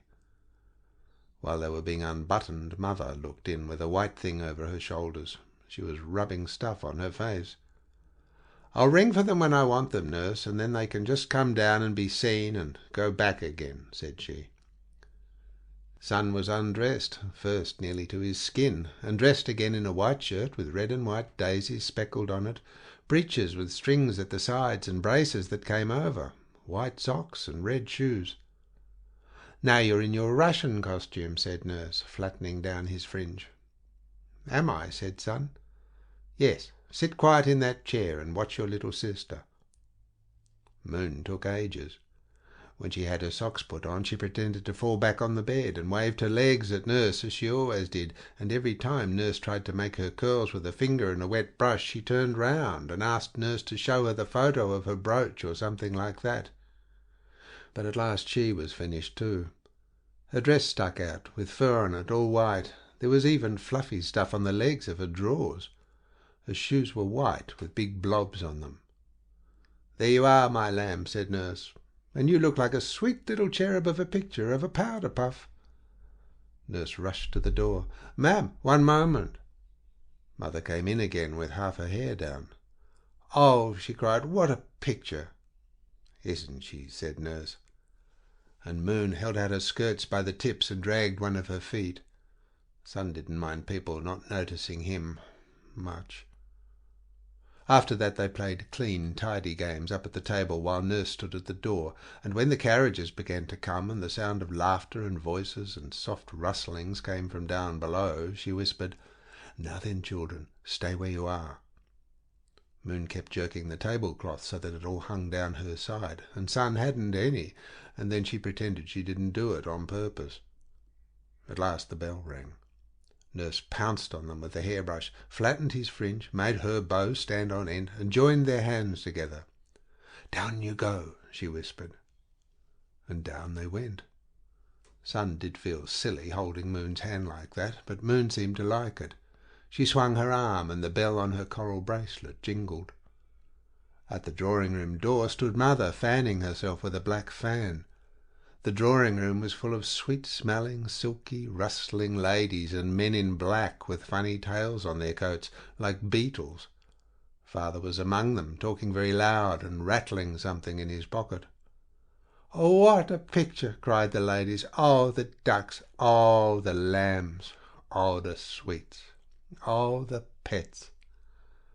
All the people who couldn't get at Moon kissed Sun, and a skinny old lady with teeth that clicked said, "Such a serious little poppet," and rapped him on the head with something hard. Sun looked to see if the same concert was there, but he was gone.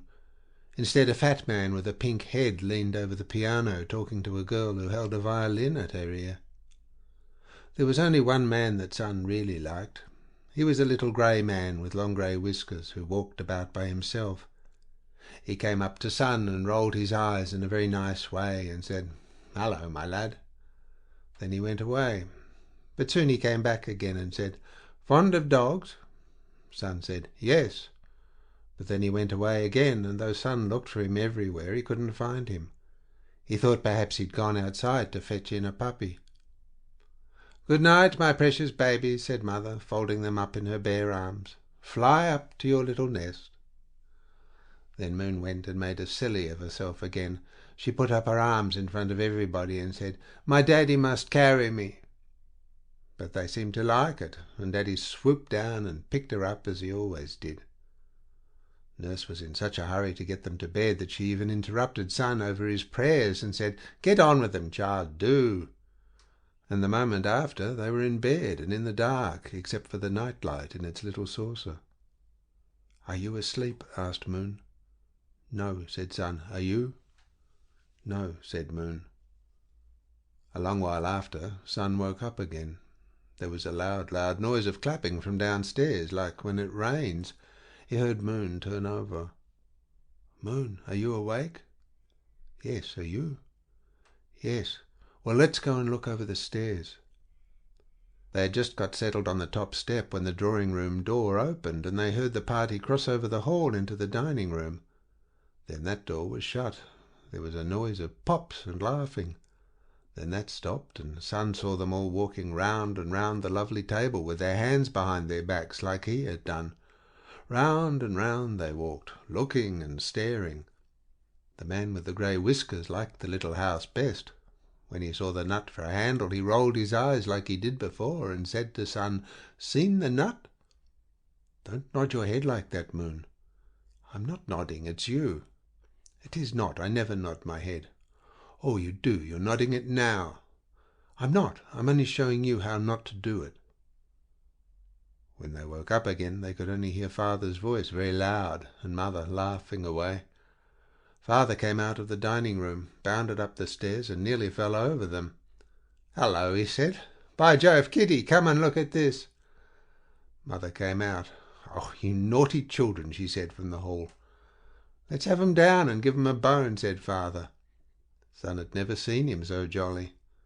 "No, certainly not," said Mother. "Oh, my daddy, do have us down," said Moon. "I'm hanged if I won't," cried Father. "I won't be bullied. Kitty, way there!" And he caught them up, one under each arm. Sun thought Mother would have been dreadfully cross, but she wasn't. She kept on laughing at Father. "Oh, you dreadful boy," said she. But she didn't mean Sun. "Come on, kiddies, come and have some pickings," said this jolly Father. But Moon stopped a minute. "Mother, your dress is right off one side." "Is it?" said Mother. And Father said yes, and pretended to bite her white shoulder, but she pushed him away. And so they went back to the beautiful dining-room. But what had happened? The ribbons and the roses were all pulled untied. The little red table napkins lay on the floor. All the shining plates were dirty, and all the winking glasses. The lovely food that the man had trimmed was all thrown about, and there were bones and bits and fruit peels and shells everywhere. There was even a bottle lying down with stuff coming out of it onto the cloth, and nobody stood it up again. And the little pink house with the snow roof and the green windows was broken, half melted away in the centre of the table. "Come on, son," said father, pretending not to notice. Moon lifted up her pyjama legs and shuffled up to the table and stood on a chair, squeaking away. "Have a bit of this ice," said father, smashing in some more of the roof. Mother took a little plate and held it for him. She put her other arm round his neck. "Daddy, Daddy," shrieked Moon, "the little handle's left, the little nut. Can I eat it?" And she reached across and picked it out of the door and scrunched it up, biting hard and blinking. "Here, my lad," said father. But son did not move from the door.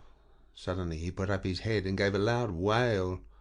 "I think it's horrid, horrid, horrid," he sobbed. "There, you see," said mother, "you see." "Off with you," said father, no longer jolly. "This moment, off you go." And wailing loudly, son stomped off to the nursery. End of section 10.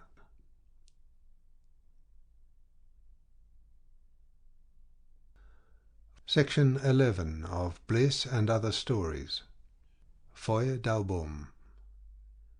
He really was an impossible person, too shy altogether, with absolutely nothing to say for himself, and such a weight. Once he was in your studio, he never knew when to go, but would sit on until you nearly screamed, and burned to throw something enormous after him when he did finally blush his way out, something like the tortoise stove. The strange thing was that at first sight he looked most interesting. Everybody agreed about that. You would drift into the cafe one evening, and there you would see, sitting in a corner with a glass of coffee in front of him, a thin, dark boy wearing a blue jersey with a little grey flannel jacket buttoned over it. And somehow that blue jersey and the grey jacket with the sleeves that were too short gave him the air of a boy that has made up his mind to run away to sea.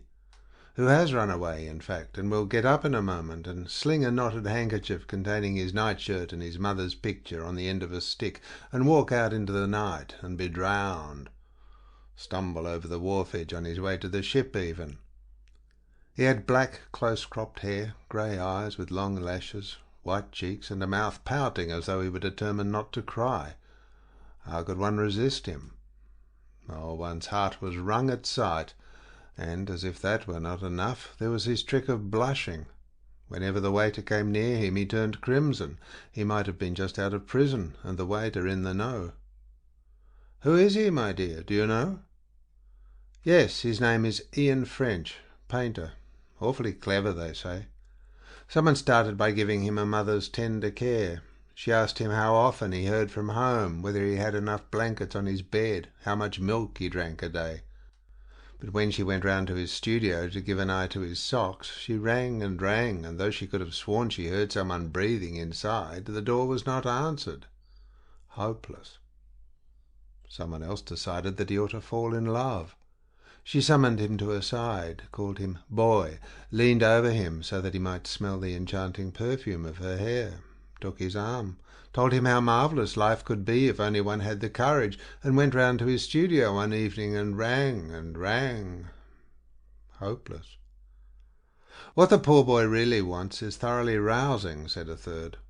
So off they went to cafes and cabarets, little dances, places where you drank something that tasted like tinned apricot juice but cost 27 shillings a bottle and was called champagne.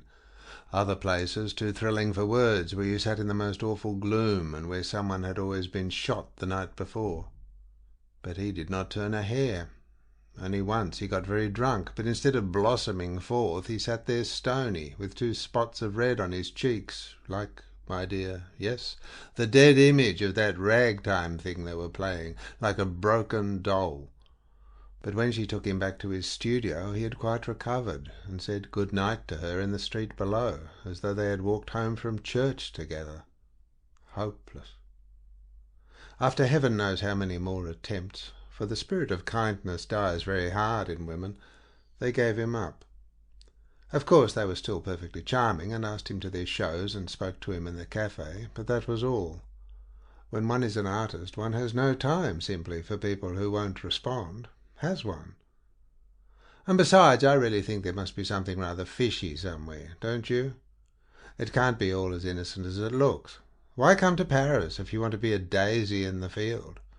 No, I'm not suspicious, but... He lived at the top of a tall, mournful building overlooking the river. One of those buildings that look so romantic on rainy nights and moonlight nights, when the shutters are shut and the heavy door and the sign advertising "A little apartment to let immediately" gleams forlorn beyond words. One of those buildings that smell so unromantic all the year round, and where the concierge lives in a glass cage on the ground floor, wrapped up in a filthy shawl, stirring something in a saucepan and ladling out titbits to the swollen old dog lolling on a bead cushion. Perched up in the air, the studio had a wonderful view. The two big windows faced the water. He could see the boats and the barges swinging up and down, and the fringe of an island planted with trees like a round bouquet. The side window looked across to another house, shabbier still and smaller, and down below there was a flower market. You could see the tops of huge umbrellas with frills of bright flowers escaping from them, booths covered with striped awning where they sold plants in boxes and clumps of wet gleaming palms in terracotta jars. Among the flowers the old women scuttled from side to side like crabs. Really, there was no need for him to go out. If he sat at the window until his white beard fell over the sill, he would have found something to draw. How surprised those tender women would have been if they had managed to force the door, for he kept his studio as neat as a pin. Everything was arranged to form a pattern, a little still life, as it were. The saucepans with their lids on the wall behind the gas stove, the bowl of eggs, milk jug and teapot on the shelf, the books and the lamp with the crinkly paper shade on the table.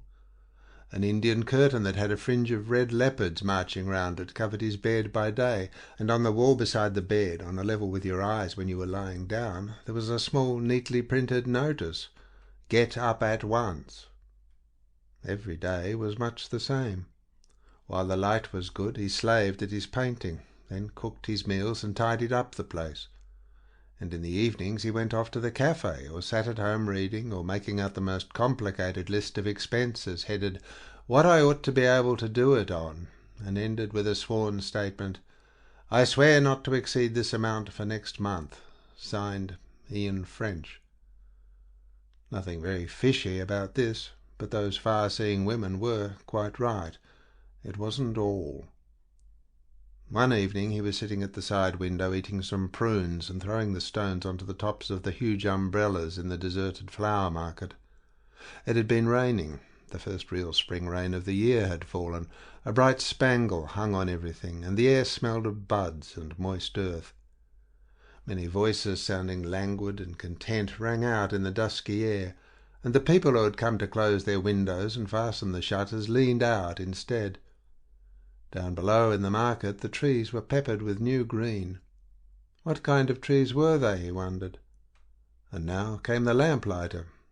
He stared at the house across the way, the small shabby house, and suddenly, as if in answer to his gaze, two wings of windows opened, and a girl came out onto the tiny balcony carrying a pot of daffodils. She was a strangely thin girl in a dark pinafore, with a pink handkerchief tied over her hair. Her sleeves were rolled up almost to her shoulders, and her slender arms shone against the dark stuff. "Yes, it is quite warm enough. It will do them good," she said, putting down the pot and turning to someone in the room inside. As she turned, she put her hands up to the handkerchief and tucked away some wisps of hair.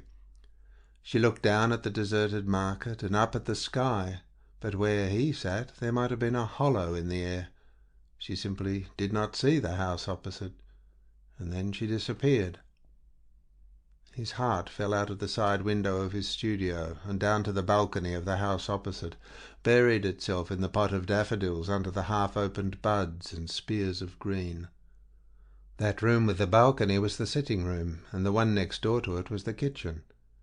He heard the clatter of the dishes as she washed up after supper, and then she came to the window, knocked a little mop against the ledge, and hung it on a nail to dry.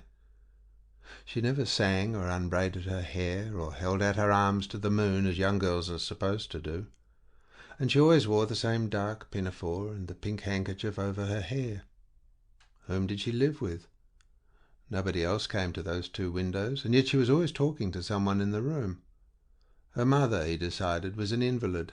They took in sewing. The father was dead. He had been a journalist, very pale, with long moustaches and a piece of black hair falling over his forehead. By working all day they just made enough money to live on, but they never went out and they had no friends. Now, when he sat down at his table, he had to make an entirely new set of sworn statements. Not to go to the side window before a certain hour, signed Ian French. Not to think about her until he had put away his painting things for the day, signed Ian French. It was quite simple. She was the only person he really wanted to know, because she was, he decided, the only other person alive who was just his age. He couldn't stand giggling girls, and he had no use for grown-up women. She was his age. She was, well, just like him. He sat in his dusky studio, tired, with one arm hanging over the back of his chair, staring in at her window and seeing himself in there with her. She had a violent temper. They quarrelled terribly at times, he and she. She had a way of stamping her foot and twisting her hands in her pinafore, furious, and she very rarely laughed. Only when she told him about an absurd little kitten she once had, who used to roar and pretend to be a lion when it was given meat to eat. Things like that made her laugh. But as a rule they sat together very quietly. He, just as he was sitting now, and she with her hands folded in her lap and her feet tucked under, talking in low tones, or silent and tired after the day's work. Of course she never asked him about his pictures, and of course he made the most wonderful drawings of her, which she hated because he made her so thin and so dark.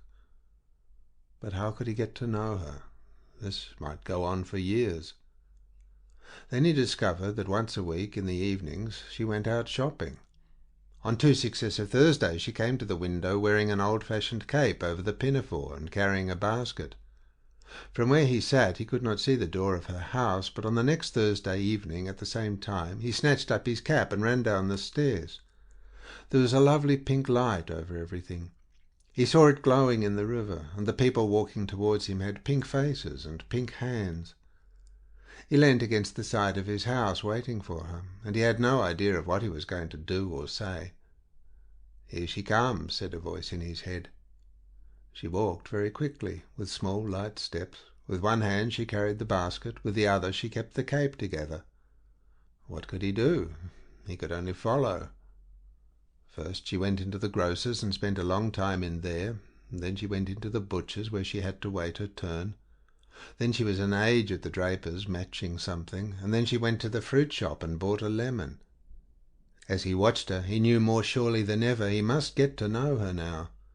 Her composure, her seriousness, and her loneliness, the very way she walked as though she was eager to be done with this world of grown-ups, all was so natural to him and so inevitable. Yes, she is always like that, he thought proudly. We have nothing to do with these people. But now she was on her way home, and he was as far off as ever. She suddenly turned into the dairy, and he saw her through the window buying an egg. She picked it out of the basket with such care.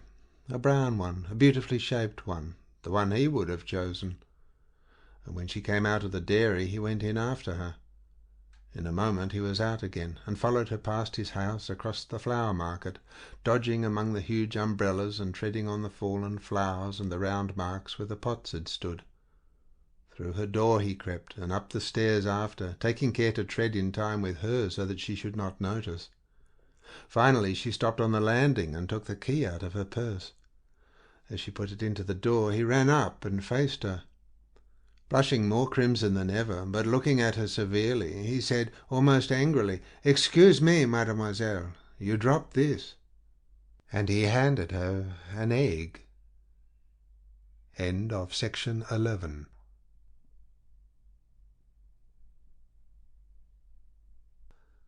Section 12 of Bliss and Other Stories. A Dill Pickle. And then, after 6 years, she saw him again. He was seated at one of those little bamboo tables decorated with a Japanese vase of paper daffodils. There was a tall plate of fruit in front of him, and very carefully, in a way she recognized immediately as his special way, he was peeling an orange. He must have felt that shock of recognition in her, for he looked up and met her eyes. Incredible. He didn't know her. She smiled. He frowned. She came towards him. He closed his eyes an instant, but opening them, his face lit up as though he had struck a match in a dark room. He laid down the orange and pushed back his chair, and she took her warm little hand out of her muff and gave it to him. "Vera!" he exclaimed. "How strange! Really, for a moment I didn't know you. Won't you sit down? You've had lunch? Won't you have some coffee?" She hesitated, but of course she meant to. "Yes, I'd like some coffee," and she sat down opposite him. "You've changed. You've changed very much," he said, staring at her with that eager, lighted look. "You look so well. I've never seen you look so well before." "Really?" She raised her veil and unbuttoned her high fur collar. "I don't feel very well. I can't bear this weather, you know." "Ah, no. You hate the cold." "Loathe it." She shuddered. "And the worst of it is that the older one grows—" He interrupted her. "Excuse me," and tapped on the table for the waitress. "Please bring some coffee and cream." To her. "You are sure you won't eat anything? Some fruit, perhaps? The fruit here is very good." "No, thanks, nothing." "Then that's settled." And smiling just a hint too broadly, he took up the orange again. "You were saying, the older one grows—" "The colder," she laughed. But she was thinking how well she remembered that trick of his, the trick of interrupting her, and how it used to exasperate her 6 years ago. She used to feel then as though he, quite suddenly, in the middle of what she was saying, put his hand over her lips, turned from her, attended to something different, and then took his hand away, and with just the same slightly too broad smile, gave her his attention again. "Now we are ready. That is settled." "The colder." He echoed her words, laughing too. Ah, you still say the same things, and there is another thing about you that is not changed at all. Your beautiful voice, your beautiful way of speaking." Now he was very grave. He leaned towards her, and she smelled the warm, stinging scent of the orange peel. "You have only to say one word, and I would know your voice among all other voices. I don't know what it is, I've often wondered, that makes your voice such a haunting memory. Do you remember that first afternoon we spent together at Kew Gardens? You were so surprised because I did not know the names of any flowers. I'm still just as ignorant for all your telling me. But whenever it is very fine and warm and I see some bright colours, it's awfully strange, I hear your voice saying geranium, marigold and verbena, and I feel those 3 words are all I recall of some forgotten heavenly language. You remember that afternoon?" "Oh, yes, very well." She drew a long, soft breath, as though the paper daffodils between them were almost too sweet to bear. Yet what had remained in her mind of that particular afternoon was an absurd scene over the tea-table. A great many people taking tea in a Chinese pagoda, and he behaving like a maniac about the wasps, waving them away, flapping at them with his straw hat, serious and infuriated out of all proportion to the occasion. How delighted the sniggering tea-drinkers had been, and how she had suffered. But now, as he spoke, that memory faded. His was the truer. Yes, it had been a wonderful afternoon, full of geranium and marigold and verbena and warm sunshine. Her thoughts lingered over the last 2 words as though she sang them. In the warmth, as it were, another memory unfolded. She saw herself sitting on a lawn. He lay beside her, and suddenly, after a long silence, he rolled over and put his head in her lap. "I wish," he said in a low, troubled voice, "I wish I had taken poison and were about to die. Here, now." At that moment a little girl in a white dress, holding a long dripping water lily, dodged from behind a bush, stared at them, and dodged back again. But he did not see. She leant over him. "Ah, why do you say that? I could not say that." But he gave a kind of soft moan, and taking her hand, he held it to his cheek. "Because I know I'm going to love you too much, far too much. And I shall suffer so terribly, Vera, because you never, never will love me." He was certainly far better looking now than he had been then. He had lost all that dreamy vagueness and indecision. Now he had the air of a man who has found his place in life and fills it with a confidence and an assurance which was, to say the least, impressive. He must have made money too.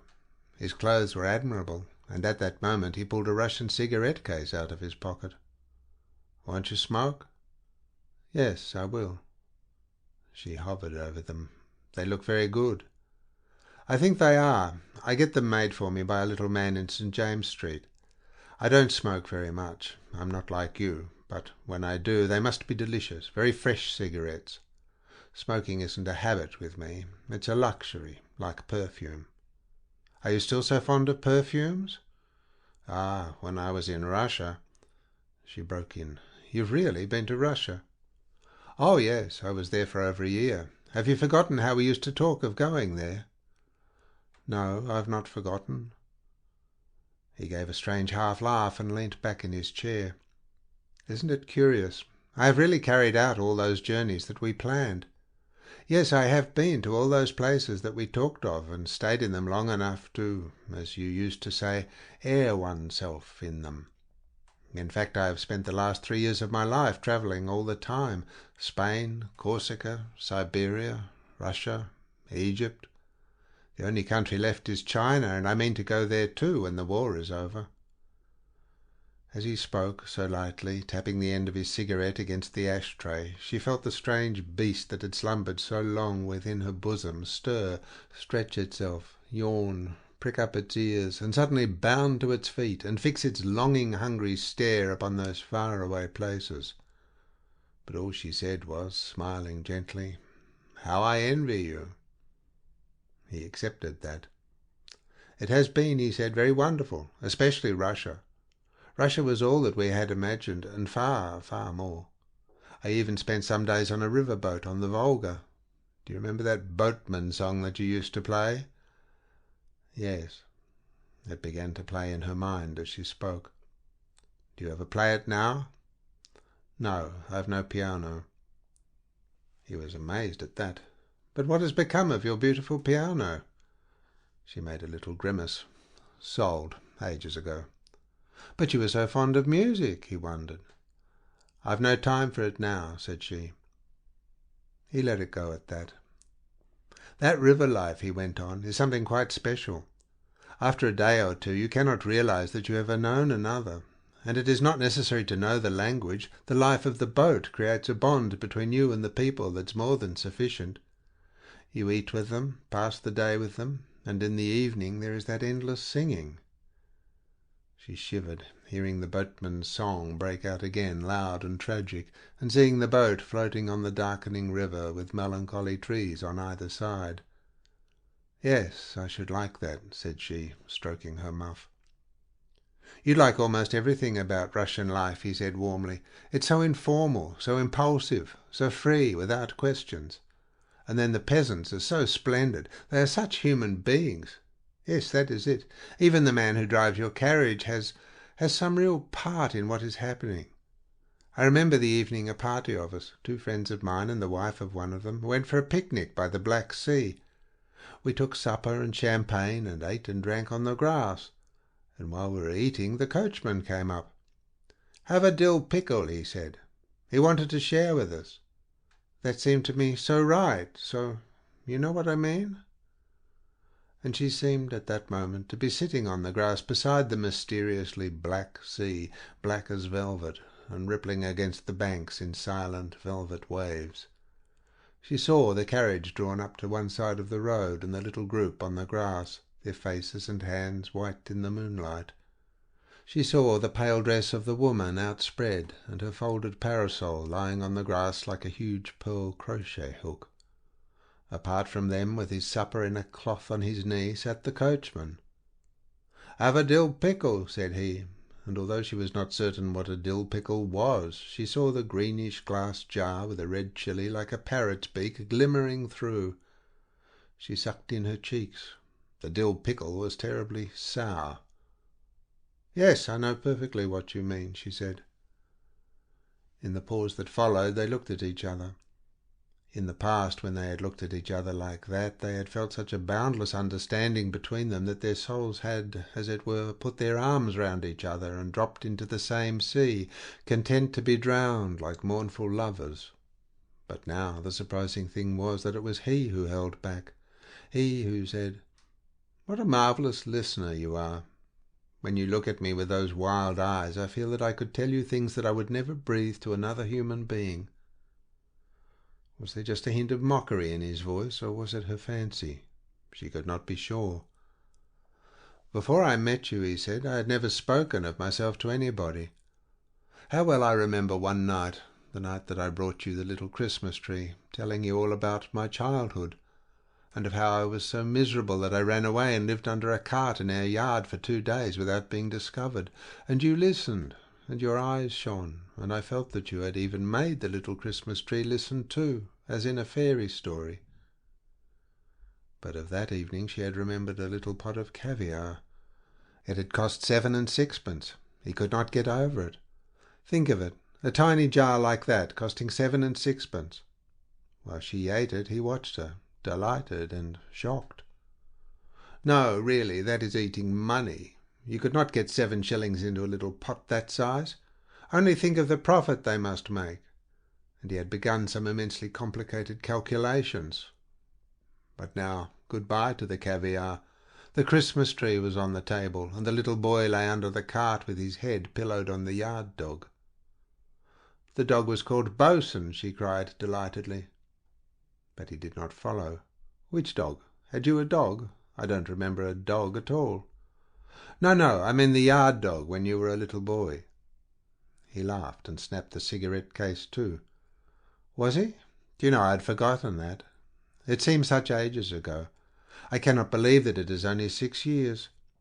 After I had recognized you today, I had to take such a leap. I had to take a leap over my whole life to get back to that time. I was such a kid then." He drummed on the table. "I've often thought how I must have bored you, and now I understand so perfectly why you wrote to me as you did, although at the time that letter nearly finished my life. I found it again the other day, and I couldn't help laughing as I read it. It was so clever, such a true picture of me." He glanced up. "You're not going?" She had buttoned her collar again and drawn down her veil. "Yes, I'm afraid I must," she said, and managed a smile. Now she knew that he had been mocking. "Ah, no, please," he pleaded. "Don't go, just for a moment." And he caught up one of her gloves from the table and clutched at it as if that would hold her. "I see so few people to talk to nowadays that I have turned into a sort of barbarian," he said. "Have I said something to hurt you?" "Not a bit," she lied. But as she watched him draw her glove through his fingers, gently, gently, her anger really did die down, and besides, at the moment he looked more like himself of 6 years ago. "What I really wanted then," he said softly, "was to be a sort of carpet, to make myself into a sort of carpet for you to walk on so that you need not be hurt by the sharp stones and the mud that you hated so.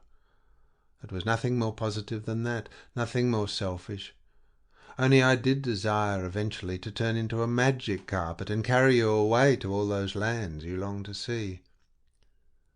As he spoke, she lifted her head as though she drank something. The strange beast in her bosom began to purr.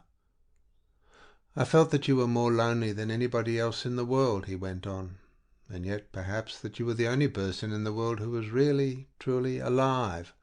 Born out of your time," he murmured, stroking the glove. "Fated." Ah, God, what had she done? How had she dared to throw away her happiness like this? This was the only man who had ever understood her. Was it too late? Could it be too late? She was that glove that he held in his fingers. And then the fact that you had no friends and never had made friends with people. How I understood that, for neither had I. Is it just the same now? "Yes," she breathed, "just the same. I am as alone as ever." "So am I," he laughed gently. "Just the same." Suddenly, with a quick gesture, he handed her back the glove and scraped his chair on the floor. "But what seemed to me so mysterious then is perfectly plain to me now, and to you too, of course. It simply was that we were such egoists, so self-engrossed, so wrapped up in ourselves that we hadn't a corner in our hearts for anybody else. Do you know," he cried, naive and hearty and dreadfully like another side of that old self again, "I began studying a mind system when I was in Russia, and I found that we were not peculiar at all. It's quite a well-known form of—" She had gone. He sat there, thunderstruck, astounded beyond words, and then he asked the waitress for his bill. "But the cream has not been touched," he said. "Please do not charge me for it." End of section 12.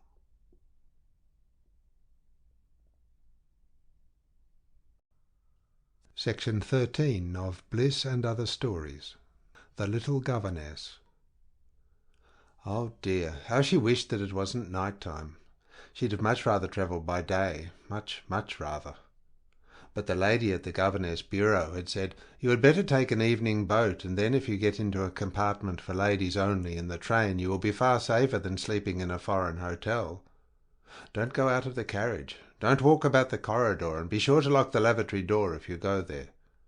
The train arrives in Munich at 8 o'clock, and Frau Arnhold says that the Hotel Grunwald is only 1 minute away. A porter can take you there. She will arrive at 6 the same evening, so you will have a nice quiet day to rest after the journey and rub up your German. And when you want anything to eat, I would advise you to pop into the nearest baker's and get a bun and some coffee. You haven't been abroad before, have you?"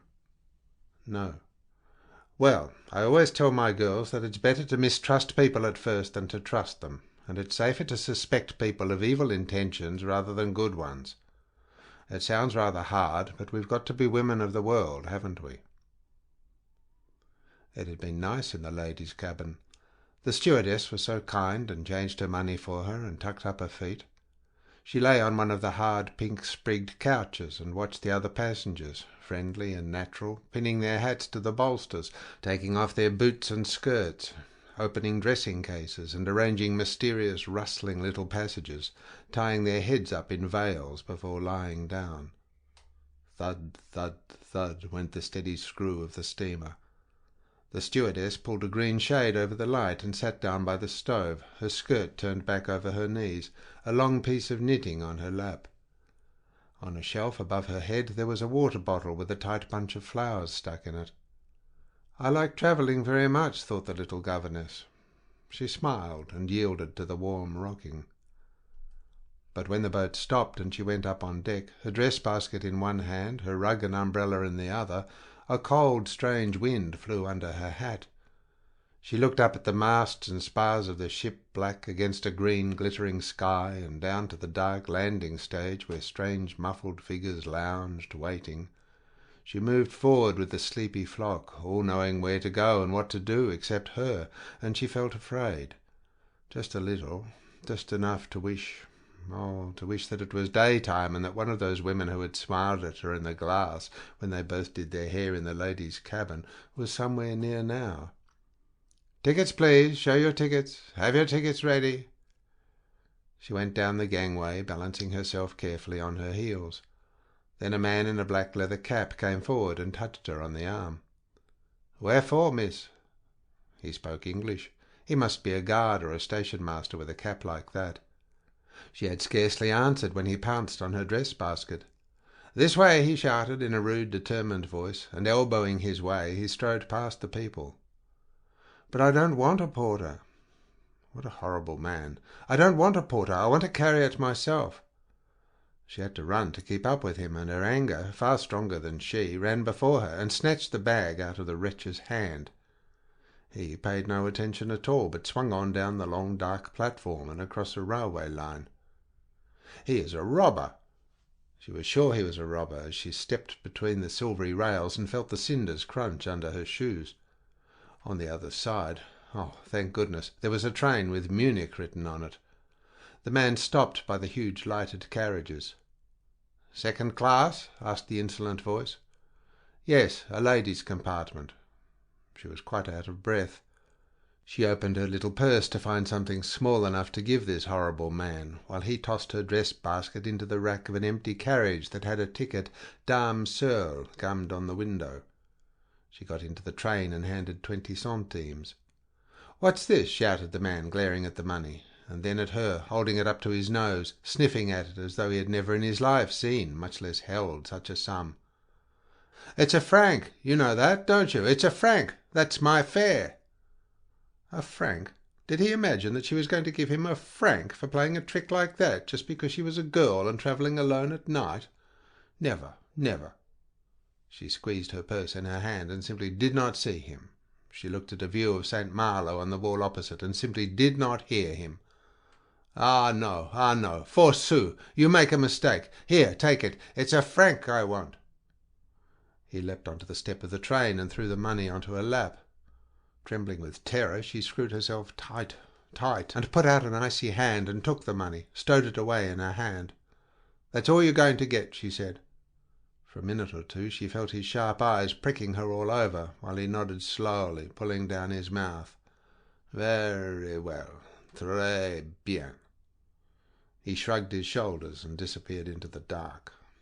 Oh, the relief! How simply terrible that had been! As she stood up to feel if the dress-basket was firm, she caught sight of herself in the mirror, quite white, with big round eyes. She untied her motor veil and unbuttoned her green cape. "But it's all over now," she said to the mirror face, feeling in some way that it was more frightened than she. People began to assemble on the platform. They stood together in little groups, talking. A strange light from the station lamps painted their faces almost green. A little boy in red clattered up with a huge tea-wagon and leant against it, whistling and flicking his boots with a serviette. A woman in a black alpaca apron pushed a barrow with pillows for hire. Dreamy and vacant she looked, like a woman wheeling a perambulator, up and down, with a sleeping baby inside it. Wreaths of white smoke floated up from somewhere and hung below the roof like misty vines. How strange it all is, thought the little governess, in the middle of the night, too. She looked out from her safe corner, frightened no longer, but proud that she had not given that franc. "I can look after myself. Of course I can. The great thing is not to—" Suddenly from the corridor there came a stamping of feet and men's voices, high and broken with snatches of loud laughter. They were coming her way. The little governess shrank into her corner as 4 young men in bowler hats passed, staring through the door and window. One of them, bursting with the joke, pointed to the notice "Dame Seule," and the 4 bent down the better to see the one little girl in the corner. Oh dear, they were in the carriage next door. She heard them tramping about, and then a sudden hush, followed by a tall thin fellow with a thin black moustache who flung her door open. "If mademoiselle cares to come in with us," he said in French. She saw the others crowding behind him, peeping under his arm and over his shoulder, and she sat very straight and still. "If mademoiselle will do us the honour," mocked the tall man. One of them could be quiet no longer. His laughter went off in a loud crack. "Mademoiselle is serious," persisted the young man, bowing and grimacing. He took off his hat with a flourish, and she was alone again. "En voiture! En voiture!" Someone ran up and down beside the train. "I wish it wasn't night time. I wish there was another woman in the carriage. I'm frightened of the men next door." The little governess looked out to see her porter coming back again, the same man making for her carriage with his arms full of luggage. But what was he doing? He put his thumbnail under the label "Dame Seule" and tore it right off, and then stood aside squinting at her while an old man wrapped in a plaid cape climbed up the high step. "But this is a ladies' compartment." "Oh no, mademoiselle, you make a mistake. No, I assure you. Merci, monsieur." "En voiture!" A shrill whistle. The porter stepped off triumphant, and the train started. For a moment or two big tears brimmed her eyes, and through them she saw the old man unwinding a scarf from his neck and untying the flaps of his jaeger cap. He looked very old, 90 at least. He had a white moustache and big gold-rimmed spectacles with little blue eyes behind them and pink wrinkled cheeks. A nice face, and charming the way he bent forward and said in halting French, "Do I disturb you, mademoiselle? Would you rather I took all these things out of the rack and found another carriage?" "What, that old man have to move all those heavy things just because she—" "No, it's quite all right. You don't disturb me at all." "Ah, 1,000 thanks." He sat down opposite her and unbuttoned the cape off his enormous coat and flung it off his shoulders. The train seemed glad to have left the station. With a long leap it sprang into the dark. She rubbed a place in the window with her glove, but she could see nothing, just a tree outspread like a black fan, or a scatter of lights, or the line of a hill, solemn and huge. In the carriage next door the young men started singing "Un, deux, trois." They sang the same song over and over at the tops of their voices. I could never have dared to go to sleep if I had been alone, she decided. I couldn't have put my feet up or even taken off my hat. The singing gave her a queer little tremble in her stomach, and hugging herself to stop it, with her arms crossed under her cape, she felt really glad to have the old man in the carriage with her. Careful to see that he was not looking, she peeped at him through her long lashes. He sat extremely upright, the chest thrown out, the chin well in, knees pressed together, reading a German paper. That was why he spoke French so funnily. He was a German. Something in the army, she supposed, a colonel or a general. Once, of course, not now. He was too old for that now. How spick and span he looked for an old man. He wore a pearl pin stuck in his black tie, and a ring with a dark red stone on his little finger. The tip of a white silk handkerchief showed in the pocket of his double-breasted jacket. Somehow, altogether, he was really nice to look at. Most old men were so horrid. She couldn't bear them doddery, or they had a disgusting cough or something. But not having a beard, that made all the difference, and then his cheeks were so pink and his moustache so very white.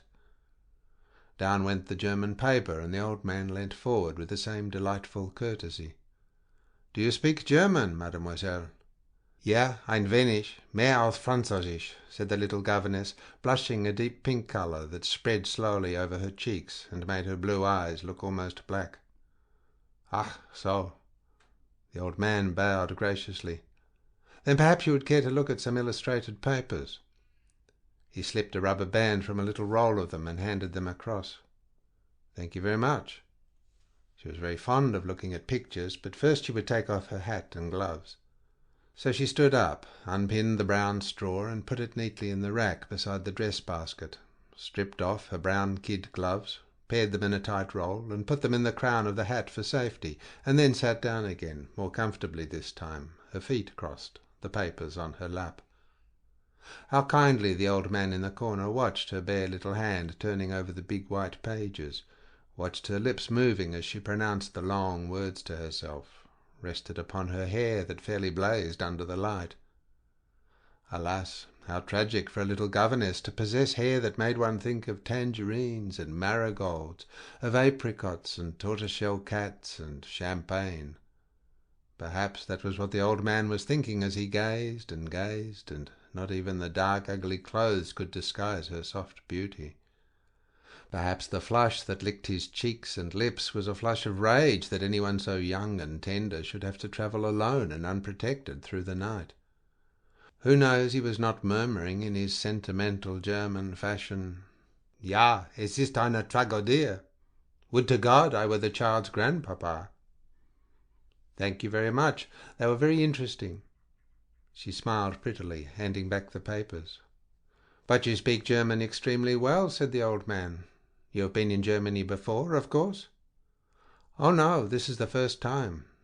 A little pause, then, "This is the first time that I have ever been abroad at all."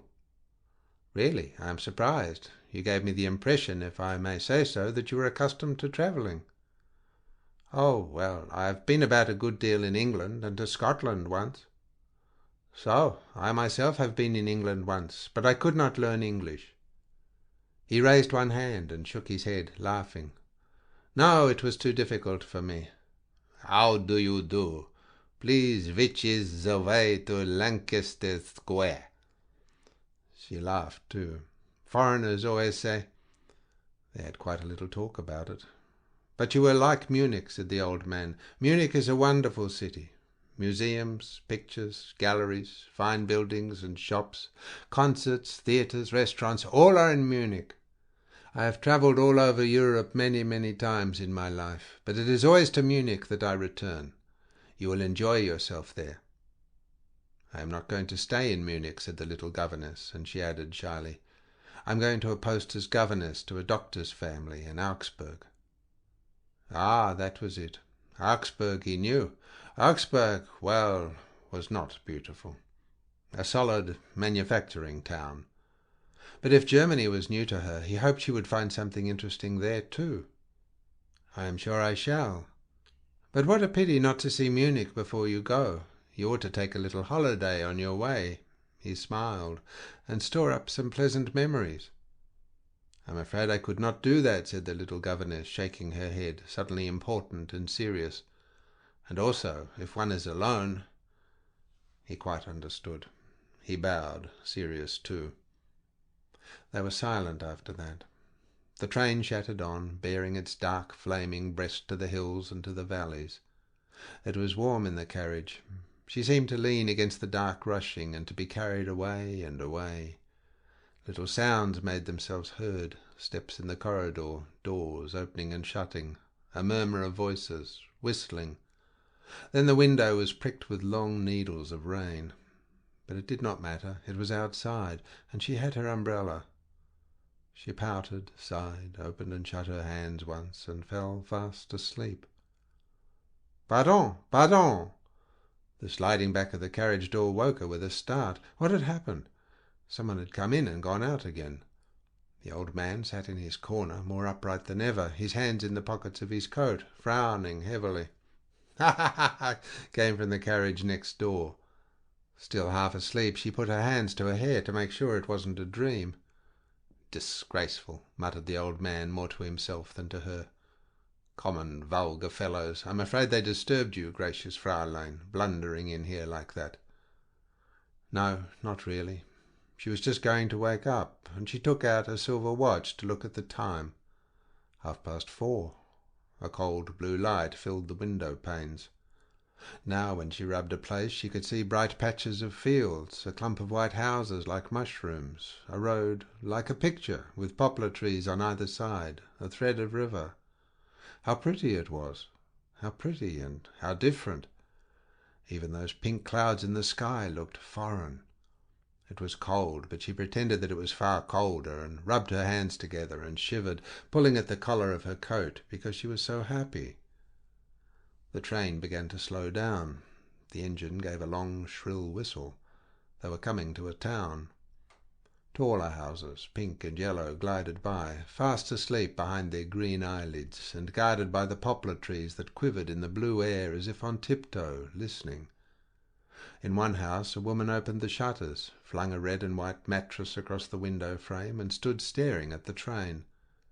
A pale woman with black hair and a white woolen shawl over her shoulders. More women appeared at the doors and at the windows of the sleeping houses. There came a flock of sheep. The shepherd wore a blue blouse and pointed wooden shoes. Look what flowers! And by the railway station, too, standard roses like bridesmaids' bouquets. White geraniums, waxy pink ones that you would never see out of a greenhouse at home. Slower and slower. A man with a watering can was spraying the platform.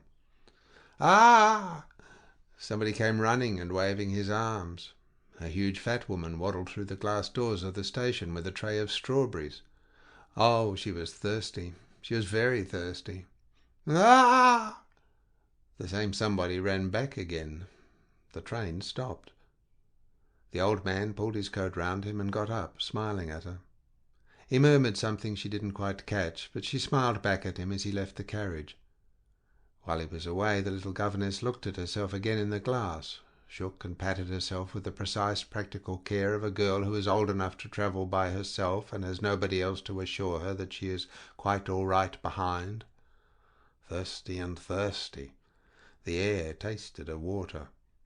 She let down the window, and the fat woman with the strawberries passed as if on purpose, holding up the tray to her.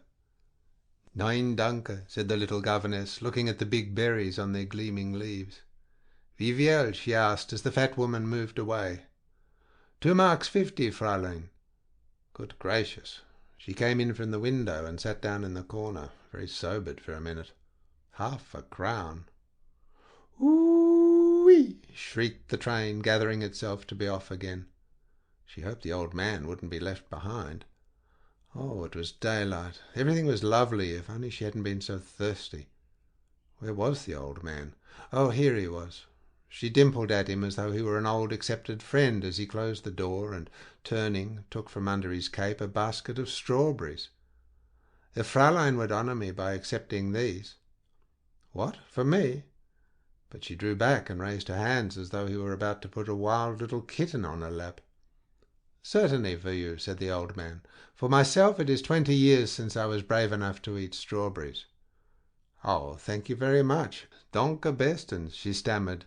"Sie sind so sehr schön." "Eat them and see," said the old man, looking pleased and friendly. "You won't even have one?" "No, no, no." Timidly and charmingly her hand hovered. They were so big and juicy she had to take 2 bites to them. The juice ran all down her fingers, and it was while she munched the berries that she first thought of the old man as a grandfather. What a perfect grandfather he would make, just like one out of a book. The sun came out, the pink clouds in the sky, the strawberry clouds were eaten by the blue. "Are they good?" asked the old man. "As good as they look?" When she had eaten them she felt she had known him for years. She told him about Frau Arnhold and how she had got the place. Did he know the Hotel Grunwald? Frau Arnhold would not arrive until the evening. He listened until he knew as much about the affair as she did, until he said, not looking at her, but smoothing the palms of his brown suede gloves together, "I wonder if you would let me show you a little of Munich today. Nothing much, but just perhaps a picture gallery and the Englischer Garden. It seems such a pity that you should have to spend the day at the hotel, and also a little uncomfortable in a strange place. Nicht wahr? You would be back there by the early afternoon, or whenever you wish, of course, and you would give an old man a great deal of pleasure." It was not until long after she had said yes, because the moment she had said it and he had thanked her he began telling her about his travels in Turkey and Attar of Roses, that she wondered whether she had done wrong. After all, she really did not know him, but he was so old and he had been so very kind, not to mention the strawberries. And she couldn't have explained the reason why she said no, and it was her last day in a way, her last day to really enjoy herself in. Was I wrong? Was I? A drop of sunlight fell into her hands and lay there, warm and quivering. "If I might accompany you as far as the hotel," he suggested, "and call for you again at about 10 o'clock. He took out his pocket-book and handed her a card. Herr Regierungsrat. He had a title. Well, it was bound to be all right.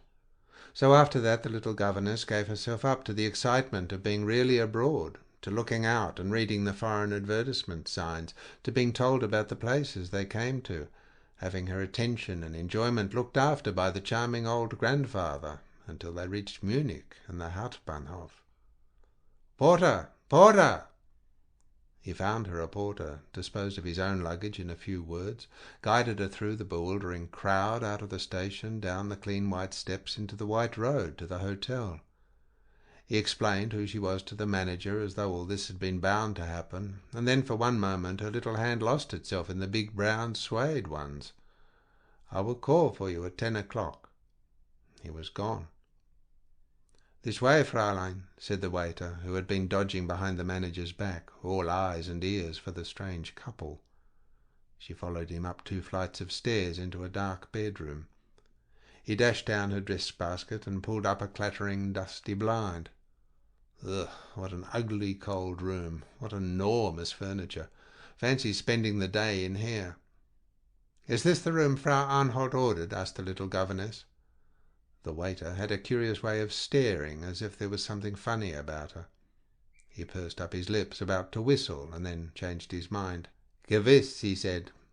Well, why didn't he go? Why did he stare so? "Gehen Sie," said the little governess, with frigid English simplicity. His little eyes, like currants, nearly popped out of his doughy cheeks. "Gehen Sie sofort," she repeated icily. At the door he turned. "And the gentleman?" said he. Shall I show the gentleman upstairs when he comes?" Over the white streets big white clouds fringed with silver, and sunshine everywhere. Fat, fat coachmen driving fat cabs, funny women with little round hats cleaning the tramway lines, people laughing and pushing against one another, trees on both sides of the streets, and everywhere you looked almost immense fountains, a noise of laughing from the footpaths or the middle of the streets or the open windows. And beside her, more beautifully brushed than ever, with a rolled umbrella in one hand and yellow gloves instead of brown ones, her grandfather, who had asked her to spend the day. She wanted to run, she wanted to hang on his arm, she wanted to cry every minute, "Oh, I'm so frightfully happy." He guided her across the roads, stood still while she looked, and his kind eyes beamed on her, and he said, "Just whatever you wish." She ate 2 little white sausages and 2 little rolls of fresh bread at 11 o'clock in the morning, and she drank some beer, which he told her wasn't intoxicating, wasn't at all like English beer, out of a glass like a flower vase. And then they took a cab, and really she must have seen thousands and thousands of wonderful classical pictures in about a quarter of an hour. I shall have to think them over when I am alone. But when they came out of the picture gallery it was raining. The grandfather unfurled his umbrella and held it over the little governess. They started to walk to the restaurant for lunch. She very close beside him so that he should have some of the umbrella too. "It goes easier," he remarked in a detached way, "if you take my arm, Fräulein. And besides, it is the custom in Germany." So she took his arm and walked beside him, while he pointed out the famous statues, so interested that he quite forgot to put down the umbrella, even when the rain was long over. After lunch they went to a cafe to hear a gypsy band, but she did not like that at all. Ah, such horrible men were there, with heads like eggs and cuts on their faces, so she turned her chair and cupped her burning cheeks in her hands and watched her old friend instead. Then they went to the Englischer Garten. "I wonder what the time is?" asked the little governess. "My watch has stopped. I forgot to wind it in the train last night. We've seen such a lot of things that I feel it must be quite late." "Late?" He stopped in front of her, laughing and shaking his head in a way she had begun to know. "Then you have not really enjoyed yourself. Late? Why, we have not had any ice cream yet." "Oh, but I have enjoyed myself," she cried, distressed, "more than I can possibly say. It has been wonderful. Only Frau Arnhold is to be at the hotel at 6, and I ought to be there by 5. "So you shall. After the ice cream I shall put you into a cab, and you can go there comfortably." She was happy again. The chocolate ice cream melted in little sips a long way down.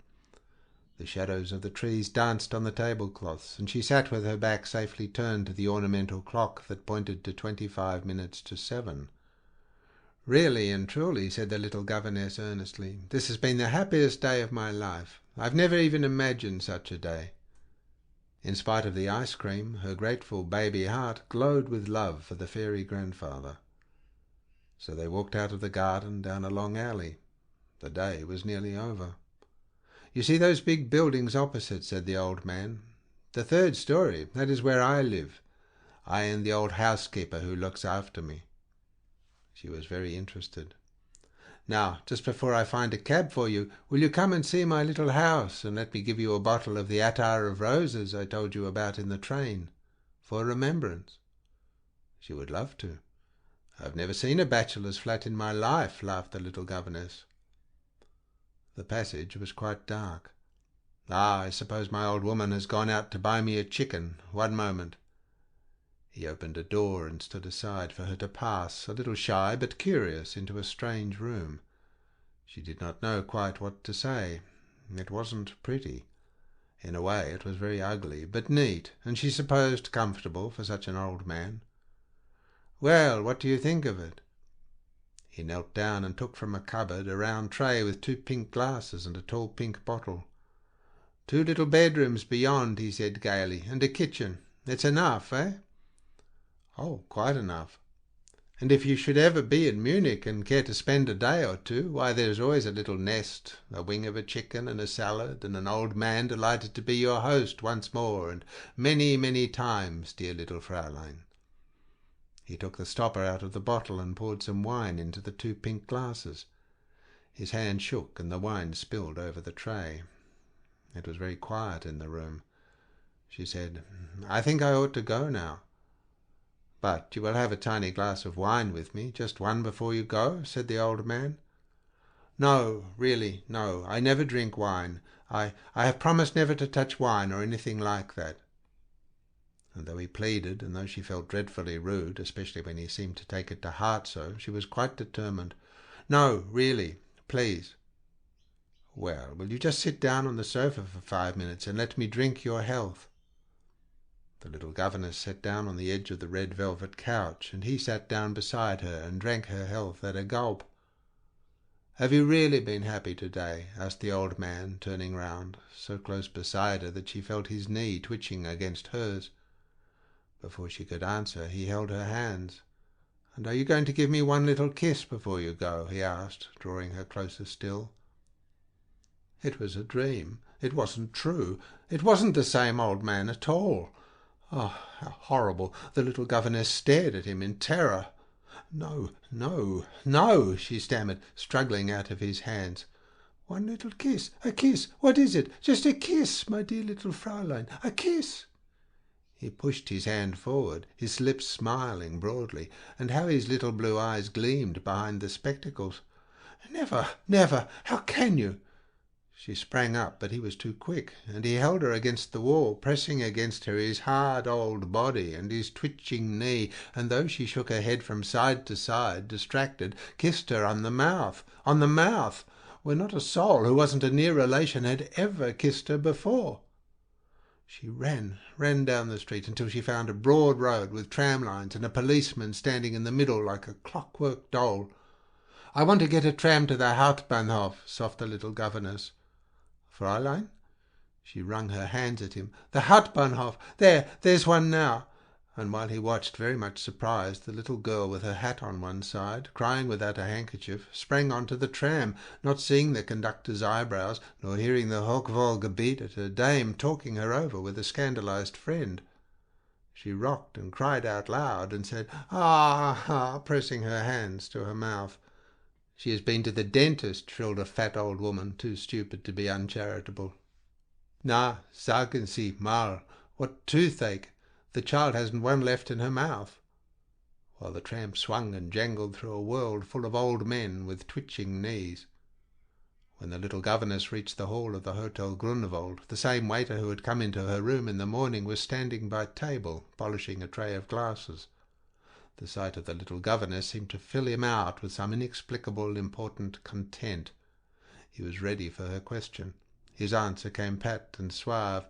"Yes, Fräulein, the lady has been here. I told her that you had arrived and gone out again immediately with a gentleman. She asked me when you were coming back again, but of course I could not say. And then she went to the manager." He took up a glass from the table, held it up to the light, looked at it with one eye closed, and started polishing it with a corner of his apron. "Pardon, Fräulein?" "Ach, no, Fräulein, the manager could tell her nothing, nothing." He shook his head and smiled at the brilliant glass. "Where is the lady now?" asked the little governess, shuddering so violently that she had to hold her handkerchief up to her mouth. "How should I know?" cried the waiter, and as he swooped past her to pounce upon a new arrival, his heart beat so hard against his ribs that he nearly chuckled aloud. That's it, he thought. "That will show her." And as he swung the new arrival's box onto his shoulders, whoop, as though he were a giant and the box a feather, he minced over again the little governess's words. Gehen Sie sofort." Shall I, he shouted to himself. End of section 13.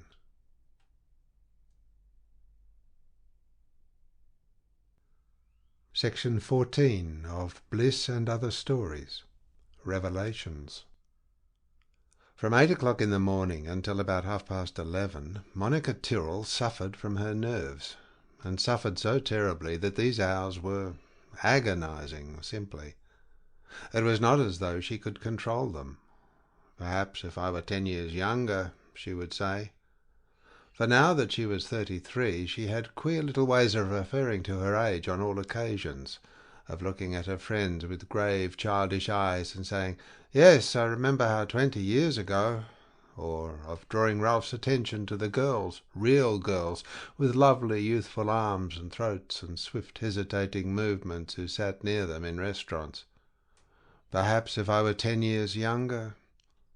Why don't you get Marie to sit outside your door and absolutely forbid anybody to come near your room until you ring your bell?"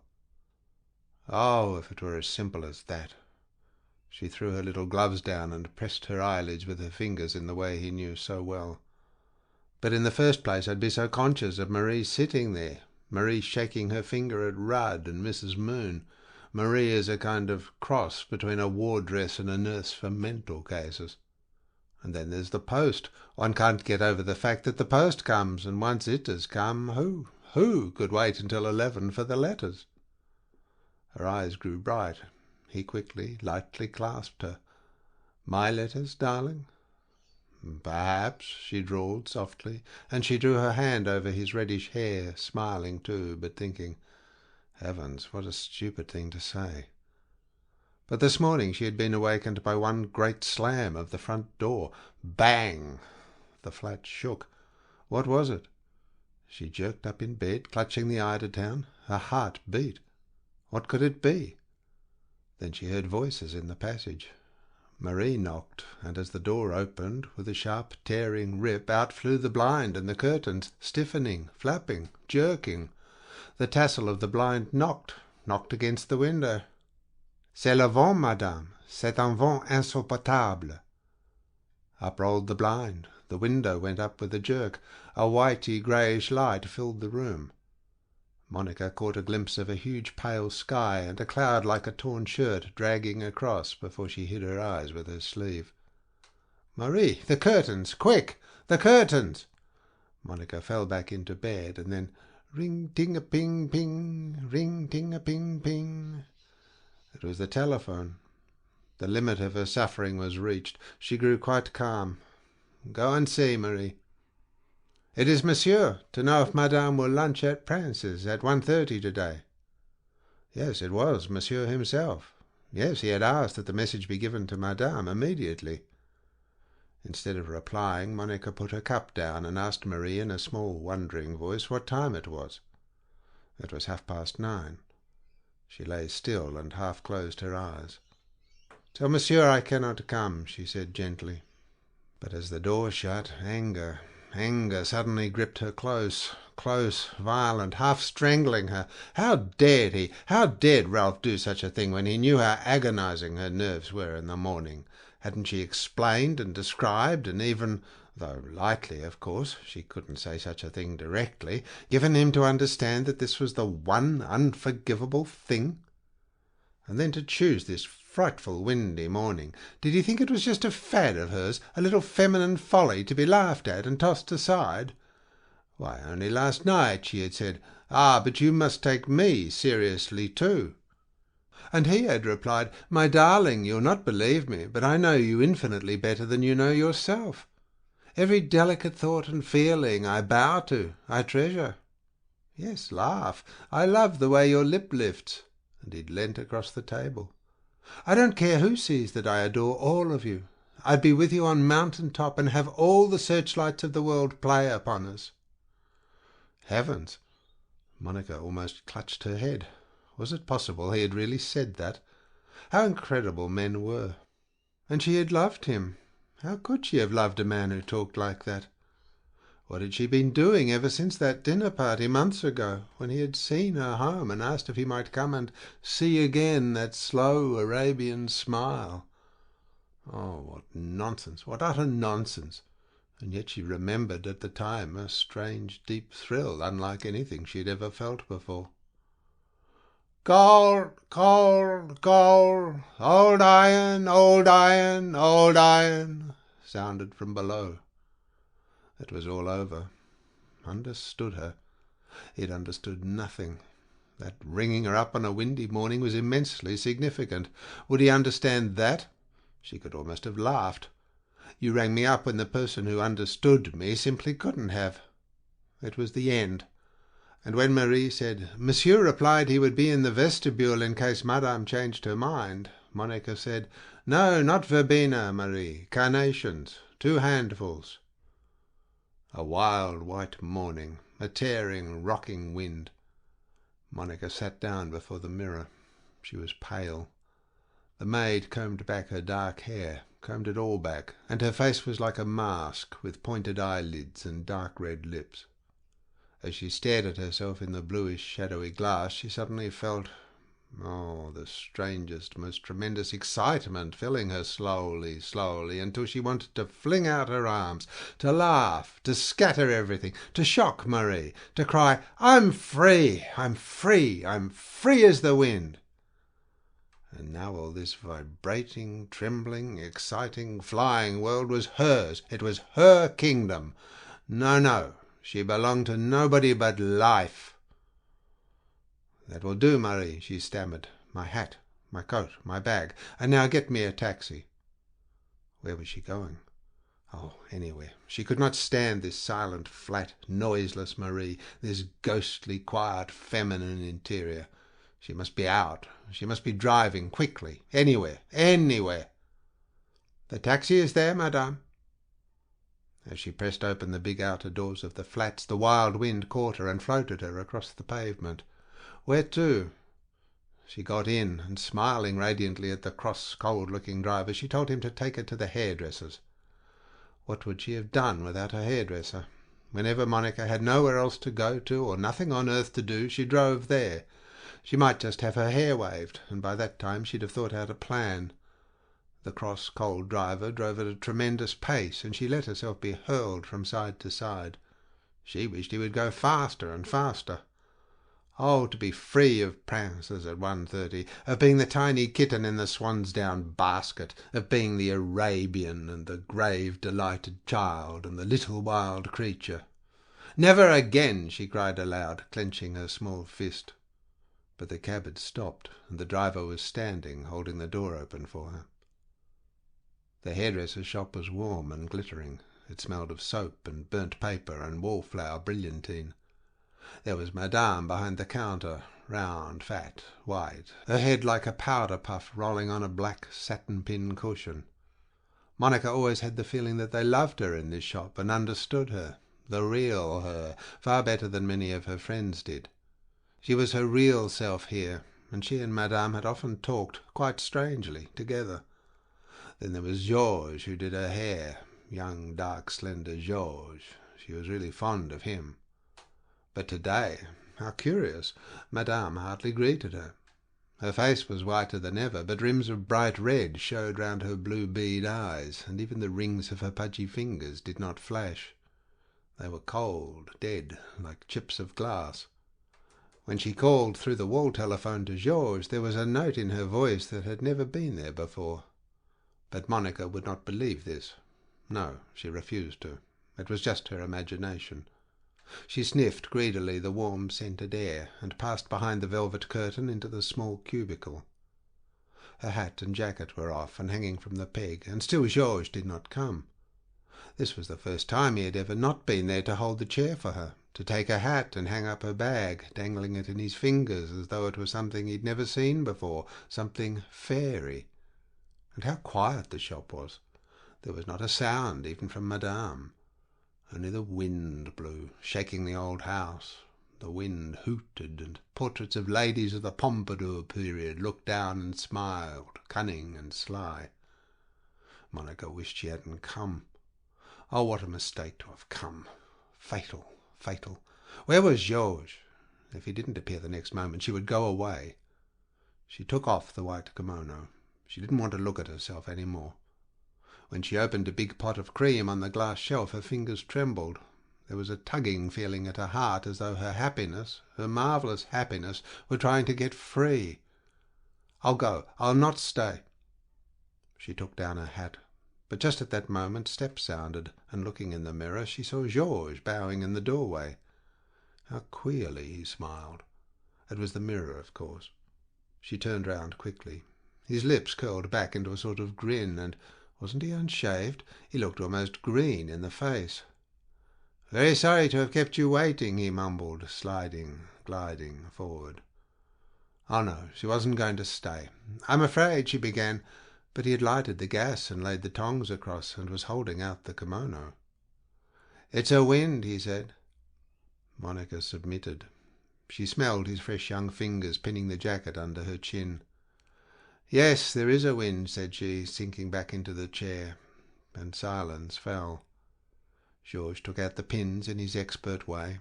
Her hair tumbled back, but he didn't hold it as he usually did, as though to feel how fine and soft and heavy it was. He didn't say it was in a lovely condition. He let it fall, and taking a brush out of a drawer, he coughed faintly, cleared his throat, and said dully, "Yes, it is a pretty strong one. I should say it was." She had no reply to make. The brush fell on her hair. Oh, how mournful, how mournful. It fell quick and light, it fell like leaves, and then it fell heavy, tugging, like the tugging at her heart. "That's enough," she cried, shaking herself free. "Did I do it too much?" asked Georges. He crouched over the tongs. "I'm sorry." There came the smell of burnt paper, the smell she loved, and he swung the hot tongs round in his hand, staring before him. "I shouldn't be surprised if it rained." He took up a piece of her hair. When she couldn't bear it any longer, she stopped him. She looked at him. She saw herself looking at him in the white kimono, like a nun. "Is there something the matter here? Has something happened?" But Georges gave a half shrug and a grimace. "Oh no, madame, just a little occurrence." And he took up the piece of hair again. But oh, she wasn't deceived. That was it. Something awful had happened. The silence, really, the silence seemed to come drifting down like flakes of snow. She shivered. It was cold in the little cubicle, all cold and glittering. The nickel taps and jets and sprays looked somehow almost malignant. The wind rattled the window frame. A piece of iron banged, and the young man went on changing the tongs, crouching over her. Oh, how terrifying life was, thought Monica. How dreadful. It is the loneliness which is so appalling. We whirl along like leaves, and nobody knows, nobody cares where we fall, in what black river we float away. The tugging feeling seemed to rise into her throat. It ached. She longed to cry. "That will do," she whispered. "Give me the pins."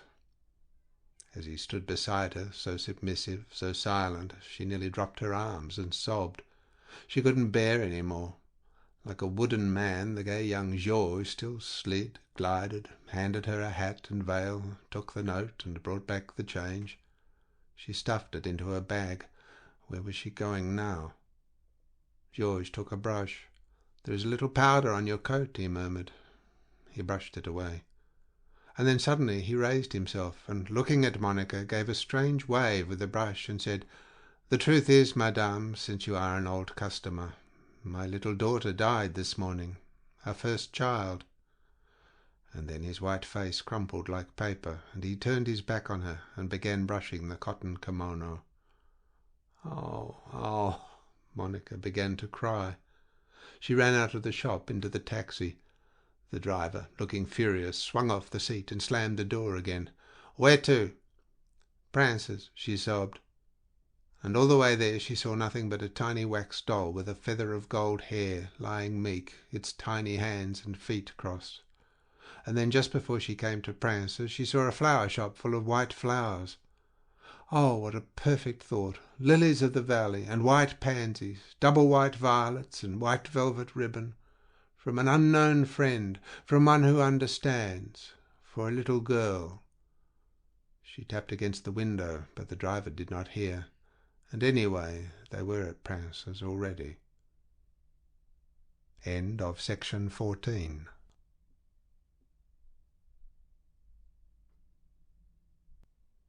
Section 15 of Bliss and Other Stories. The Escape. It was his fault, wholly and solely his fault, that they had missed the train. What if the idiotic hotel people had refused to produce the bill? Wasn't that simply because he hadn't impressed upon the waiter at lunch that they must have it by 2 o'clock? Any other man would have sat there and refused to move until they handed it over. But no, his exquisite belief in human nature had allowed him to get up and expect one of those idiots to bring it to their room. And then, when the voiture did arrive, while they were still, oh heavens, waiting for change, why hadn't he seen to the arrangement of the boxes, so that they could at least have started the moment the money had come? Had he expected her to go outside, to stand under the awning in the heat and point with her parasol? Very amusing picture of English domestic life. Even when the driver had been told how fast he had to drive, he had paid no attention whatsoever, just smiled. Oh, she groaned. If she'd been a driver, she couldn't have stopped smiling herself at the absurd, ridiculous way he was urged to hurry. And she sat back and imitated his voice. Allez, vite, vite! And begged the driver's pardon for troubling him. And then the station, unforgettable, with the sight of the jaunty little train shuffling away and those hideous children waving from the windows. Oh, why am I made to bear these things? Why am I exposed to them? The glare, the flies, while they waited, and he and the station master put their heads together over the timetable, trying to find this other train, which of course they wouldn't catch. The people who'd gathered round, and the woman who'd held up that baby with that awful, awful head. Oh, to care as I care, to feel as I feel, and never to be saved anything, never to know for one moment what it was to... Her voice had changed. It was shaking now, crying now. She fumbled with her bag and produced from its little maw a scented handkerchief. She put up her veil, and as though she were doing it for somebody else, pitifully, as though she were saying to somebody else, "I know, my darling," she pressed the handkerchief to her eyes. The little bag, with its shiny, silvery jaws open, lay on her lap. He could see her powder puff, her rouge stick, a bundle of letters, a file of tiny black pills like seeds, a broken cigarette, a mirror, white ivory tablets with lists on them that had been heavily scored through. He thought, in Egypt she would be buried with those things. They had left the last of the houses, those small straggling houses with bits of broken pot flung among the flower beds and half-naked hens scratching round the doorsteps. Now they were mounting a long steep road that wound round the hill and over into the next bay. The horses stumbled, pulling hard. Every 5 minutes, every 2 minutes, the driver trailed the whip across them. His stout back was solid as wood. There were boils on his reddish neck, and he wore a shining new straw hat. There was a little wind, just enough wind to blow to satin the new leaves on the fruit trees, to stoke the fine grass, to turn to silver the smoky olives, just enough wind to start in front of the carriage a whirling, twirling snatch of dust that settled on their clothes like the finest ash. When she took out her powder puff, the powder came flying over them both.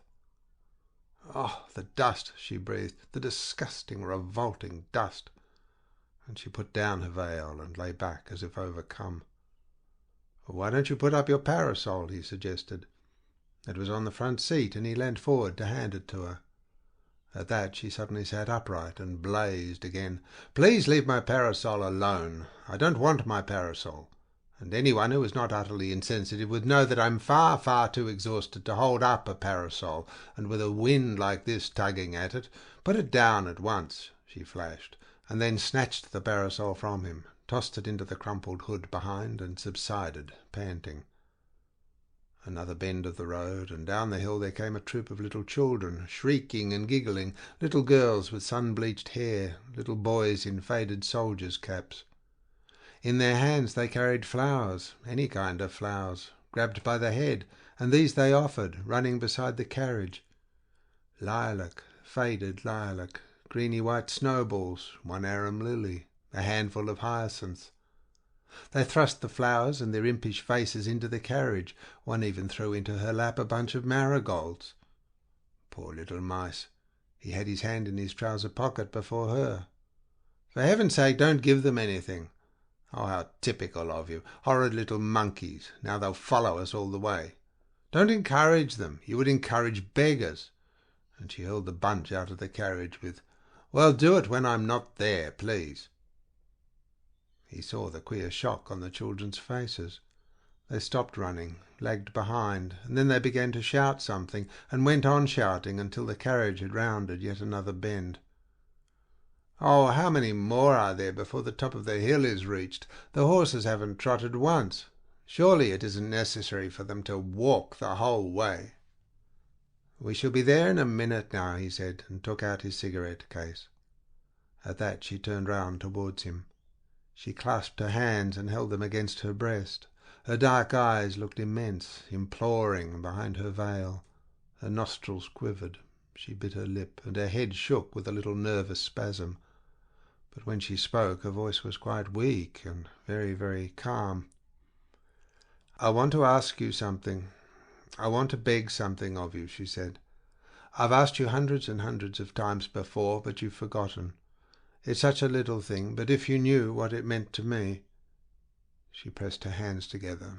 "But you can't know. No human creature could know and be so cruel." And then, slowly, deliberately, gazing at him with those huge, sombre eyes, "I beg and implore you for the last time that when we are driving together you won't smoke. If you could imagine," she said, "the anguish I suffer when that smoke comes floating across my face." "Very well," he said. "I won't. I forgot." And he put the case back. "Oh, no," said she, and almost began to laugh, and put the back of her hand across her eyes. "You couldn't have forgotten. Not that." The wind came, blowing stronger. They were at the top of the hill. "Hoi, yip, yip, yip!" cried the driver. They swung down the road that fell into a small valley, skirted the sea-coast at the bottom of it, and then coiled over a gentle ridge on the other side. Now there were houses again, blue-shuttered against the heat, with bright burning gardens, with geranium carpets flung over the pinkish walls. The coastline was dark. On the edge of the sea a white silky fringe just stirred. The carriage swung down the hill, bumped, shook. "Yep!" shouted the driver. She clutched the sides of the seat. She closed her eyes, and he knew she felt this was happening on purpose, this swinging and bumping. This was all done, and he was responsible for it somehow, to spite her, because she had asked if they couldn't go a little faster. But just as they reached the bottom of the valley there was one tremendous lurch. The carriage nearly overturned, and he saw her eyes blaze at him, and she positively hissed, "I suppose you are enjoying this?" They went on. They reached the bottom of the valley. Suddenly she stood up. "Cocher! Cocher! Arrêtez-vous!" She turned round and looked into the crumpled hood behind. "I knew it!" she exclaimed. "I knew it! I heard it fall, and so did you, at that last bump." "What? Where?" "My parasol! It's gone! The parasol that belonged to my mother! The parasol that I prize more than... She was simply beside herself. The driver turned round, his gay, broad face smiling. "I too heard something," he said simply and gaily, "but I thought, as Monsieur and Madame said nothing—" "There, you hear that? Then you must have heard it too, so that accounts for the extraordinary smile on your face." "Look here," he said, "it can't be gone. If it fell out, it will be there still. Stay where you are, I'll fetch it." But she saw through that. Oh, how she saw through it! "No, thank you." And she bent her spiteful, smiling eyes upon him, regardless of the driver. "I'll go myself. I'll walk back and find it, and trust you not to follow. For," knowing the driver did not understand, she spoke softly, gently, "if I don't escape from you for a minute, I shall go mad." She stepped out of the carriage. "My bag." He handed it to her. "Madame prefers—" But the driver had already swung down from his seat and was seated on the parapet reading a small newspaper. The horses stood with hanging heads. It was still. The man in the carriage stretched himself out, folded his arms. He felt the sun beat on his knees. His head was sunk on his breast. "Hish, hish," sounded from the sea. The wind sighed in the valley and was quiet. He felt himself lying there, a hollow man, a parched, withered man, as it were, of ashes. And the sea sounded hish, hish. It was then that he saw the tree, that he was conscious of its presence just inside a garden gate. It was an immense tree with a round, thick silver stem and a great arc of copper leaves that gave back the light and yet were sombre. There was something beyond the tree, a whiteness, a softness, an opaque mass, half hidden, with delicate pillars. As he looked at the tree, he felt his breathing die away, and he became part of the silence. It seemed to grow, it seemed to expand in the quivering heat, until the great carved leaves hid the sky, and yet it was motionless. Then, from within its depths, or from beyond, there came the sound of a woman's voice. A woman was singing. The warm, untroubled voice floated upon the air, and it was all part of the silence, as he was part of it. Suddenly, as the voice rose, soft, dreaming, gentle, he knew that it would come floating to him from the hidden leaves, and his peace was shattered. What was happening to him? Something stirred in his breast, something dark, something unbearable and dreadful pushed in his bosom, and like a great weed it floated, rocked. It was warm, stifling. He tried to struggle, to tear at it, and at the same moment all was over. Deep, deep he sank into the silence, staring at the tree and waiting for the voice that came floating, falling, until he felt himself enfolded. In the shaking corridor of the train, it was night. The train rushed and roared through the dark. He held on with both hands to the brass rail. The door of their carriage was open. "Do not disturb yourself, monsieur. He will come in and sit down when he wants to. He likes... It is his habit." "Oui, madame, je suis un peu souffrante. Mais neuf." "Oh, but my husband is never so happy as when he is travelling. He likes roughing it. My husband... The voices murmured, murmured. They were never still. But so great was his heavenly happiness as he stood there, he wished he might live forever. End of section 15. End of Bliss and Other Stories by Katherine Mansfield.